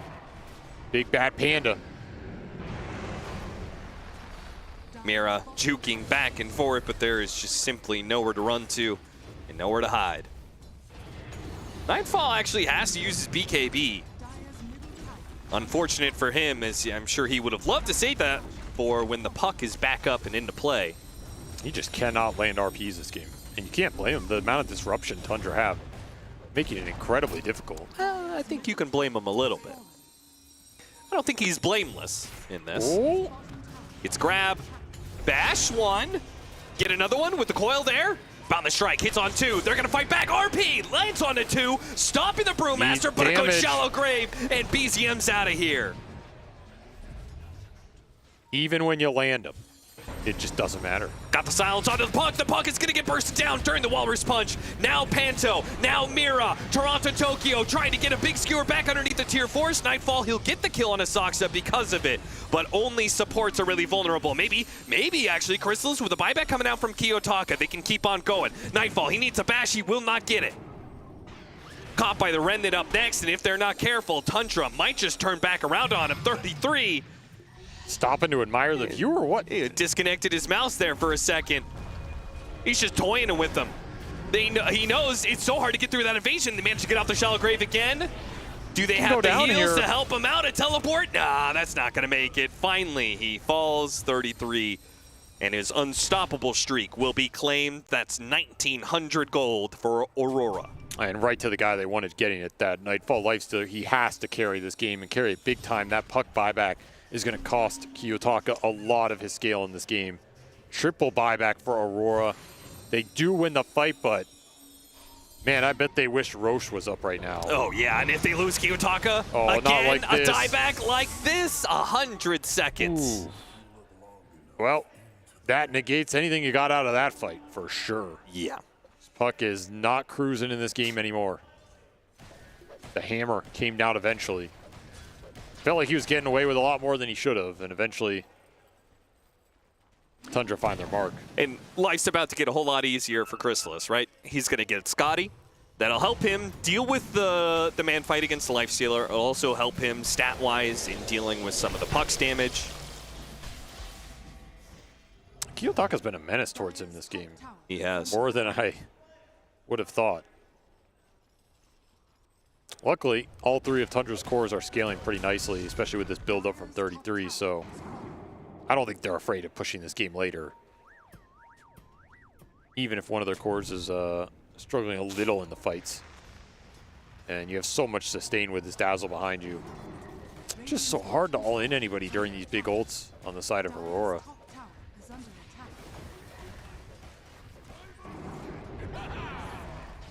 Why not do 2 lanes at once? I guess so. I think they know Aurora's just not going to fight them while the puck is dead, so might as well just do full tower damage, commit everything you have. There's the Scotty, the Nullifier for the Void Spirit as well. Got a bad glyph time. And now... What was that glyph? Wasted a little. Wasted completely. At least there's your MKB. I mean, that was the big item here. You have a chance to deal some DPS to this Brewmaster now? Yeah, is there any way that they can actually burst the Brewmaster down before he gets off Primal Split? Not with Grave Snowball behind him. Yeah. You have to look for this Dazzle early in the fight, either with the puck or the Magnus. More likely the puck.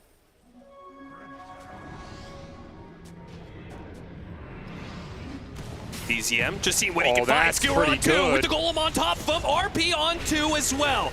Nightfall starts going to work where he can. The Shallow Grave is going to be put onto Chrysalis. BZM is perhaps the target, but he zips away. Chrysalis on the Shallow Grave. He gets a little bit more heal, changing the guard, gets the other side, and it looks like he's going to get out. He actually turns around, Boundless strikes up. Mira goes down as a result. Kiyotaka gets grabbed by the Remnant. Pull back in, and a nice shards to deliver a final blow. Refresh Brewell just on the brink of death. Yeah, 33. He's going to finish this off.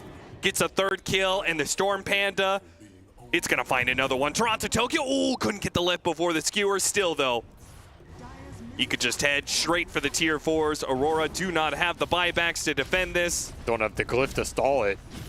And you toss the Lifestealer in the air. That might just be enough time to finish it off without a fight. Bashed, thrown away. Remnants everywhere, knocked up in the air by... Okay, there's the skewer back. Not quite into tower, though, or into the fountain. And that's what you really need for the extra damage. This throne is dead. It's simply not possible for this Lifestealer to kill all these heroes fast enough. So Tundra will even out the series, and we will get ourselves a Game 3. Well, turning into quite the series. Everybody got their revenge this game, especially BZM on that mid lane. He just put on a clinic in the first 10 minutes there. Laning-wise, solo kill, was 9-0. Took him a while to get that beyond godlike, but once he got there, then he's just rolling into this late game. Incredible hero as the game goes later and later. I do like how this Aurora lineup can take fights behind the Magnus. Like, we saw some of the strength of it. If they have anywhere close to a more even early game, I think that can easily go their way. I think they were getting a lot more out of the map than they deserved in that mid game, and maybe that's the one part of this Tundra are not going to be too happy about. But outside of that, pretty smooth sailing for Tundra all around, and that 33 Brewmaster pick was so fat, so farm. He was ready to turn into another carry there. He really was. Our analysts, was it Fear? Fear directly called out the fact that the Void Spirit could pop off in this game and BZM could get his revenge. Well, he certainly did that. Did an excellent job of it. Aurora did do a good job of taking a fight on the back foot, but in the end, the advantage that they got was seemingly too much to surmount. And so we get ourselves a Game 3, Sheever. We sure do, Cap. Looking forward to that one, as both teams have really showed their prowess so far in this series. Definitely a couple mistakes on both teams as well. We're going to break the good, the bad, and the ugly down here together with Fear and Kezu. I do want to start with the 19-0-13 That's a nice stat line. It is such a... But then also the 13 and the 13 deaths on the supports there as well. Aurora had a rough one. Toronto Tokyo had a rough one. I think actually there was a chance that they were still going to be able to come back if there was a piece would have hit. But let's start at the beginning. You want to just, you know what? I feel like we're otherwise going to dance around it. Fear. Okay. Start. there is something that we need to mention first. Your clip's ready, sir. Oh, clips are ready. Yeah. Lovely. All right, let's roll the feed. I think, and this game here, like the big story of this game is the fact that BZM, I guess he did get first blood, which is definitely a disadvantage for the puck in the mid lane. Yep. But however, Kiyotaka playing a little bit like overconfident, as he normally does. Is you get the good and you get the bad with Kiyotaka. It's the whole package. When he pops off like last game, you get that sometimes. But sometimes you get this Kiyotaka too. And unfortunately for him, this is 3 deaths in 6 minutes. Now BZM is dominating. He got first blood as well. And this is like the catalyst of why this Void Spirit ended up going 18, 20-0, whatever he was at the end there. It's rough. It's definitely a free Void Spirit game. You get 3 kills in lane, you get 1 first blood, and then you don't die the rest of the game. It's just how it goes. Yeah, but it's not supposed to be that one-sided. But that first blood really then, I guess... It does help a lot. Okay, if we go back, can we tell Kiyotaka, like, hey, go to, I don't know, can Puck jungle? Like, is there a different solution? No, the problem is, like, he's screwed up his curveball, like, a few times where he didn't, like, choose it back far enough, so BZM's like, okay, I guess you're dead. Then the third time, I think Saksa came and he's just waiting for him because, you know, Pucks think they're cool, they use their curveball, they come here, oh, now you're dead. So it was a bit of a combination, like a little bit of a mess up as well. That happens, you know, like Fear's saying, it's the 50-50. Kiyotaka, he's like, to me, he's like the new age Eternal Envy. You know, sometimes he gives you the free win, and sometimes this happens. And I feel like at the end of the game, you're just like, what can you say? It's like, you just accept it.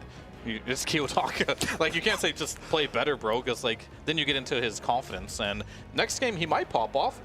Next game, you might get this. I feel like his puck is more volatile than most of his other heroes. And I think that's why the 33 and the squad chose to give it away, because they could potentially exploit it, and it worked. It worked really well this game. Okay, well, with the feeding being done and with BZM having a fantastic game, BZM show, yeah. I still think that Aurora had some really good plays, and I still felt like they did a good job at stabilizing this game, because it would have been so easy for them to just spiral out of control, Kezu, and they did not. No, they absolutely did. I think even with Kiyotaka like dying, you know, multiple times, his impact was still very high. He was like on the top of CS at minute, I don't know, maybe 20-ish, whatever. And they were just doing really well. I do think Avery said it pretty well, that they just ultimately failed to find the type of team fights that they wanted. Because you have the infest, you can try to get on the backlines, but they didn't make it happen. Whereas Tundra, they play well, they have good positioning. BZM shows 0 deaths in a 40-minute game. Yeah. They just, you know, they turned up. Yeah, I mean, there were a couple good RPs away from winning that game, I think. Which happened on the ground, yeah. But they just weren't quite there, unfortunately.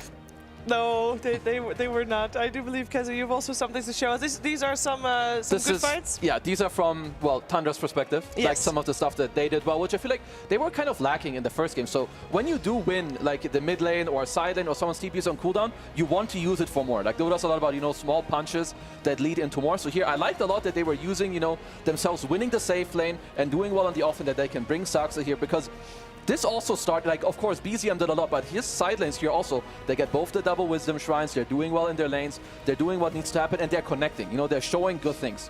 What I like here is kind of the patience. Like, just look at BZM. He goes in with his amplified damage, and he just baits out the Kiyotaka's BKB, like, super easy. Jump in, Q, it's like, oh, cool, you BKB? Okay, I'm gonna go chill. And this is, like, a really good sign of, like, good teams that get to, like, you know, you do something, you force the opponent, and now you do it again. So the fight, like, kind of drags out. And sure, here, you know, you use your split, and you get the BKB out of the puck, but you also get to kill Mira, which sets up more things. So now they're up 5k gold, and the whole thing is about Roche. But I feel like this is what sealed the entire game. You had this Roche off for like so long. Now they're in the pit, and Crystallis here, like, using his stun just to make sure, because you know Kiyotaka's going to go for this play. To get the stun off, get the kill done. They pick up the Aegis on BZM. I will just say he had this incredible performance, maybe the best performance of like the tournament from an individual. 0 devs, picks up the Aegis, does everything perfectly. Just nicely done. I mean, absolutely. I think what I really liked about this game as well is the fact that 33 was on an actual aura hero, right? I don't think Axe is an aura hero. It's a hero that doesn't really have any abilities that complement auras, like Brew, the split. It's good with auras. Like when you play heroes like Konka, you have like innate auras that can also be benefited from the team. But in this game, he's high CS on his team, buys the auras. That's the 33 style. Boots of travel, Midas, like farm it up. He was chilling. Yeah.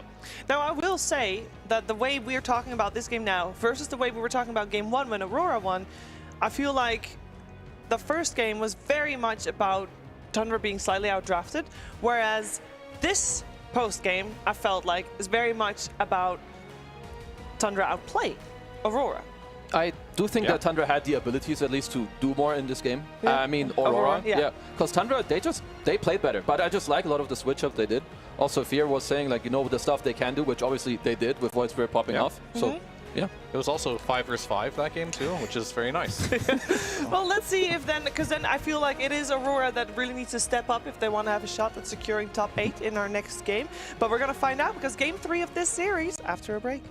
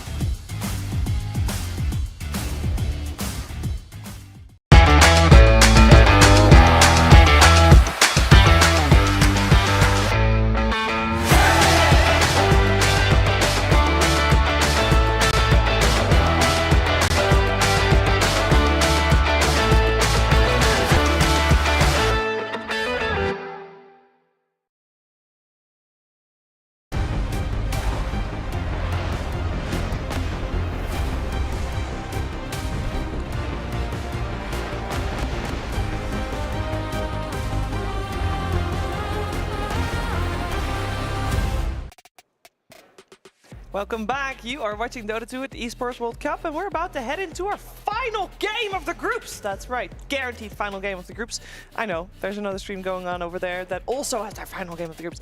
We're in our final game of Group C. It's game number 3, Tundra Aurora. They're tied 1-1. Winner of this best of 3 will be guaranteed top 8 because they will be top of their group, and that means they get to skip phase 2. The loser of this best of 3, by the way, will be second in their group, which means that they will get to skip round 1 of phase 2. Phase 2. So that is also nice, you know, but not as nice as being guaranteed top 8, that's for sure. Now, we have seen both of these teams take a victory, and there's a very good draft analysis that Kezu decided in the break. Yeah, so I saw a pattern. Yes. Tundra, 3 games in a row, they have first pick Monkey King. Yes. Good call. They take the dub, so it's easy. Just ban Monkey King, fear. Or that is it's very easy. logical. Just pick Monkey King. Yeah, but Ooh. how... Nightfall know. Monkey King, I'm not having it. That doesn't... Kiyotaka Monkey King? I might be having it, but that's a very volatile... That's more volatile than Puck. I don't know if that's possible. Trust me. Trust me, bro. The self-sabotage potential. No, he will show you. Okay. He will show you. They're pretty equal terms as self-sabotage potential, I'd say. Okay. So going forward, I know that Tundra, I mean, obviously they're going to be happy with that their victory, but they want to be able to do this without having to first phase pick Monkey King. How can they recreate a draft like this that they're so comfortable on without falling in the pitfalls that they did in game number 1? That's a great question, Cheever. I mean, I'm looking back at what they had before. They won a lot with Doom. That's what I saw. They won a lot with Puck early pick, actually. So if they want to early pick a Puck, they can build around that, which I think is fine because we saw BZM. He's popping off as a mid laner. Yep. Yes. The only time that he's having rough games is when he's getting ganked, right? Can't gank a Puck. In theory, right? So theoretically, yeah. I mean, not a BZM Puck, right? Sure, yeah. sure. So, like, he's way too stable. So, I mean, they've had success with it. So why not go back to something they've done this tournament? He's played it 1-2 times already in the first phase. I mean, they're not getting Doom. If they can get that, that's a possibility. So if you're banning this Monkey King, you're going to let something through, whether it's the Doom or something else. So we'll see. I think right now, what you really want, though, if you are Tundra, I'm not sure if they feel the same way, is first pick, though, because that's going to favor them a lot. Well, I'm going to just quickly be a little bit of a spy. Tundra our first pick. Tundra there you go. our first pick, yes. Cool. So I think that's very ideal for them. Second pick, maybe they're going to have to use the break to really talk about how to iron that out, but I think in this particular series, being first pick really favors them. Yeah, because then if you're Aurora, you need to swap out. I believe that they ban Undying, Bad Rider, Doom, and Naga. I think you swap out either of the Naga or Undying. You play into one of them. Yeah. And just like kind of, you know, go from there. You don't give them the Monkey King. The only thing that I can see for Aurora being an upside, being second pick, is that we've seen both the mid laners decide, well, game 1 and 2 for their team respectively, kind of. Yeah. With Kiyotaka game 1 with the Quap and just now BZM with his BZM show. Yeah. And when you're second pick, of course, you could decide to give Mr. Kiyotaka the last pick to have the gotcha over BZM. Yeah. So that's like the upside. That is the upside, and they can definitely do that. I mean, they picked Puck knowing that Void Spirit was still in the pool, so they were confident in that. And to be honest, it is a little unfair. We don't know how this lane would have played itself out if BZM did not get that first blood, but it should still be a little bit of Void Spirit favor. I think I know how it would have played out still regardless, because like the way Kiyotaka played that lane is he was diving the Void Spirit under his tower, and that's how he first died. It's just, he's a very aggressive player, and like, what if he would have got that kill, it could have been the other way around, right? This Puck could have went on a rampage this game, so that's just what you get with Kiyotaka as per usual. Live by the sword, die by the sword. Yes, he does. But I think there's still good options here. We don't know what Aurora's going to do as far as draft, but I think being first pick Tundra has shown they have some good first pick options. Like, the only thing I also don't, because obviously you can leave the Monkey, you know it's coming. It's most likely going safe thing because it is Crystallis' hero. You can try to like hard counter it, but even then, I think they play it so well. They know the ins and outs. If you hard counter him in the lane, he's going to go mid, he's going to go through the gate and make other stuff happen. So I feel like the easiest solution is to, well, just ban it. You play against something else, decide what trade you want. Maybe look back at the Dawnbreaker. Most likely, I assume Tundra will ban it, because that's also what they did last game. Yeah. I mean, we'll have to see. I think right now, like, if we're looking at the side, we're not talking about Aurora's draft too much because their drafts have been okay. Yeah. But the Magnus was a little bit of a question mark for me. It didn't do exactly what we wanted it to, but it could this game. Some buttons were pressed on the I was ground. going to say, I don't know if that's the hero's fault or the player's fault. I will say it does nowadays. come with Magnus to some degree. Sure. The other day, he absolutely destroyed on Magnus. Yeah, I know, Off I game. know, I know. He has fantastic games. It's a hard on to that as play well. hero. That's It is. Yeah. You're No, going to I- have those games. I will say, I do like that Toronto Tokyo is one of those players that he can have a awful game on a Magnus, on an Enigma, you know, miss every big ultimate, but then the next game he will be full of confidence, playing the same hero again, and he'll absolutely crush it. Yeah. So I do like that he, you know, you just have games like that. Yep. That's just part of it. Just like Aurora giving away. Oh, they didn't even take the monkey. They They're going did to not switch take it the up. monkey. Well, I King. wonder if this is like some double-double. Like, I don't know how often Toronto Tokyo like plays an offlane dazzle, but one reason I could see that you give the monkey away is you're gonna Enigma it or some, you know, old school dazzle. You go straight up. Where Tundra are like, you know, you expect us to first pick this. I don't care. I'm gonna pick the counter to what I think you would pick anyway. But let's see what Aurora do with it. Well, they have a different plan anyway on the side of Tundra because previous game they banned out the Quap on their third ban. This time they ban out the Ricky. So I kind of feel like they're setting up for something, you know? It was for the Dazzle, right? That was already for the Dazzle. Yeah. The Ricky is for the Dazzle. The Shard makes it so you can't grave, so that can be very annoying. I wouldn't mind if they just jam an Axe in right now. The lane might be bad versus Dazzle, but having that instant ability to go through the grave. Yeah, it's just so good in the game. Yeah, it's super good for the game, so you just have to find a way to wave cut, whatever it might be. Which isn't too hard. No, I've heard from people saying that they counter each other in a way. Yeah, the lane isn't good for Axe, but the game is good for Axe. Yeah. And I think at teams at this caliber, you want to pick what's good for the game and find a way to make the lanes work. Yeah. I mean, something else I can see, but I feel like Quap isn't like super heavily in like the flex for Aurora, so it's not as good as maybe for some other teams. Yeah, they could. I mean, would you pick it this early? I think you have to. If you whatever hero you picking here, it's the one that you think will get banned otherwise. Yeah, Kiyotaka is no stranger to first phasing Puck. He was doing a lot against like Shadow Demon type heroes, these backliners. Can't really play the game. Toronto Tokyo and Nightfall, do they have Queen of Pain in their arsenal? Never mind. We got the probably not Nightfall, but Toronto Tokyo, yes. Okay, well he's gonna play He used to the be a mag. mid player, I guess. So yeah, he definitely plays it. I mean, it is a different way of countering Dazzle, which has always worked back in the day, which is to put the guy out of position that Dazzle is too far away. Of course, I mean, they did nerf the, whatever it's called, Novel projection. The cast range isn't really that high. Yep. So Magnus can be quite annoying. I will say we didn't really talk about it that much in the post game, but Whitemon played a killer Dazzle. Yeah. He nailed it on those graves. I mean, it's an underrated hero. Like on post 5 with the other facet where you have the overheal that gives you a shield and more physical armor. People need to look more into it. Yeah, I mean, you say he's underrated, but like day one, he was always banned. Yeah. Then he got underrated shortly after, so he was overrated So you're into saying underrated. he's accurately rated soon? I don't know yet. Maybe he's accurately rated already now. Accurately Maybe. rated. I mean, I still think this hero is very strong, so, well, I'm glad to see it from Tundra. Yeah, I'm just like curious on how the bans just work in general now, because there's so many good heroes. You can't ban it all. You have to pick something. Well, Monkey is still left in the pool, right? So there's no reason that Tundra wouldn't just snag it up themselves later. And, well, Aurora, they absolutely know that. What did they ban last game on this phase? Because they also went For back. which team? Aurora. So they did. They're doing the absolute same. So they banned Darkseer. Magnus into Darkseer. They do it again. Everything's the same except for they're skipping the Queen. Warlock pick, I think. I feel like this one's gonna get skipped. First, I mean, you did lose both Wisdom Shrines, but that was the most underleveled Warlock I have seen all year. Like, no cap from a tournament game. It was about 4 at like minute 13. Well, Aurora secured themselves the Warlock at this point in the draft in the previous game. Let's see if they'll go back for that for Panto, or if they want to change things up. Kazu called it skip next. I'm calling a skip here on the Warlock. Thank you, next. So who's next? Who's in the line? You could just pick your 4. I mean, last time around, what did I say? It's either you pick your 4 for Mira or you have a flex guy. Tusk. I was going to say that. I want to see this Tusk, because in both series, this save has been absolutely instrumental for the team fights, and it looks so good. Every time I see a Tusk in any game, really, if the player knows how to play it, it has impact. Yeah. There's also something about these mid heroes, and most of them are mobile when they're backed up by like a save. Yeah, like some Grave or a Global. You have a Dawn Old Snowball, whatever it is. I mean, for Tundra, I wouldn't be surprised if I see a Willow on their side, because it's good against both Mag and Tusk. Yeah, and both of them are, of course, heroes that would visit that mid lane. We got Monkey King still coming out.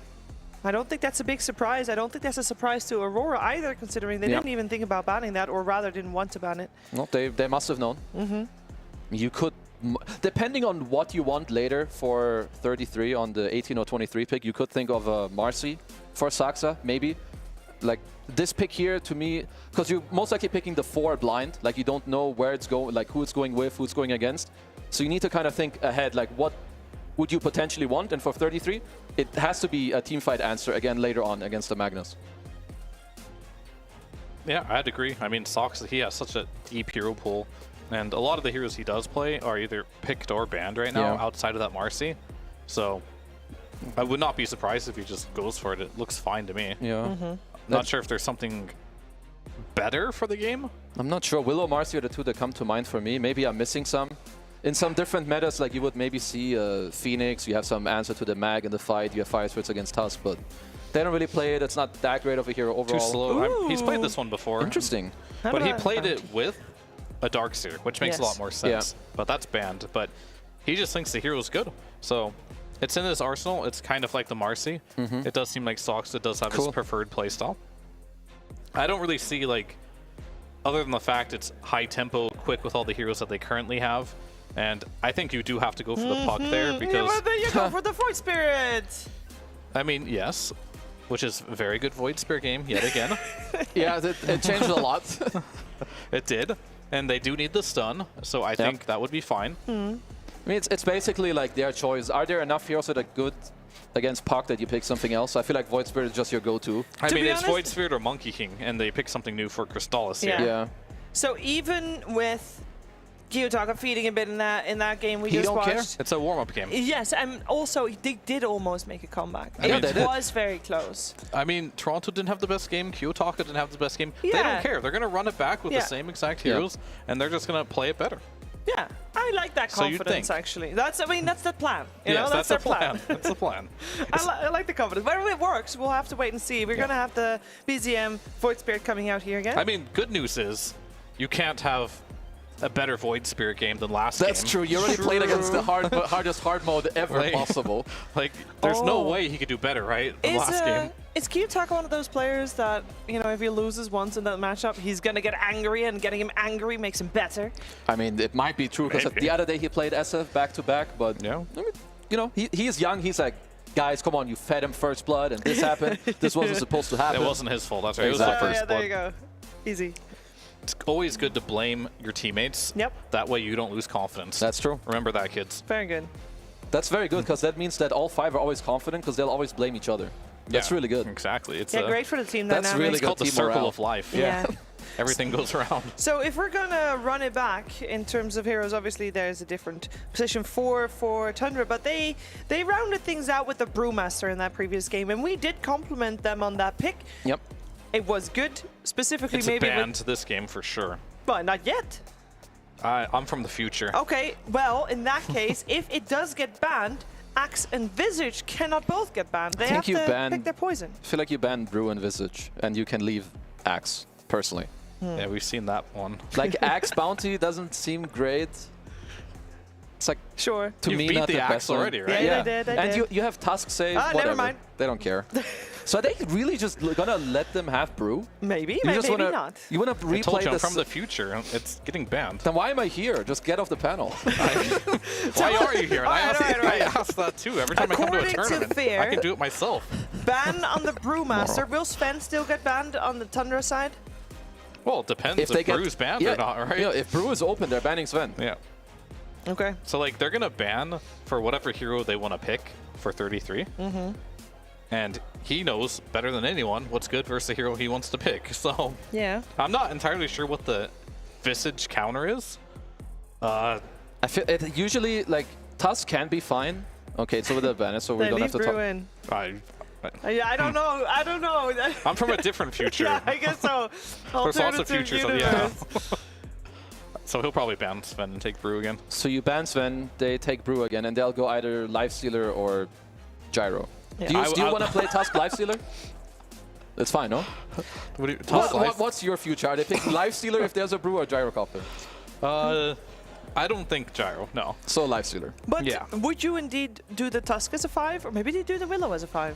I'd rather have the Willow 5, to be honest. If you have a life stealer, then for sure, right? I mean, if you're picking a range, you're putting Tusk. If you're putting melee, you're probably putting the Willow there. Because, I mean, it's pretty easy to play Pos 4 in the offlane, even double melee nowadays. Yeah. You just block the wave into the tower, and there you go. You got I mean, they played Easy this lane. lane in the previous game as well, and it worked out okay-ish. Well, Yeah. actually, no, that was a Willow. Never mind.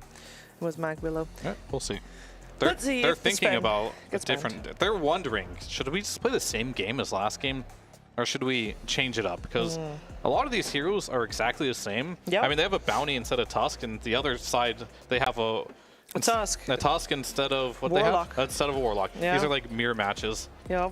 So Do you like that when you see two teams doing that, especially when both teams are doing it? I don't like it. I don't hate it.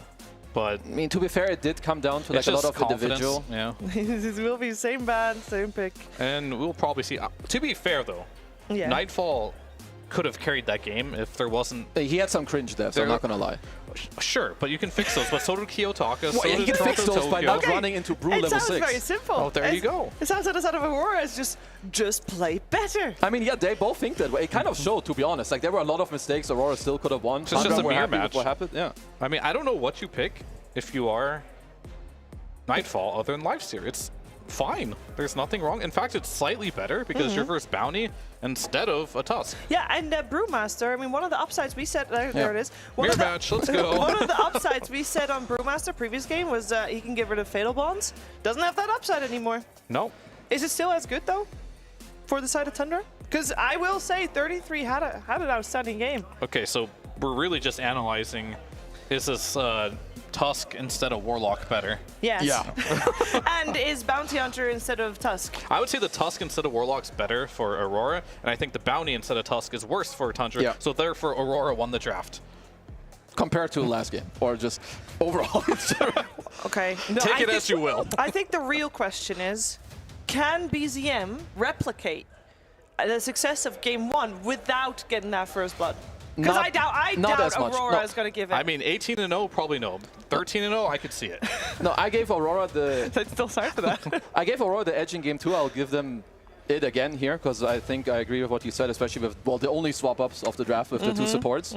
And I think we're going to see a slightly better individual performance from Mr. Kyo Daddy and Nightfall. Yeah. Obviously, Tundra can still make it happen.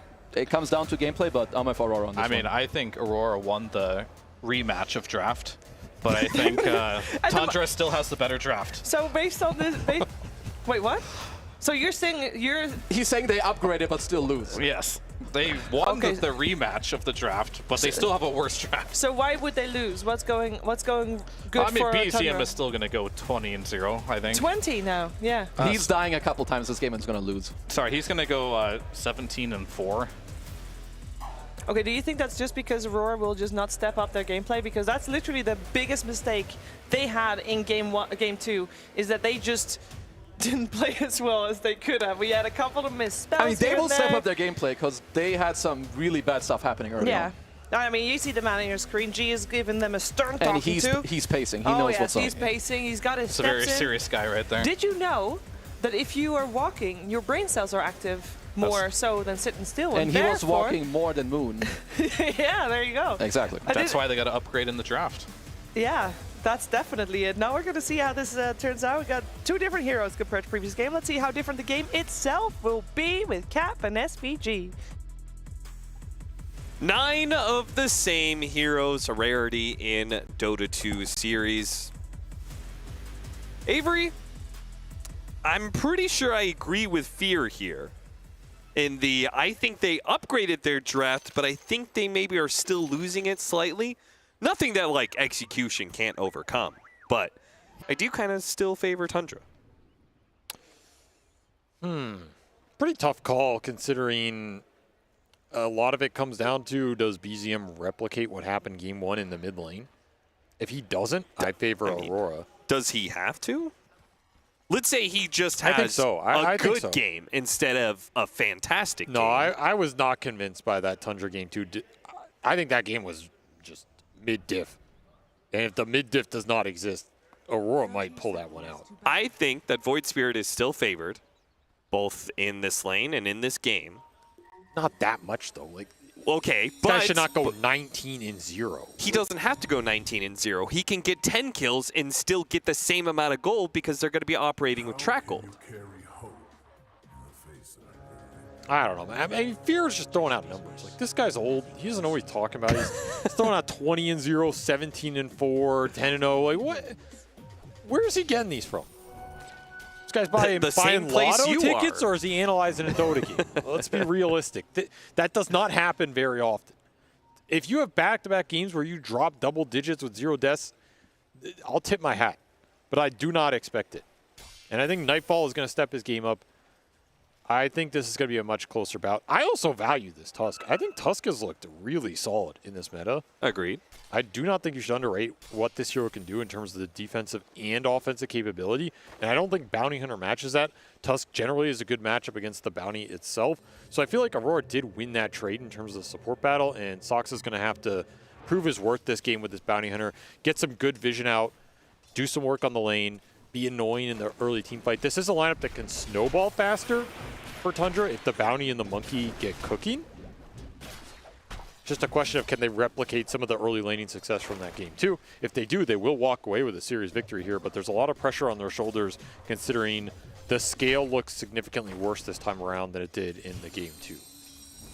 This tech they keep using with the Brewmaster, with the Blood Grenade, where he puts the brew on them and then is ignited by the Blood Grenade. It's pretty cool. They keep using it to trade really efficiently in that situation. Like the tag team, you would think that 2-on-2 was supposed to go Aurora's way, but the Blood Grenade actually made it so kind of went Tundra's way. That's very efficient. That said, Austin, mid lane already going better. Back to top lane, tag team. Soxa in some trouble, has a Fairy Fire, but is looking at death here. Will end up falling. Level 2 gets got by 33, but he opts for the passive. As such, Panto will not die. Oh, this laning phase is already going better for Aurora overall. They got first blood. The puck is not getting doubled up in CS. I mean, it certainly can't go worse, to be honest. Well, it can always go worse. Well, there was like Nightfall running down lane and then running into the Brewmaster in the middle of the river. That was a particularly unique situation that is impossible to create again. So true. I do think I will agree all around that this game absolutely is going to be much closer. There's also some confidence there, right, for Aurora to run it back, to trust that Kiyotaka is going to perform a bit better in this exact same matchup than he did when the Void Spirit went 19-0. It's like, is that going to happen again? No? Okay. We run it back. We have faith. We have confidence. Does say something. Oh, yeah. Or you're clinically insane. We're going to find out which. Panto, he will be run down, and also Lotus should be secured. Nightfall, though, is getting free time to hit creeps, at least. Nice XP for Soxa. Get a couple early kills on his Bounty Hunter. Start to rack up the extra XP, and you get that track online a little earlier. Oh, we forgot the most crucial part. Nice. Last time they stole the Sentry. That was pretty game deciding. That was a large mental blow. This time around, no first blood, no TP, no Sentry steal. Also, no Warlock, considering the Warlock went 0 in like 11 or something. I don't know how much that was on the pick, though. That was like that was just a cursed game for whatever 5 he was on. Nice deny from BZM. That's it. It's even CS right now in mid. Yeah. Ooh. Looking a lot better for Kiyotaka this time around, and now we get to see what this lineup can do from a more even position, where the lanes are not collapsing early. Yeah. Dazzle. Water Rune's going to be grabbed on both sides here from Aurora, so Whitemond's going to be in trouble, but it's Mira who's going to die first, it looks like, as there goes Whitemon making a run for it. Toronto Tokyo trying to get close enough for one more hit. He'll actually get poisoned up. Is this enough for Chrysalis to punish? Doesn't look like it. No leap. Yeah. Follow through there. Not a bad trade-off for this Magnus, who was falling a little bit behind in CS and can't play the lane straight up into the Monkey King. So if you can get him something else somewhere, either with kills or stacks, it makes up a lot of this difference. If you're a Nightfall in this game too, you got to feel way better about going up against Bounty Hunter than Tusk with this lifestealing matchup. Sure. Just not a hero you care about at all. Where that Tusk is incredibly annoying. I mean, maybe one of the things that got off the shield, that's going to make things real difficult for Kiyotaka. He still has a Fairy Fire, though, so don't get baited into thinking you can kill this puck. Maybe it was less about the matchup. Maybe Kiyotaka just said, like, hey, are you guys actually going to rotate and help me? Because last time, I had a Tusk sitting in my lane half the time. That's another big difference. Like, that Tusk rotation ruined him mid. Soxa in trouble once again. 33, unlikely to do enough damage to kill Panto in return. So another Aurora kill in this top lane. All right, we're seeing the strength of the Bounty Hunter versus the Tusk is not the same as it was last time, and that means you don't get that aggressive roam mid. Because this lane's going slightly worse, which means you don't get those extra kills on the puck with the Void Spirit wearing him down. A lot of this early game has changed just from a couple different picks in the draft. Even Bounty Runes. Very good. Ooh, that's a big courier snipe. That was boots on the courier for the monkey. Yeah, that's rough. It's one of his better timings on the lane. You just eliminated it. Especially since movement speed can be rather crucial against a Magnus. Might end up getting skewered in a wrong spot. 6-minute power rune gets taken by Whitemon with the shield rune. Soxa caught here by another really great shards from Panto. Man, he is taking it to him. This has not been a fun early game for Soxa. Trying to battle up against this Tusk. I said this was a tough matchup, but he's gotten a lot more than I would have expected. The shard catches have been on point. Got a Brambles. EZM should be fine. Coil goes off. He still has a step. Silence, but had stick charges. Way too tanky. This hero's just hard to burst with the puck early on. Too much HP, though. Even if you can keep him low, force him to base, take away his runes, you can negate the aggressive potential from this Void Spirit. And he doesn't really enjoy sitting in this matchup just going completely even. Like, you'd rather get out a little advantage, kill the puck once or twice, win the power runes. That's when you feel good like we saw last game. Sure.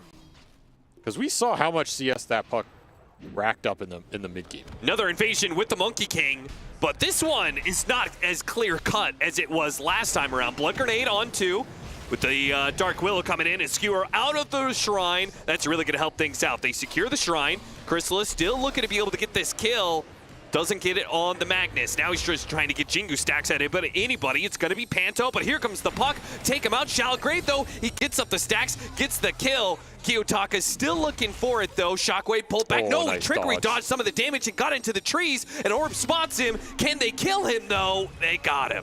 Oh, nice pickup for Kiyotaka. A lot of experience off that. Shutting down the Monkey King momentum. And you traded out the Wisdom Shrines. Not a bad sequence here from Aurora, considering that's where this Monkey can really shine in the early game. You're also not getting that Monkey King Bounty Hunter connection on that Wisdom Shrine. That could have been a lot more momentum going their way. If you can get more experience onto the Bounty here, that would be huge. Yeah, that's what I was thinking. I was thinking, do you really want to be in this top lane at all? Going to a Lifestealer, you're probably not finding a kill. You can always Nightfall out. Yeah. Really has to. What a very different game this time around. See what Aurora can do with this draft or what they had in mind. You don't just get instantly shellacked. Well, ult is available here. I don't think 33 wants to pop it in this kind of situation. I mean, it's just all right-click damage. It's too free for Brewmaster to get out. Too slippery. Yeah. Alcohol now, saving lives. With extra help, they can finally get the Primal Split out of him. Oh. Got the stun, but again, the evasion is just, it's too much. Oh, dust, double dust on a Soxa, but here comes BZM. 1 kill. Can they get another? Nightfall. Can he get an Infest off? 2 seconds? 1 second? No creep to go. Oh. Man, Shadow Wave coming through. It's a lot of damage onto this Lifestealer. And Aurora overextending on the Brewmaster. Not a kill I think they can ever reliably get. No. And just getting baited into a bad situation. You do not want to end up in these skirmishes where the Monkey and the Bounty can come in and clean up. Yeah, that was a huge windfall for Soxa. Not quite level 6, but Big boost in his experience for You're sure. gonna go straight back at it though. You get a return kill here. Got into the trees, got out. Crystal is so quick with it. I don't know if that he should have gotten away with that, but he is the Monkey King master, so.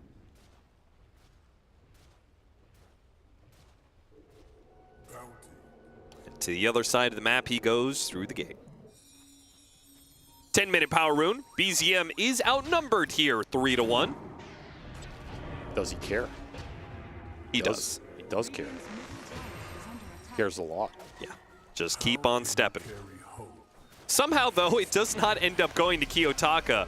Whitemon gets the deny on the regen rune. He's got to pay for it. Got up there to this shallow grave. That'll buy a couple of seconds here. Force Aurora to chase him down a bit more. Even the Magnus showing up middle rune fight. Maybe nothing better to do, but it's a big committal. Maybe Kiyotaka finally got his help around mid, you know? He's like, no one helped me get game one. Bring the whole team this time around. What are you going to do about that, BZM? BZM isn't exactly dying to this pressure, and he kills the creep wave. So now the tower's gonna, or the siege wagon is gonna die. Tower is defended. Radiant's top tower is under attack. Still having a fine game on this Void Spirit, all things considered. Very different game, but still completely fine. You're just looking for the track now, I think, is the big component here for Tundra in this early game. Get Soxit as level 6. You can start to skirmish a lot more. You should get Whitemon 6 here, guaranteed for the next skirmisher fight as well. And those support ultis count for a lot if you want to try and snowball this game. Especially if you get them online here before Aurora do, which looks to be the case. You get one cheeky kill somewhere around next minute or so. Core levels, though, definitely favoring Aurora. They've accumulated a decent advantage here, not really off any stacking or anything, just being able to stand on the lanes better. BZM. Stop canceling his ultimate over and over again, seeing if he can get Mira use the Shadow Realm early. No luck in that regard. Now the 12-minute power runes. Another battle. I mean, you're not going to juke a 2-time TI winner. Like, come on. Show some respect. Ooh, big rune. Arcane rune.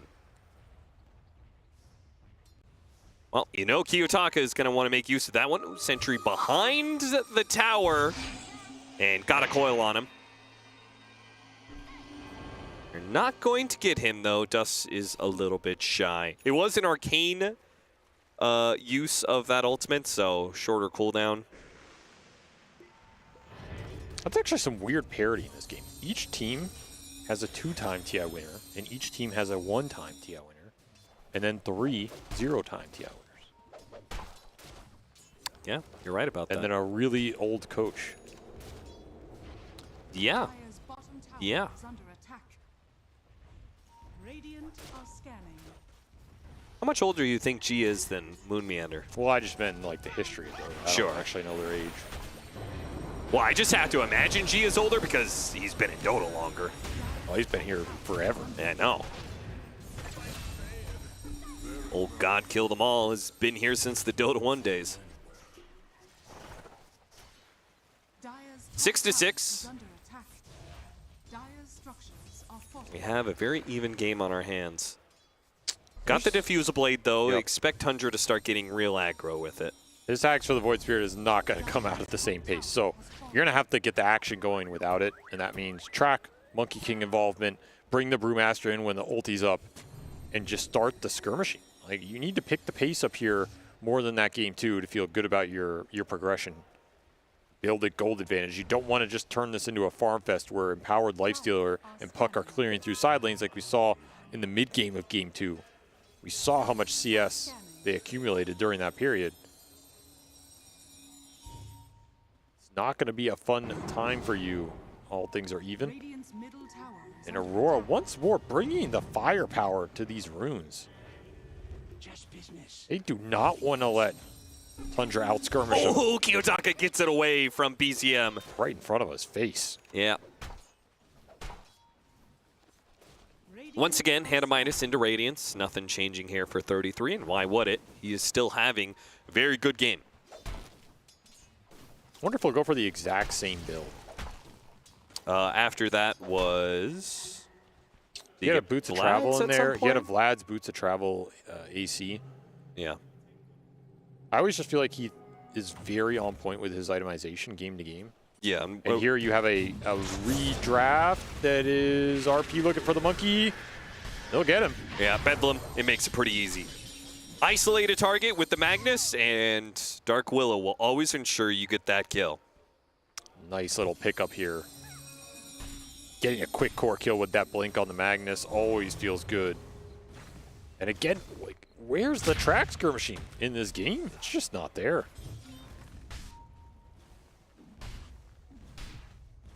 Radiant's bottom tower is under attack. So yeah, surprised to see Soxa playing kind of by himself. I would have thought he would have just been sitting. Oh no. Did clip him. Yeah, they got him with the dust, and maybe they could still catch him, but, I mean, they're just using so much time here. Chrysalis, he's going to jump in. He's going to go for this two-man boundless strike with Wukong's command out, and Toronto Tokyo, he already used that RP earlier. Chrysalis gets his revenge. Teleporting away, the Dark Willow gets out. Can Kiyotaka claim the same? Long jump to the orb, he's good. Well, there's some track on the board.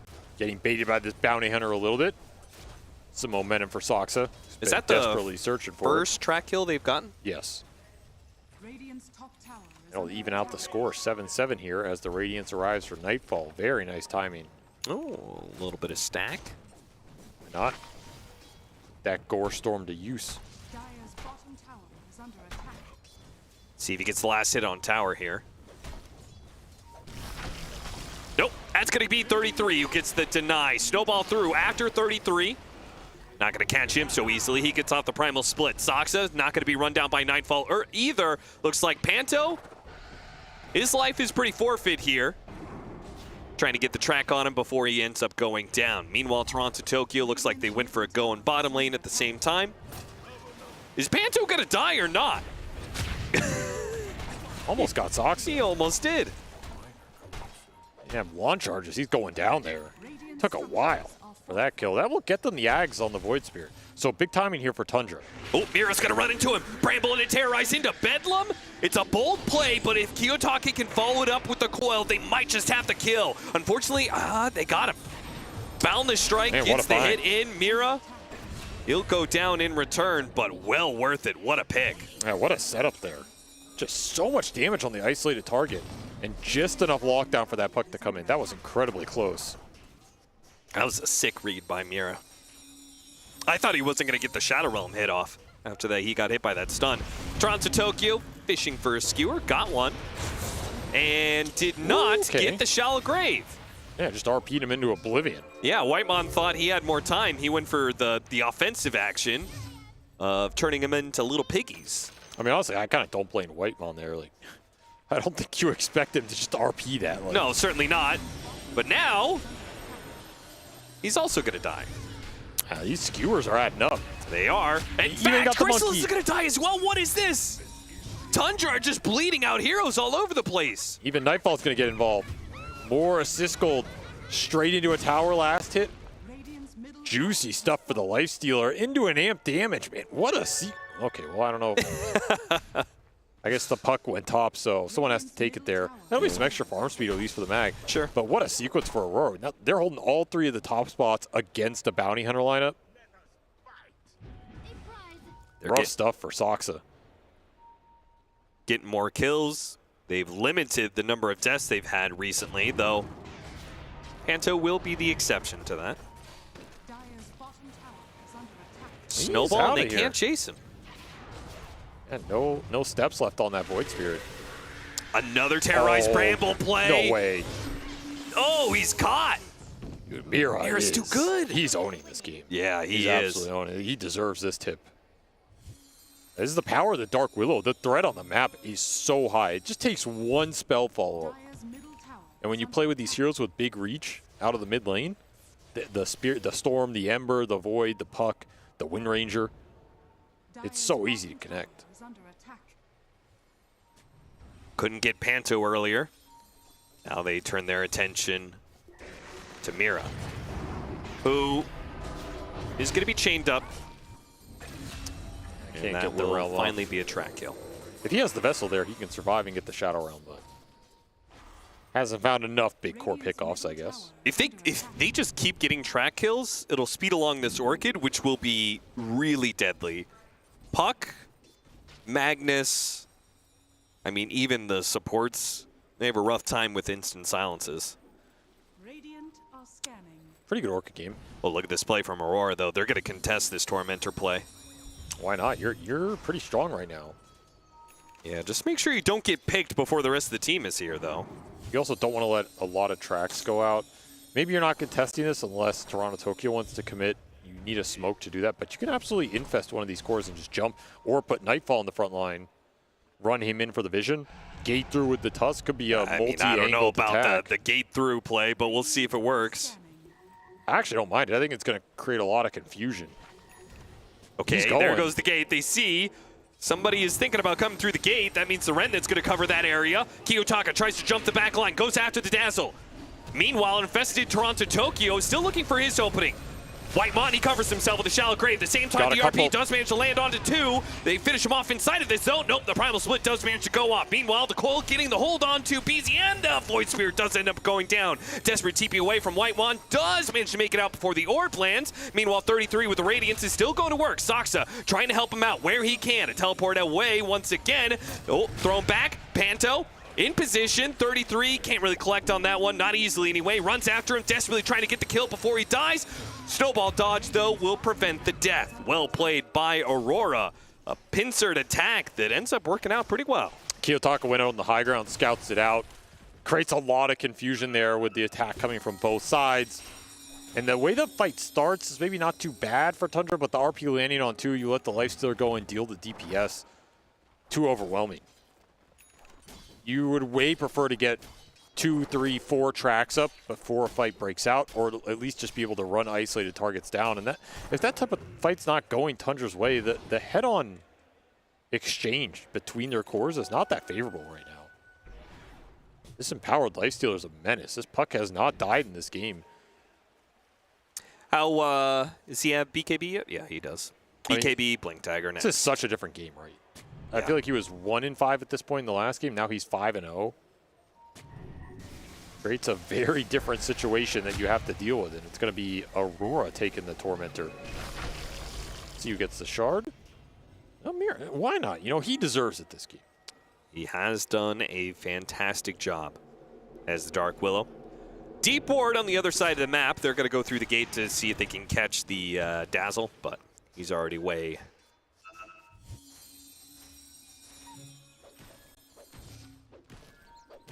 Deso build-up for the Monkey. Different from that game, too, where he went fast BKB. He wants more damage, maybe more snowball action with this Bounty Hunter, but then you're going to be more dependent on finding it.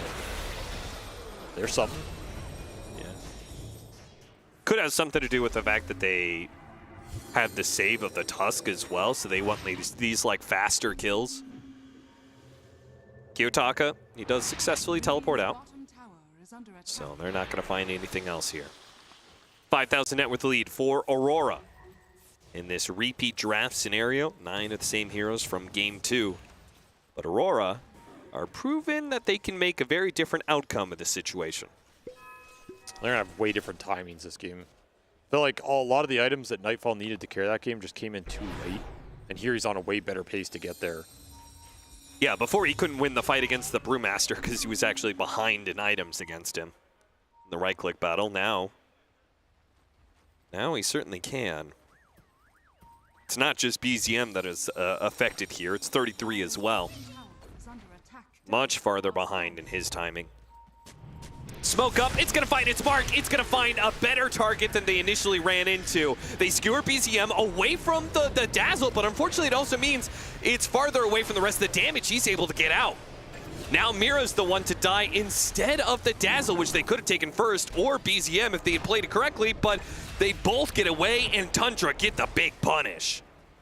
2 kills, maybe more. Kiyotaka, he's gonna try and catch him on the coil, nice silence. Runs a bit of interference, might even get the kill. Whitemon's here to help him out though. Full heal out.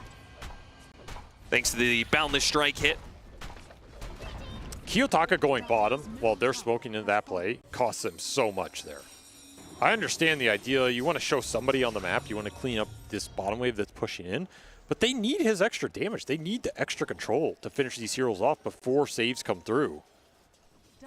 And you just didn't have it there. That is 100% a dead Void Spirit if Puck is with you in that play. So splitting the cores on the map did not benefit you right there. It cost you a decent amount. Every time you lose these fights, you give Soxa a way back into this game.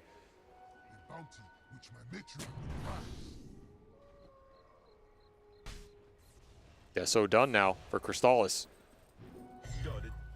A lot more damage available. Radiant's bottom tower is under attack. And if you're Tundra and you can start these fights on your terms by going in with the Bounty Hunter, scouting somebody out, laying down a Boundless Strike plus some Void Spirit action, you should be able to kill almost anybody. Oh, got a silence onto the Puck. Not good enough. Instant break up the coil. The Remnant, it gets the grab onto the Tusk and the Skewer. Oh, how did that miss? I don't know. The Haste Rune bails him out. Just slips right on by that charge from the Magnus. And all of these heroes rotating up to the top part of the map from Aurora will not find a kill. Was a super nice Remnant placement to catch that Tusk. Yeah. Otherwise, you get punched there, likely skewered as a result. PCMC can maybe sticking around to cut some more waves. Aurora, though, I mean, you've got 5 heroes up on this side of the map. Smart play to just hit Roshan. Feels like the play they wanted to make last game and just weren't ever in the position to do. Sure. Now you get to aggressively do it. No contest from Tundra. That feels pretty bad with this Brewmaster Monkey King that both have ultimates available. You're giving up a Roshan. This, Infest play. Puck straight to the other side of the map. He immediately blinks out. It's pretty fast. Amp damage on top of it. A lot of kill threat. And somehow, despite that, the speed of the movement just doesn't end up in the right place. Whitemon was just walking down lane, and they missed him. Not expecting Tundra to be this aggressive on the map. Might still get him on the way back. Soxa spots Kiyotaka, but Kiyotaka spots Whitemon. And Whitemon, the best he can hope for here is a shallow grave. It's a delay, but the silence makes that pretty difficult. Something for your trouble. Tundra are farming out the map, though. Saw this gold lead drop a little bit, even though they got the Roche. Just getting more off the lanes right now as Aurora are on the hunt. Yeah, it makes things really annoying. You spent all that time, you got the kill in the Dazzle, but then the track afterwards, it's also a pain for Kiyotaka, because he just wants to be hunting heroes. He's got this Aegis after all, and they know where he's going. He has no dispel for it. Yeah. So you're talking about another, 30, 40 seconds where Kiyotaka's just not going to be able to find anything. I mean, basically, Aurora are going to try and split the threats on the map. They're going to have the Willow plus somebody on one side, and they're going to have this Puck with potential Infest or Tusk on the other. Oh, good bait, good bait. Panto, man, he's got Soxa's number today. Little Bashed bash. up. Yeah. It was the right idea from Soxa.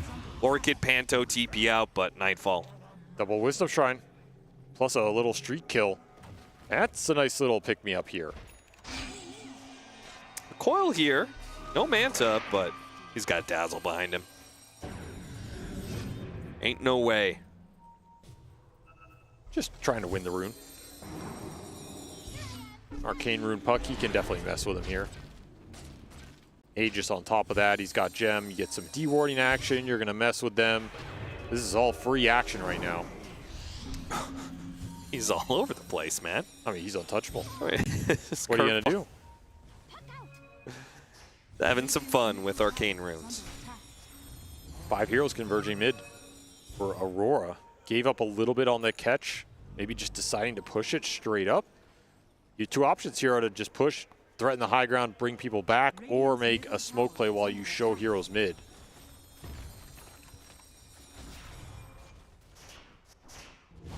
Cut the bottom wave. This is relatively efficient. Even though there's 5 heroes in one spot, they're dealing with 2 waves, and they should be able to get 2 towers out of it. Radiant's middle tower is under attack. Radiant's Glyph goes out 33. If he cuts this wave, he's got Radiance Manta. Maybe they can actually go for bottom lane. Jumping out to the Lifestealer.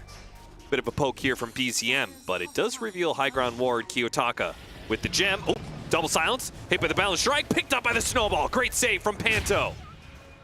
And now BZM. He's going to have to retreat back down to the low ground. Kiyotaka, ooh, infest play. They go for it. A coil that only hits the bounty hunter for now.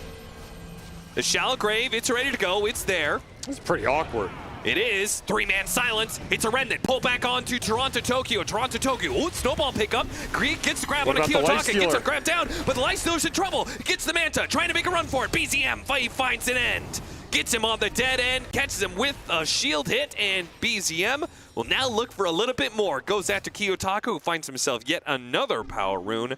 3 dead on the side of Aurora. Have to imagine a couple of those were track kills. That's quite the swing. Way too forced there, way too deep. Your position is just completely sacrificed against this Void Spirit who gets a 3-man silence on the backside. The supports get picked off. Sure, your snowball saves are great, but they're on the Aegis puck anyway. It's not really turning this fight. Sure. And ultimately, this Lifestealer just has nowhere left to run. You're not really killing anybody. You're going on a bounty hunter outside of a tier 3 who probably has buyback anyway. Extremely forced engagement here from Aurora, and the speed of the decisions was cool, but then what they got out of it, right? The blink infest in, then you get a coil on a bounty hunter. Well, that's not really great. This is not the first target you want to go on. You want to find Dazzle, you want to find Monkey King. You'll take the Void Spirit in a really good coil, skewer, RP type combo if you can control the Dazzle at the same time. Going on the bounty hunter is just, in the head-on team fight, is irrelevant. You find them on the map, sure, but that type of situation is just not going to yield good results. And this Aegis period, 5K loss for Aurora. Oof. That's rough. That's rough. Not what you're hoping to get out of this extra map control. Back to the BKB for Nightfall. How's 33's item build?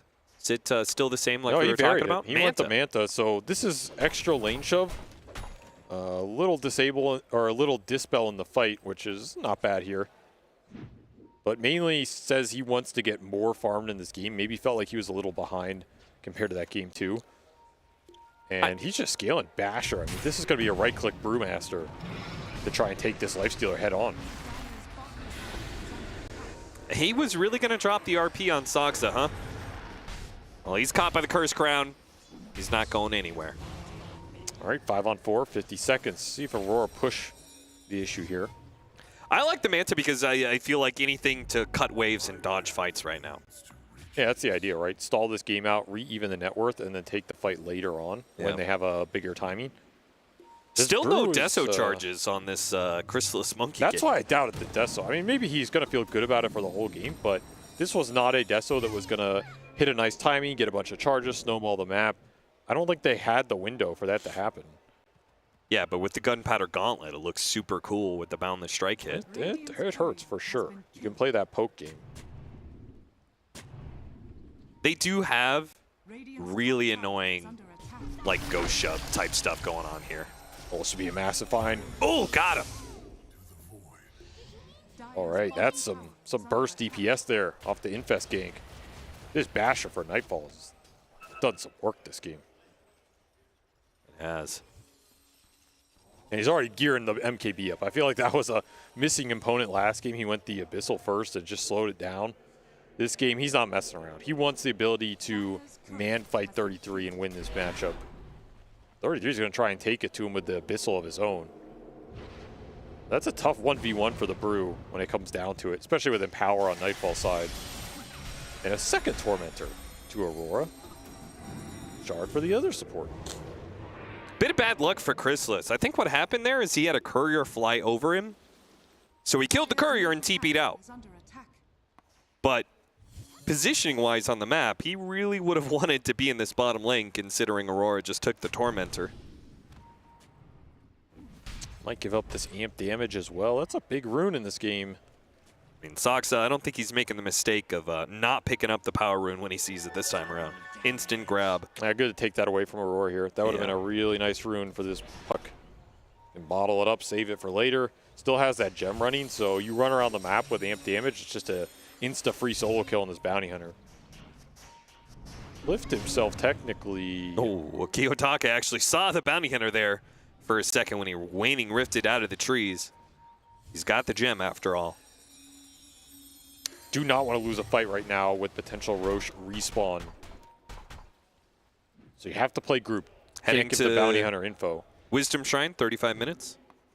They also wanted to swing by that shop so BZM could finish Octarine.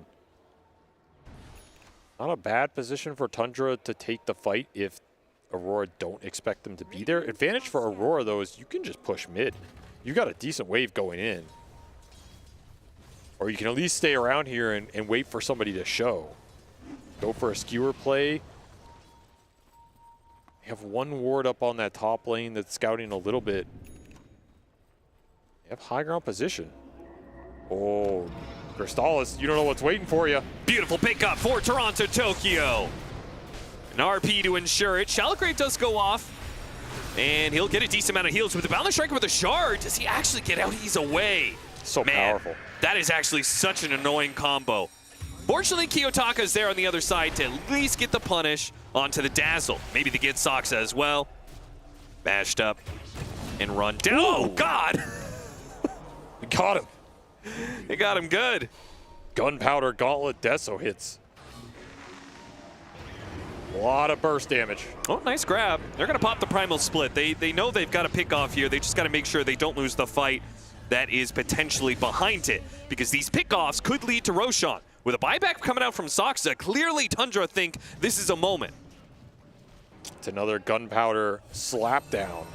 Get some more Deso charges. Build's not looking too bad with the neutral item pickup. Toss up on Toronto Tokyo. Too far out there for Tundra to make anything of it. So Primal Split being down, this is not a Roche for Tundra. They can't force it here. Especially RP is going to come up before your Primal. That's the annoying part here, timings-wise. You're just going to have to get the lanes in, keep trying to farm. Maybe stall up this play from Aurora and contest it when the split comes back up. Maybe BZM go for a steal if they really force the issue. AC for Nightfall over that MKB. More well-rounded item in this game. Not as good versus the Brew directly, but better versus the Monkey with the Deso for sure, versus some of the Dazzle Weave. I like that. I feel like the biggest threat is actually the Monkey King. It's somebody getting bursted down and getting a numbers advantage. Kiyotaka trying to get vision here with the Infest, delivering 2 heroes into the coil. Now they get the skewer back onto BZM as well, breaking that coil and getting the kill off the Bedlam. Very nice play. Aurora, just clean execution. And this is the Mag versus the Dazzle. We saw Aurora trade this out for another game in a row. There's a good reason Displacement is strong against these saves. You bring these heroes super far away from the action. It doesn't really matter if the Dazzle has projection out. You're not going to be in range to save these heroes in time. It's the exact type of initiation Aurora looking for. Puck in first, the Mag can hold his position and then choose where to displace these heroes. 33, he's going to have to split here. See if he gets he can die his in this pandas split. out. They're still chasing after the big one. And I think he is dead. He can summon back to this. Yeah, and then he blinks away. But Toronto Tokyo is going to chase after him with his skewer. Oh, didn't hit him with the horn toss, but got him on the RP. Overestimated just how quick 33 was going to be there. Nice attempt there with the summon blink out, but not good enough. Arcane Rune. Chrysalis got to get out of here. No, hit by the coil. Chrysalis has to turn. BKB, Wukong's command. Will the armor be enough for him to survive against Nightfall? For now it is. Can he jump away into the trees and get out? A boundless strike up to the high ground. Into the trees and away he goes. Yeah, way too hard to catch Arcane Monkey with Outworld Staff. Good luck there. You either have to just sit in there and take the entire man fight, or concede that he'll get away. Upside for Aurora, though, is no Wukong, no BKB on the Monkey, no Brew for 40. That's an easy Roshan. Yeah. Uncontestable here from Tundra. And that's going to be a huge windfall for them. They can put this Aegis on Nightfall and let him siege the base. If you really want to force the issue, you can put it on Kiyotaka and just continue to run around the map and farm. bite, look for pickoffs.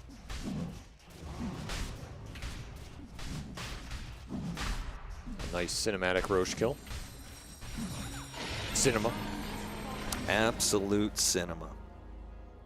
I'll give it to Kiyotaka. I feel like Nightfall's not really in danger this game. He's going to be infesting his puck anyway a lot of the time, so.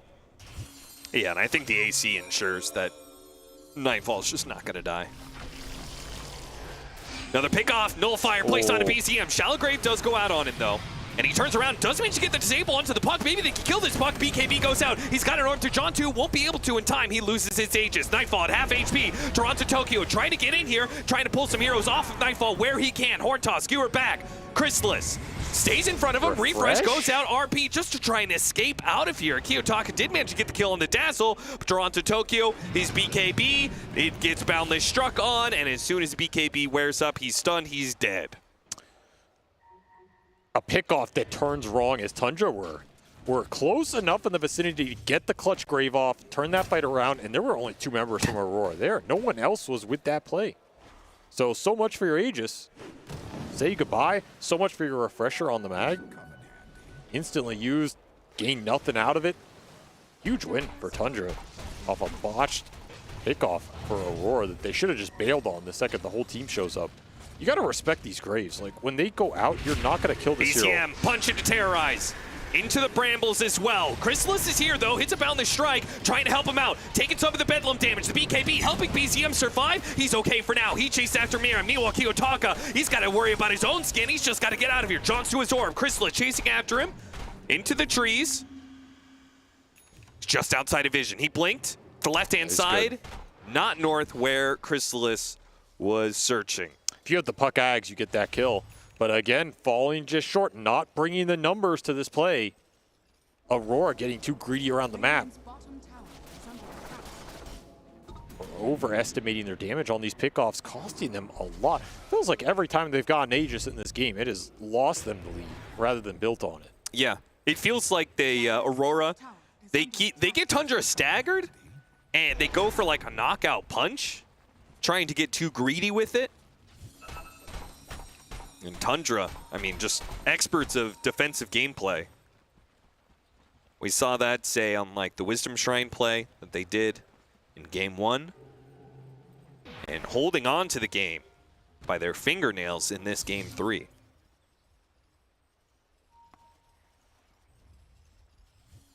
I feel like Aurora have all the big items, too. I mean, the refresher on the mag, you're scaling into the Ultra late game on this Lifestealer, but your kit's pretty much set. It's just kind of the puck who's going to bring even more damage to the table. Tundra are starting to punch back. This Void Spirit scale is no joke. You have that Scotty on the Monkey. Pipe on this Bounty Hunter gives a lot of extra HP to the lineup overall with the big HP totals. You really have to think about who you're trying to all-in when you go for the isolated kill in this Tundra lineup, and particularly where that Dazzle is. You got to respect the burst heal that comes out post-Grave. I feel like they've been trying to linger around and kill the guy after Grave a little too much instead of just moving on and retargeting someone or trying to find the Dazzle during that interval. Orchid on the puck, but he's still at his Blink Dagger up, and he gets away into the trees. And Kiyotaka is actually trying to turn this around. He's got his team coming. I mean, 1v4, he likes those odds. Apparently.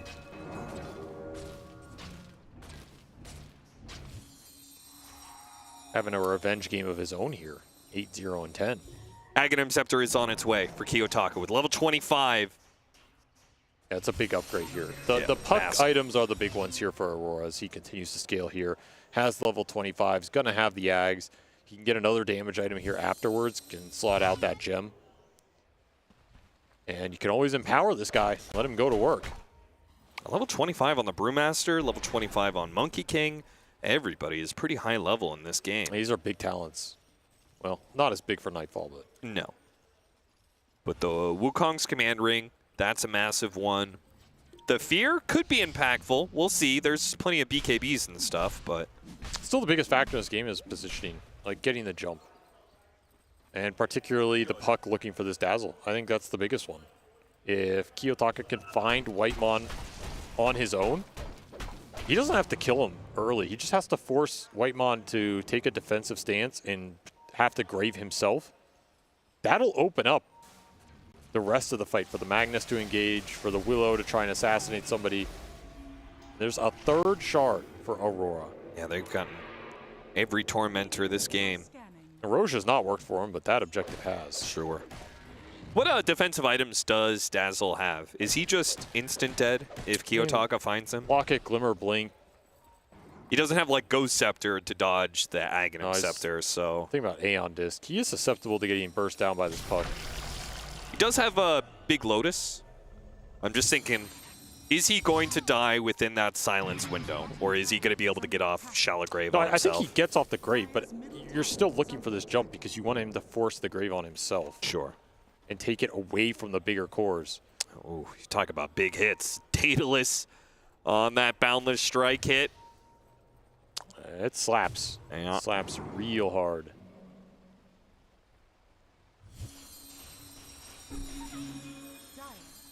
I also wouldn't mind seeing the Bounty Hunter shard this game. You're trying to get bigger items up here, but he's got it kind of on the menu.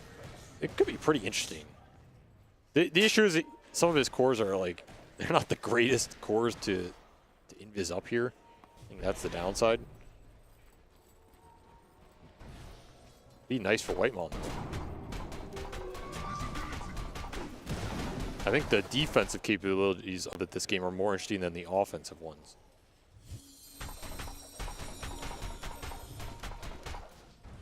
That's a satisfying sound. Radiant's top tower is under attack. Refresher puck. He is farm. Running out of slots, man. Yeah. So is Nightfall. Somebody's got to hold this gem. That's the issue. No one wants to. I think you give it to the Mag at this point. Do you? But the Mag isn't the one interfacing with the Dazzle. Yeah, but you just don't have slots anymore. Skewer back on 33. Nullifier, the MKB, they lock him down with the RP. Can they actually finish him off? The Shell Grave goes off. Now there's a chance that the Primal Split, well, he got terrorized into a Bramble, but he got off a heal. Now he gets off the Primal Split. He's good to go. Still, though, a retreat from Aurora. Skewer back onto BZM, but toss up in the air before he gets up to the high ground. Another RP, locking down BZM. Nightfall, he gets grabbed. Bound the strike, hits onto 3. Big damage goes out. Another coil. Chrysalis is low on the back end. You see Mira and Kiyotaka both looking for him. No, they go for the Bounty Hunter instead. Bursts him down alongside Aurora. BZM. It's 3 dead on the side of Tundra. Too much firepower with these refreshers. You're just wearing through this Brule. Just take 33 down, remove the control. The fight's not centered in a big Wukong for Crystallis. His impact gets muted. And you have the survivability. This Lifestealer on the front line is a menace. Radiant's middle tower is under No easy targets anymore for Tundra. It was a very clutch grave to get the Brule off, but it doesn't do 33 much good when he just gets chunked down anyway. This Puck Ag's coil with the refreshed second coil is just nasty in the fight. Yeah, and I felt like the in-and-out gameplay of Aurora made Chrysalis's life really difficult, too. He didn't get that like clean engagement where he could get a big Wukong span. He had that amazing Boundless Strike, but... They kited it really well. Really well positioned here from Aurora. Showing the strength of this lineup with the Magnus. Like, they can displace heroes, they can kite it around, they can abuse the lack of BKB control from Tundra. I feel like that's been a massive factor here. The fact they don't have the Tusk to punch and shard lock a hero down. Like, this bounty's just there. He's just watching. As you can track a dude, but they're just running out of your Wukong. Tracked, they don't care. That's way better than getting punched and sharded in, especially for Nightfall. For sure. So this little support swap has made a big difference in this game. And it's going to be another Roche going Aurora's way. They've gotten 3 Tormentors and 3 Roshans. It's a pretty brutal deficit to overcome. Yeah, and until this last team fight, they really didn't have that big of a net worth lead, but now it's really beginning to break away.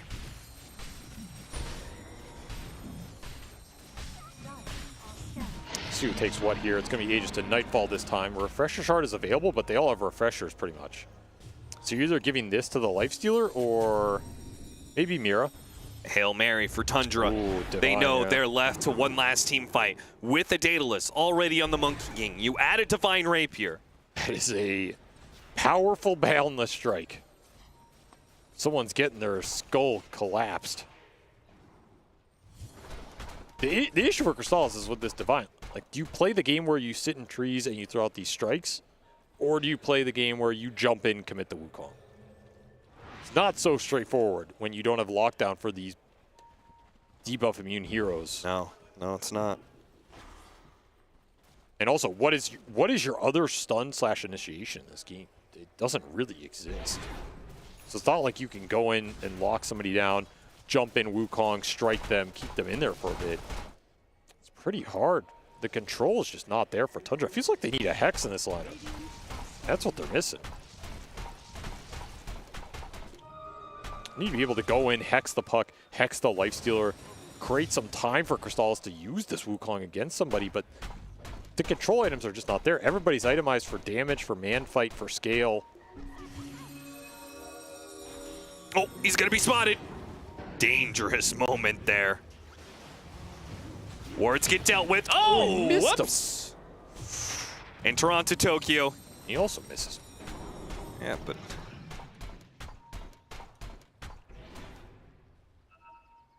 on a knife's edge, Tundra. One slip up. They're out of this. They're going to have to play through the elimination phase. Will not be gifted a spot in the playoffs for free. There's a Hex on Mira. First one in this game with that Refresher Shard. That is a deadly amount of control coming out from Aurora. They definitely do not lack in that department. Between this Tusk, Dark Willow, Magnus, plus the double coil, there's so much lockdown available. It feels like there are like a million ways for Aurora to start fights and win them. And Tundra, it feels so limited. He actually took the Empower damage over the RP duration. It's interesting. This feels like a game where that RP duration counts for a lot. I'm kind of okay with it just because the puck is so strong between him and the Lifestealer. You're getting pretty value out of the Empower. It's a lot of extra damage for sure. Try to get that horn toss. See the Outworld staffs in action. BZM.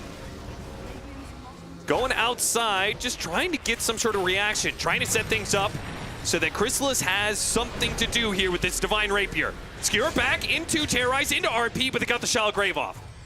Shallow Grave isn't guaranteeing that 33 can actually survive here between the Hexes and everything else. They actually do manage to get the kill. Kiyotaka jumping in. There is a buyback on to 33. Kiyotaka, he doesn't die here to the Boundless Strike. A refresh goes out from Kiyotaka. Another skew back. That's going to be on the Bounty Hunter. He's already gone. Jump out from BZM. Gets bashed up. He activates the BKB, but they are being kited back, man. Chrysalis is not in position to be able to help out BZM here. They're throwing lives at Aurora, but Chrysalis still does not see his opportunity. Now he jumps in. He got the puck. That's it. Can he get more with the Wukong's command? After Nightfall, they go. Chasing after him, but he gets out of the Wukong's command, covered by the Terrorize. Once again, failing to be able to keep heroes inside, and Aurora continue to get their pickoffs. Toronto Tokyo just keeps on hitting the skewers, and Tundra are stumbling over their own feet to chase after Aurora, and one stumble is all it takes for them to get taken out of this game. BZM gets caught in. Oh, and Boundless Strike hits onto 3. Big hit, takes out Mira, but can you take out the chorus? Nightfall's fighting you out, and he's getting the bash. Shallow Grave goes used on the Monkey King, trying to get the kills, trying to get the damage. He just can't seem to do enough. He got the Jingle, got the Life Seal, trying to finish off Nightfall, got Life 1. What about Life 2, though? Aurora playing away, got a catch on a Panto, still chasing after Toronto Tokyo. He dies as well. Now after Mira. Into the trees, Chrysalis survives. And now looking back at Nightfall, being controlled up. Chrysalis biding his time, waiting for his opportunity to jump to. Nightfall strong enough to take down everybody else. Oh, but Chrysalis, he's not going to be able to do enough with this Boundless Strike, not against all the lights of Aurora. They've got too many heroes. They brought every single hero back into play, and Chrysalis trying to do it all by himself. Into the trees he goes, outside of it, but the throne is exposed. Chrysalis being hunted down, a Boundless Strike away, denied. He goes down, and game is over. Aurora on their feet as they manage to take first place in their groups and bring down Tundra. Wow, what a hype game 3. What a way to do it. Toronto Tokyo channeling his old teammate Collapse's energy with these skewer plays, finding hero after hero, dragging them out of position. We saw how difficult it was for this Dazzle to find the Graves in that last fight. Whitemon blinking forward, trying to regain position, and at that point you're sacrificing your backline to try and bail out the cores.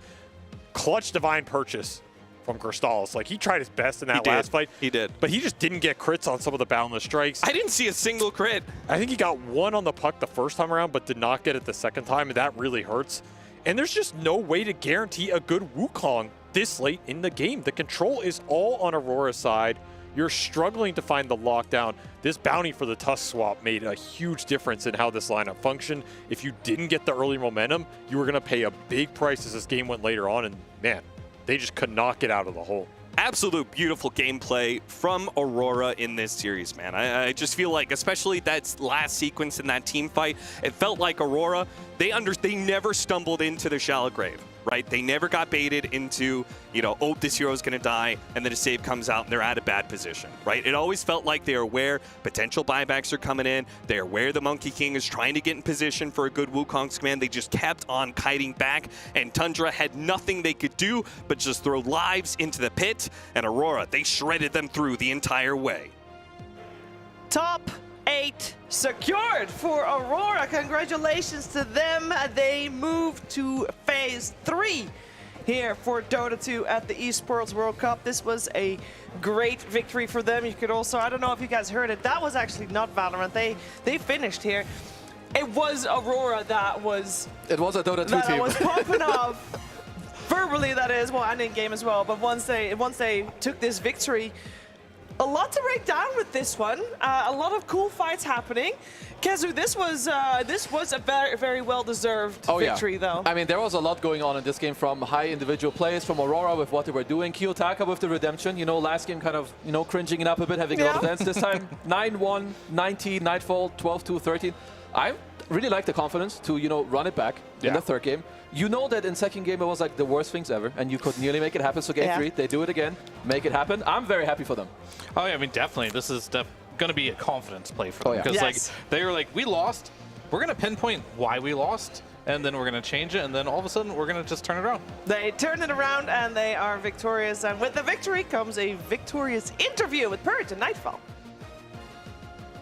Thank you, Shiver. Yes, I'm here with Nightfall, who had a bit of a pop-off after winning there. Top of your groups, that's pretty good. Congrats. Hello, thank you, yeah. Feels pretty good to win such a game 3. It was a pretty tough game, so yeah. How did it feel going from game 2 to game 3? Because you guys had almost identical drafts. Obviously, one hero swapped on each team. You guys ran it back. Was it like a pride thing? Did you just think that you had the right draft, but you needed to adjust small things? Like, how did it feel going from 2 to 3? I think that's usually a lot of times between top tier teams it's like this. They just fight and both teams have some idea, and this game it was the same. We just didn't want to let them task dazzle together. Besides that, I think we were confident with our draft, and we knew that even game 2, when everything went really poorly for us, every lane I've had first blood, we were like 0-6, and even that game it was only 4K lead at Roche fight, and we could have won. So, I mean, this game was, I'd say, pretty easy for us. We just kind of throw it a bit for the content, yeah. For the content, thank you. We really appreciate it because it was a very, very good game to watch. Panto was talking about how much faith you guys have in each other right now. Would you reflect his same sentiments, that you just feel really confident in your strategies and stuff? Yeah, we feel pretty confident against any team in this tournament. We feel like we can beat anyone. That's great. Looking forward to the next couple of matches. Is there any team that you are looking forward to playing against? I mean, it's quite weird format that you lose one game in playoff and you're out. But for teams, I guess would be nice to play Bad Boom and Liquid. All right, well, we look forward to those upcoming matches. Thanks for the interview. Thank you. Bye. Everything for the content. You gotta respect it, and you do have to respect the fact that they went for the same draft twice, and they just had faith that it would turn out better than game number 2. The same thing can be said for Tundra. They also went for the same draft twice, but I think the Tusk swap, the way that he talks about having the Tusk and a Dazzle together, the 2 saves that we highlighted as well after that second game, definitely helped Tundra in that game number 2, and they didn't have it in game number 3. But there's things we'd like to relive with you guys. Kezu, take it away. I have a couple of things where it's just, the small individual things, or like the small things that build up really matter. So here you have Mr. 33 on the Brewmaster. First of all, it's important that Stan sees in. It gives him all this evasion to ultimately get the split off, and I want people to pay attention to the pull.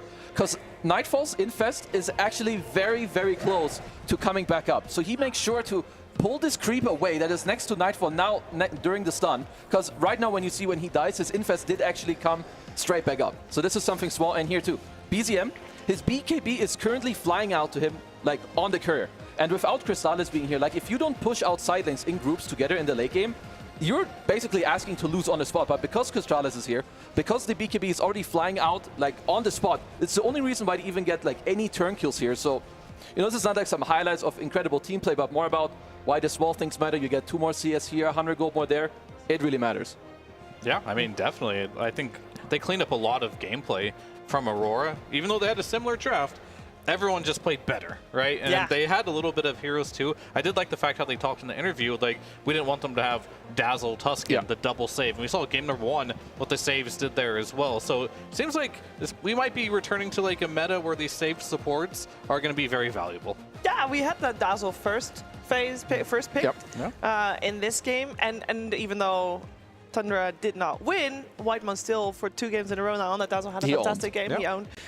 We had Tusk being on the victorious side every single time, as we do still have a team fight here. I think this one belongs to you, Kazim. Yeah, I brought this one in at the end here. I just want to show this is actually a team fight where on the very high level, being able to kite and understand like how to dance back and forth in the fight is like incredibly important. If you look at Aurora, they keep dragging the fight more and more out of the base because Tundra, they're actually buying back, right? They're buying back heroes. They want to bring them back from the base into this fight, and they just keep kiting like so nicely back and forth. They also barely live on like so many of the heroes in here. This is a Divine Rapier Wukong's. They kite again, drag it out. They just play so well. They played very solidly. And, you know, we have to also just... We sometimes criticize players if they're not playing too well, so we also highlight players when they are doing well. Fear. Isn't that right? Absolutely. I love highlighting some good gameplay, and I think one of the players who did much better in game number 3 compared to 2 was obviously everyone, but I'm going to highlight Toronto Tokyo. He definitely stepped it up with this Magnus. We talked about how he has the resilience of maybe having a bad game and be like, I don't care, I'm going to first pick it the next game and actually own the game. So we saw multiple moments here. That was one of them where he RPs and skewers them away from the Dazzle so you can't get the Grave off, kills off the Monkey King, Void Spirit dies as a result of that. And this isn't even to show like all the great skewers he had in the early game. He got a very early Blink Dagger this game, which is not what happened in the last game. So I was very happy to see that Toronto Tokyo managed to get multiple RPs in this game, even towards the late game, was able to just secure kill after kill. And if you're going to pick Magnus, you're going to have a player that is okay with the good, the bad, but not lose confidence playing this hero. And we'll see in another team fight here. Magnus will be getting off some skewers as well. And this is really just a testament yet again to Toronto Tokyo and his resilience as a player, and just to be able to get this off. And it'll happen eventually here, but they end up chasing for a little bit. But he's patient. He's very patient. I think as a Magnus player, you do have to be patient in these moments here. And yeah, I think we're going to wait just a little longer. We've got the long chase here. But yeah, okay, here it is. This is the RP that's coming out. He ends up chasing him towards the end. You already have 2 kills. You need to get these RPs off.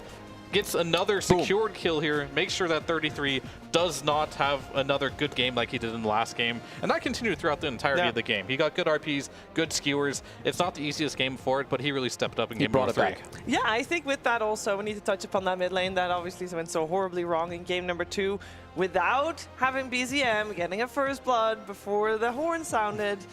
It was so much better for Kiyotaka. He actually had a game, and they came out, like, there was no clear winner, right? They came out of lane quite even, the way it's supposed to be. Yeah, they were quite even, and I think then Aurora, like, they brought some supports mid, they helped Kiyotaka out. I think they got a kill onto BZM, or at least helped him back in the game. And yeah, I will say, Kiyotaka is maybe a very funny character. You know, sometimes he has the best games, sometimes the worst games, but he's very young, he's got great confidence. This player, he's going to do a lot of good things. Yeah, he just needs to get some of those games out of his system, because it is, you know, we see a game like this and it's good and he has good games, but he balances it out very nicely with the not so good games. So a little bit more consistent. I hope that's something that they can work on going forward, because they are going to skip a phase. I do want to talk a little bit about that, because it means that Aurora is guaranteed top 8, and is it fair to say we were kind of expecting that? Like, it's hard to judge because, for example, they did place top 8 in the most recent tournament, most recent LAN they played at in Wallachia, and that was obviously great fear, but there were also a couple of big names missing in that tournament. Yeah, I think for this tournament, it was likely the only opponents that potentially could have taken it from them was Tundra, but they were like a question mark, right? Because like if you look at VP Yandex, I think we expected Aurora to beat both these teams, but when it came to Tundra, we didn't know, but it looks like they're getting in form. I don't know how much informed Tundra is compared to what we're used to seeing, but it doesn't really matter at the end of the day. Aurora, they're looking really good, so I'd say this is somewhat expected. Yeah, I couldn't say it's expected, but maybe not straight through skipping phase 2. Yes. Like I would have seen them, you know, go through the grooves and go through phase 2 and then make it to phase 3. So this, for me, a little bit of a surprise. Even though you saw the bracket, or without seeing the bracket? Without seeing the bracket. I see, gotcha. With that in mind, though, I think this is actually maybe Tundra's, I think as a Tundra fan, you want them to obviously do very well. Yeah. I think in the current state that Tundra's in, which is not the best state they've ever been in, they need more games. This is good for them. And as a fan of any team, you need the copium to, like, you know, say that this is what they need. But I do think there is a lot of reason to it. I agree. That is good. I mean, we do close the door on Group B with that. And that means we reflect a little bit back on the other groups. Because on the other side, I do find it funny. You guys, if you guys had happened to have both streams on. Two monitors at the same time. Very doable. And you would be looking from one monitor to the other. You can 50-50 split it down the middle, too. We have the technology. That's true. But it was so similar. The timings were similar. The gameplay was similar. The fight locations. It like lined up perfectly. Or the heroes, obviously slightly similar as well. It was a little bit unreal. There's like Puck on Dire, Void Spirit Radiant. Same fights, everything. Fight around the Roche pit, fight around the Roche pit. People should try it. You should like reenact it. I'll be very honest though, I didn't catch one at the end. It was still ongoing when we left. Oh, so. wait, but it finished now. I can't tell. Well, we should... Okay, not too bad. I was going to talk about that, but we can't. But we can talk about the other two groups that finished yesterday, of course, as we do have our top 8 players, or teams, rather, already. Players, teams, that's the same. I think of all the... And Group D as well, in terms of the top 8, I think of all the teams that are making it through directly with Spirit, BB Team, and Liquid and Aurora.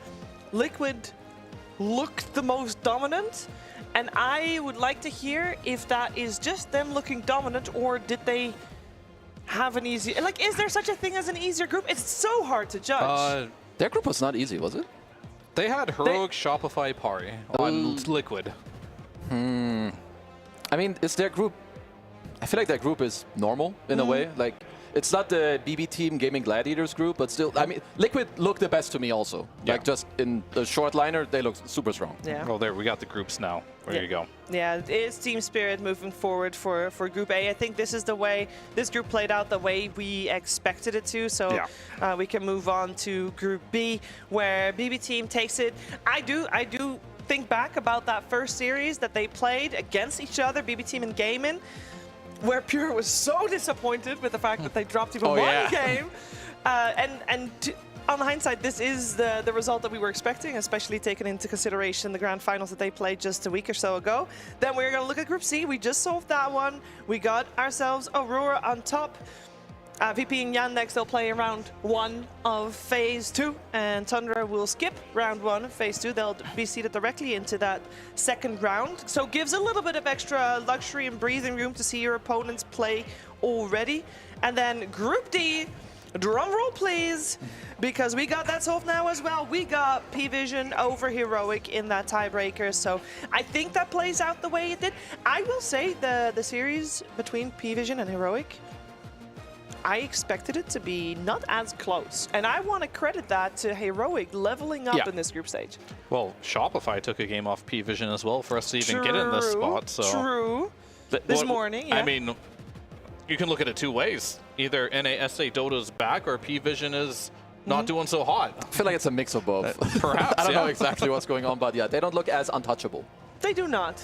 They do not. Do we have, potentially, the next round ready? Oh, MVP. We got the MVP first. We got boy. He deserves it. I voted for him. I voted for him too. I will say I voted for him, but I voted before for game 2 of this series.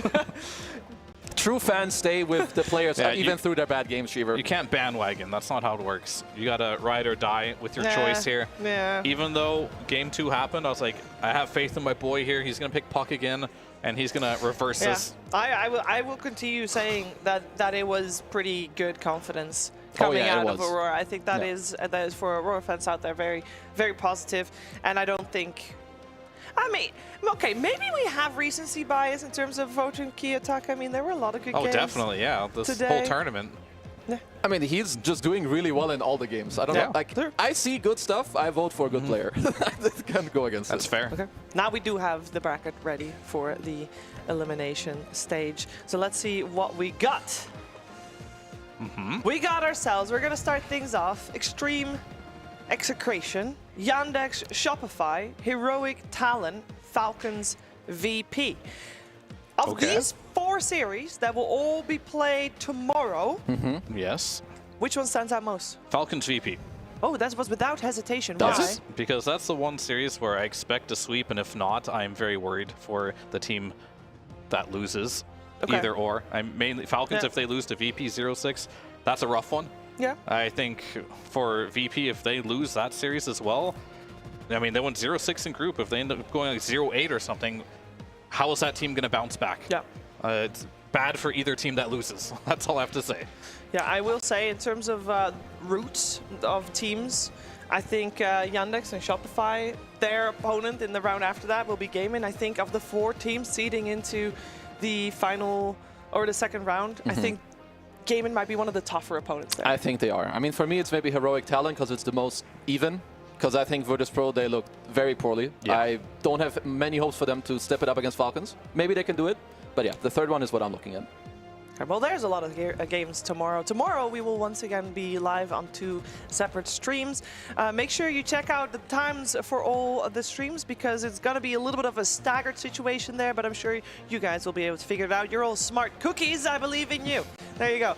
We're starting the same time, though, for this stream, the same time as today, which is local time 12. Of course, live a little bit before then. But yeah, group stages is done. Group stages is in the books, and that means we are getting ourselves ready for the second phase of Dota 2 here at the Esports World Cup. We'll see you tomorrow.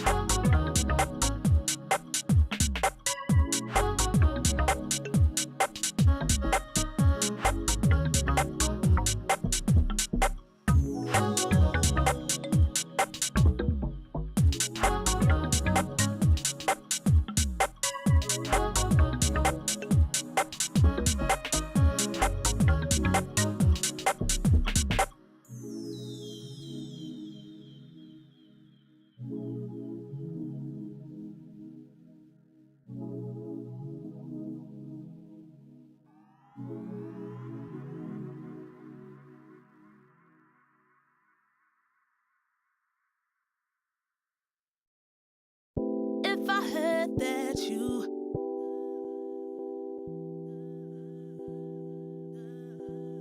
If I heard that you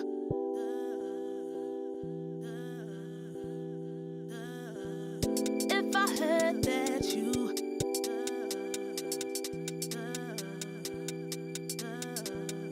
If I heard that you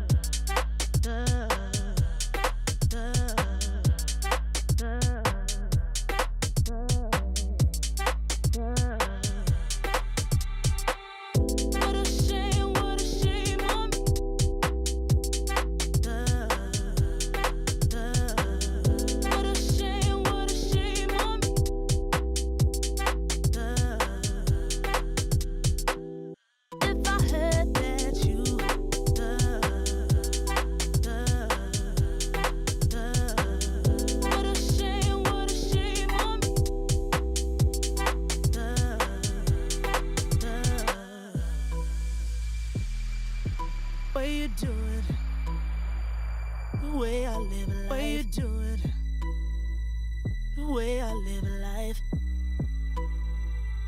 the way I live life, way you do it,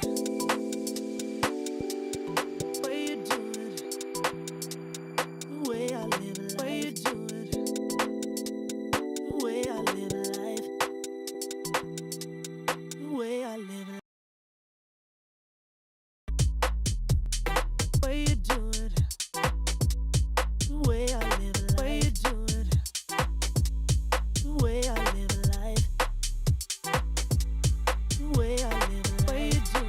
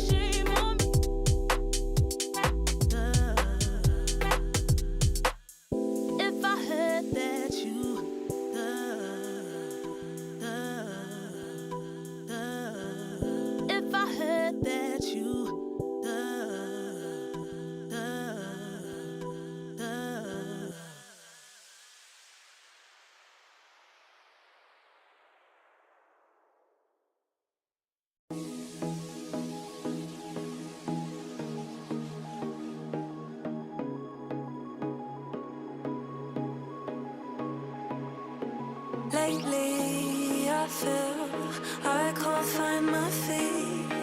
Pushing closer, my heart skips a beat, and now I'm falling. Deeper than I fly, I can't control it. Dark against the sky, it's not so black and white. It's like I told him. There's things that I can't fight. I just keep going. I just keep going. In my time, I've been dreaming of a space to really fill my place. I wish he'd seen what I had dreamed.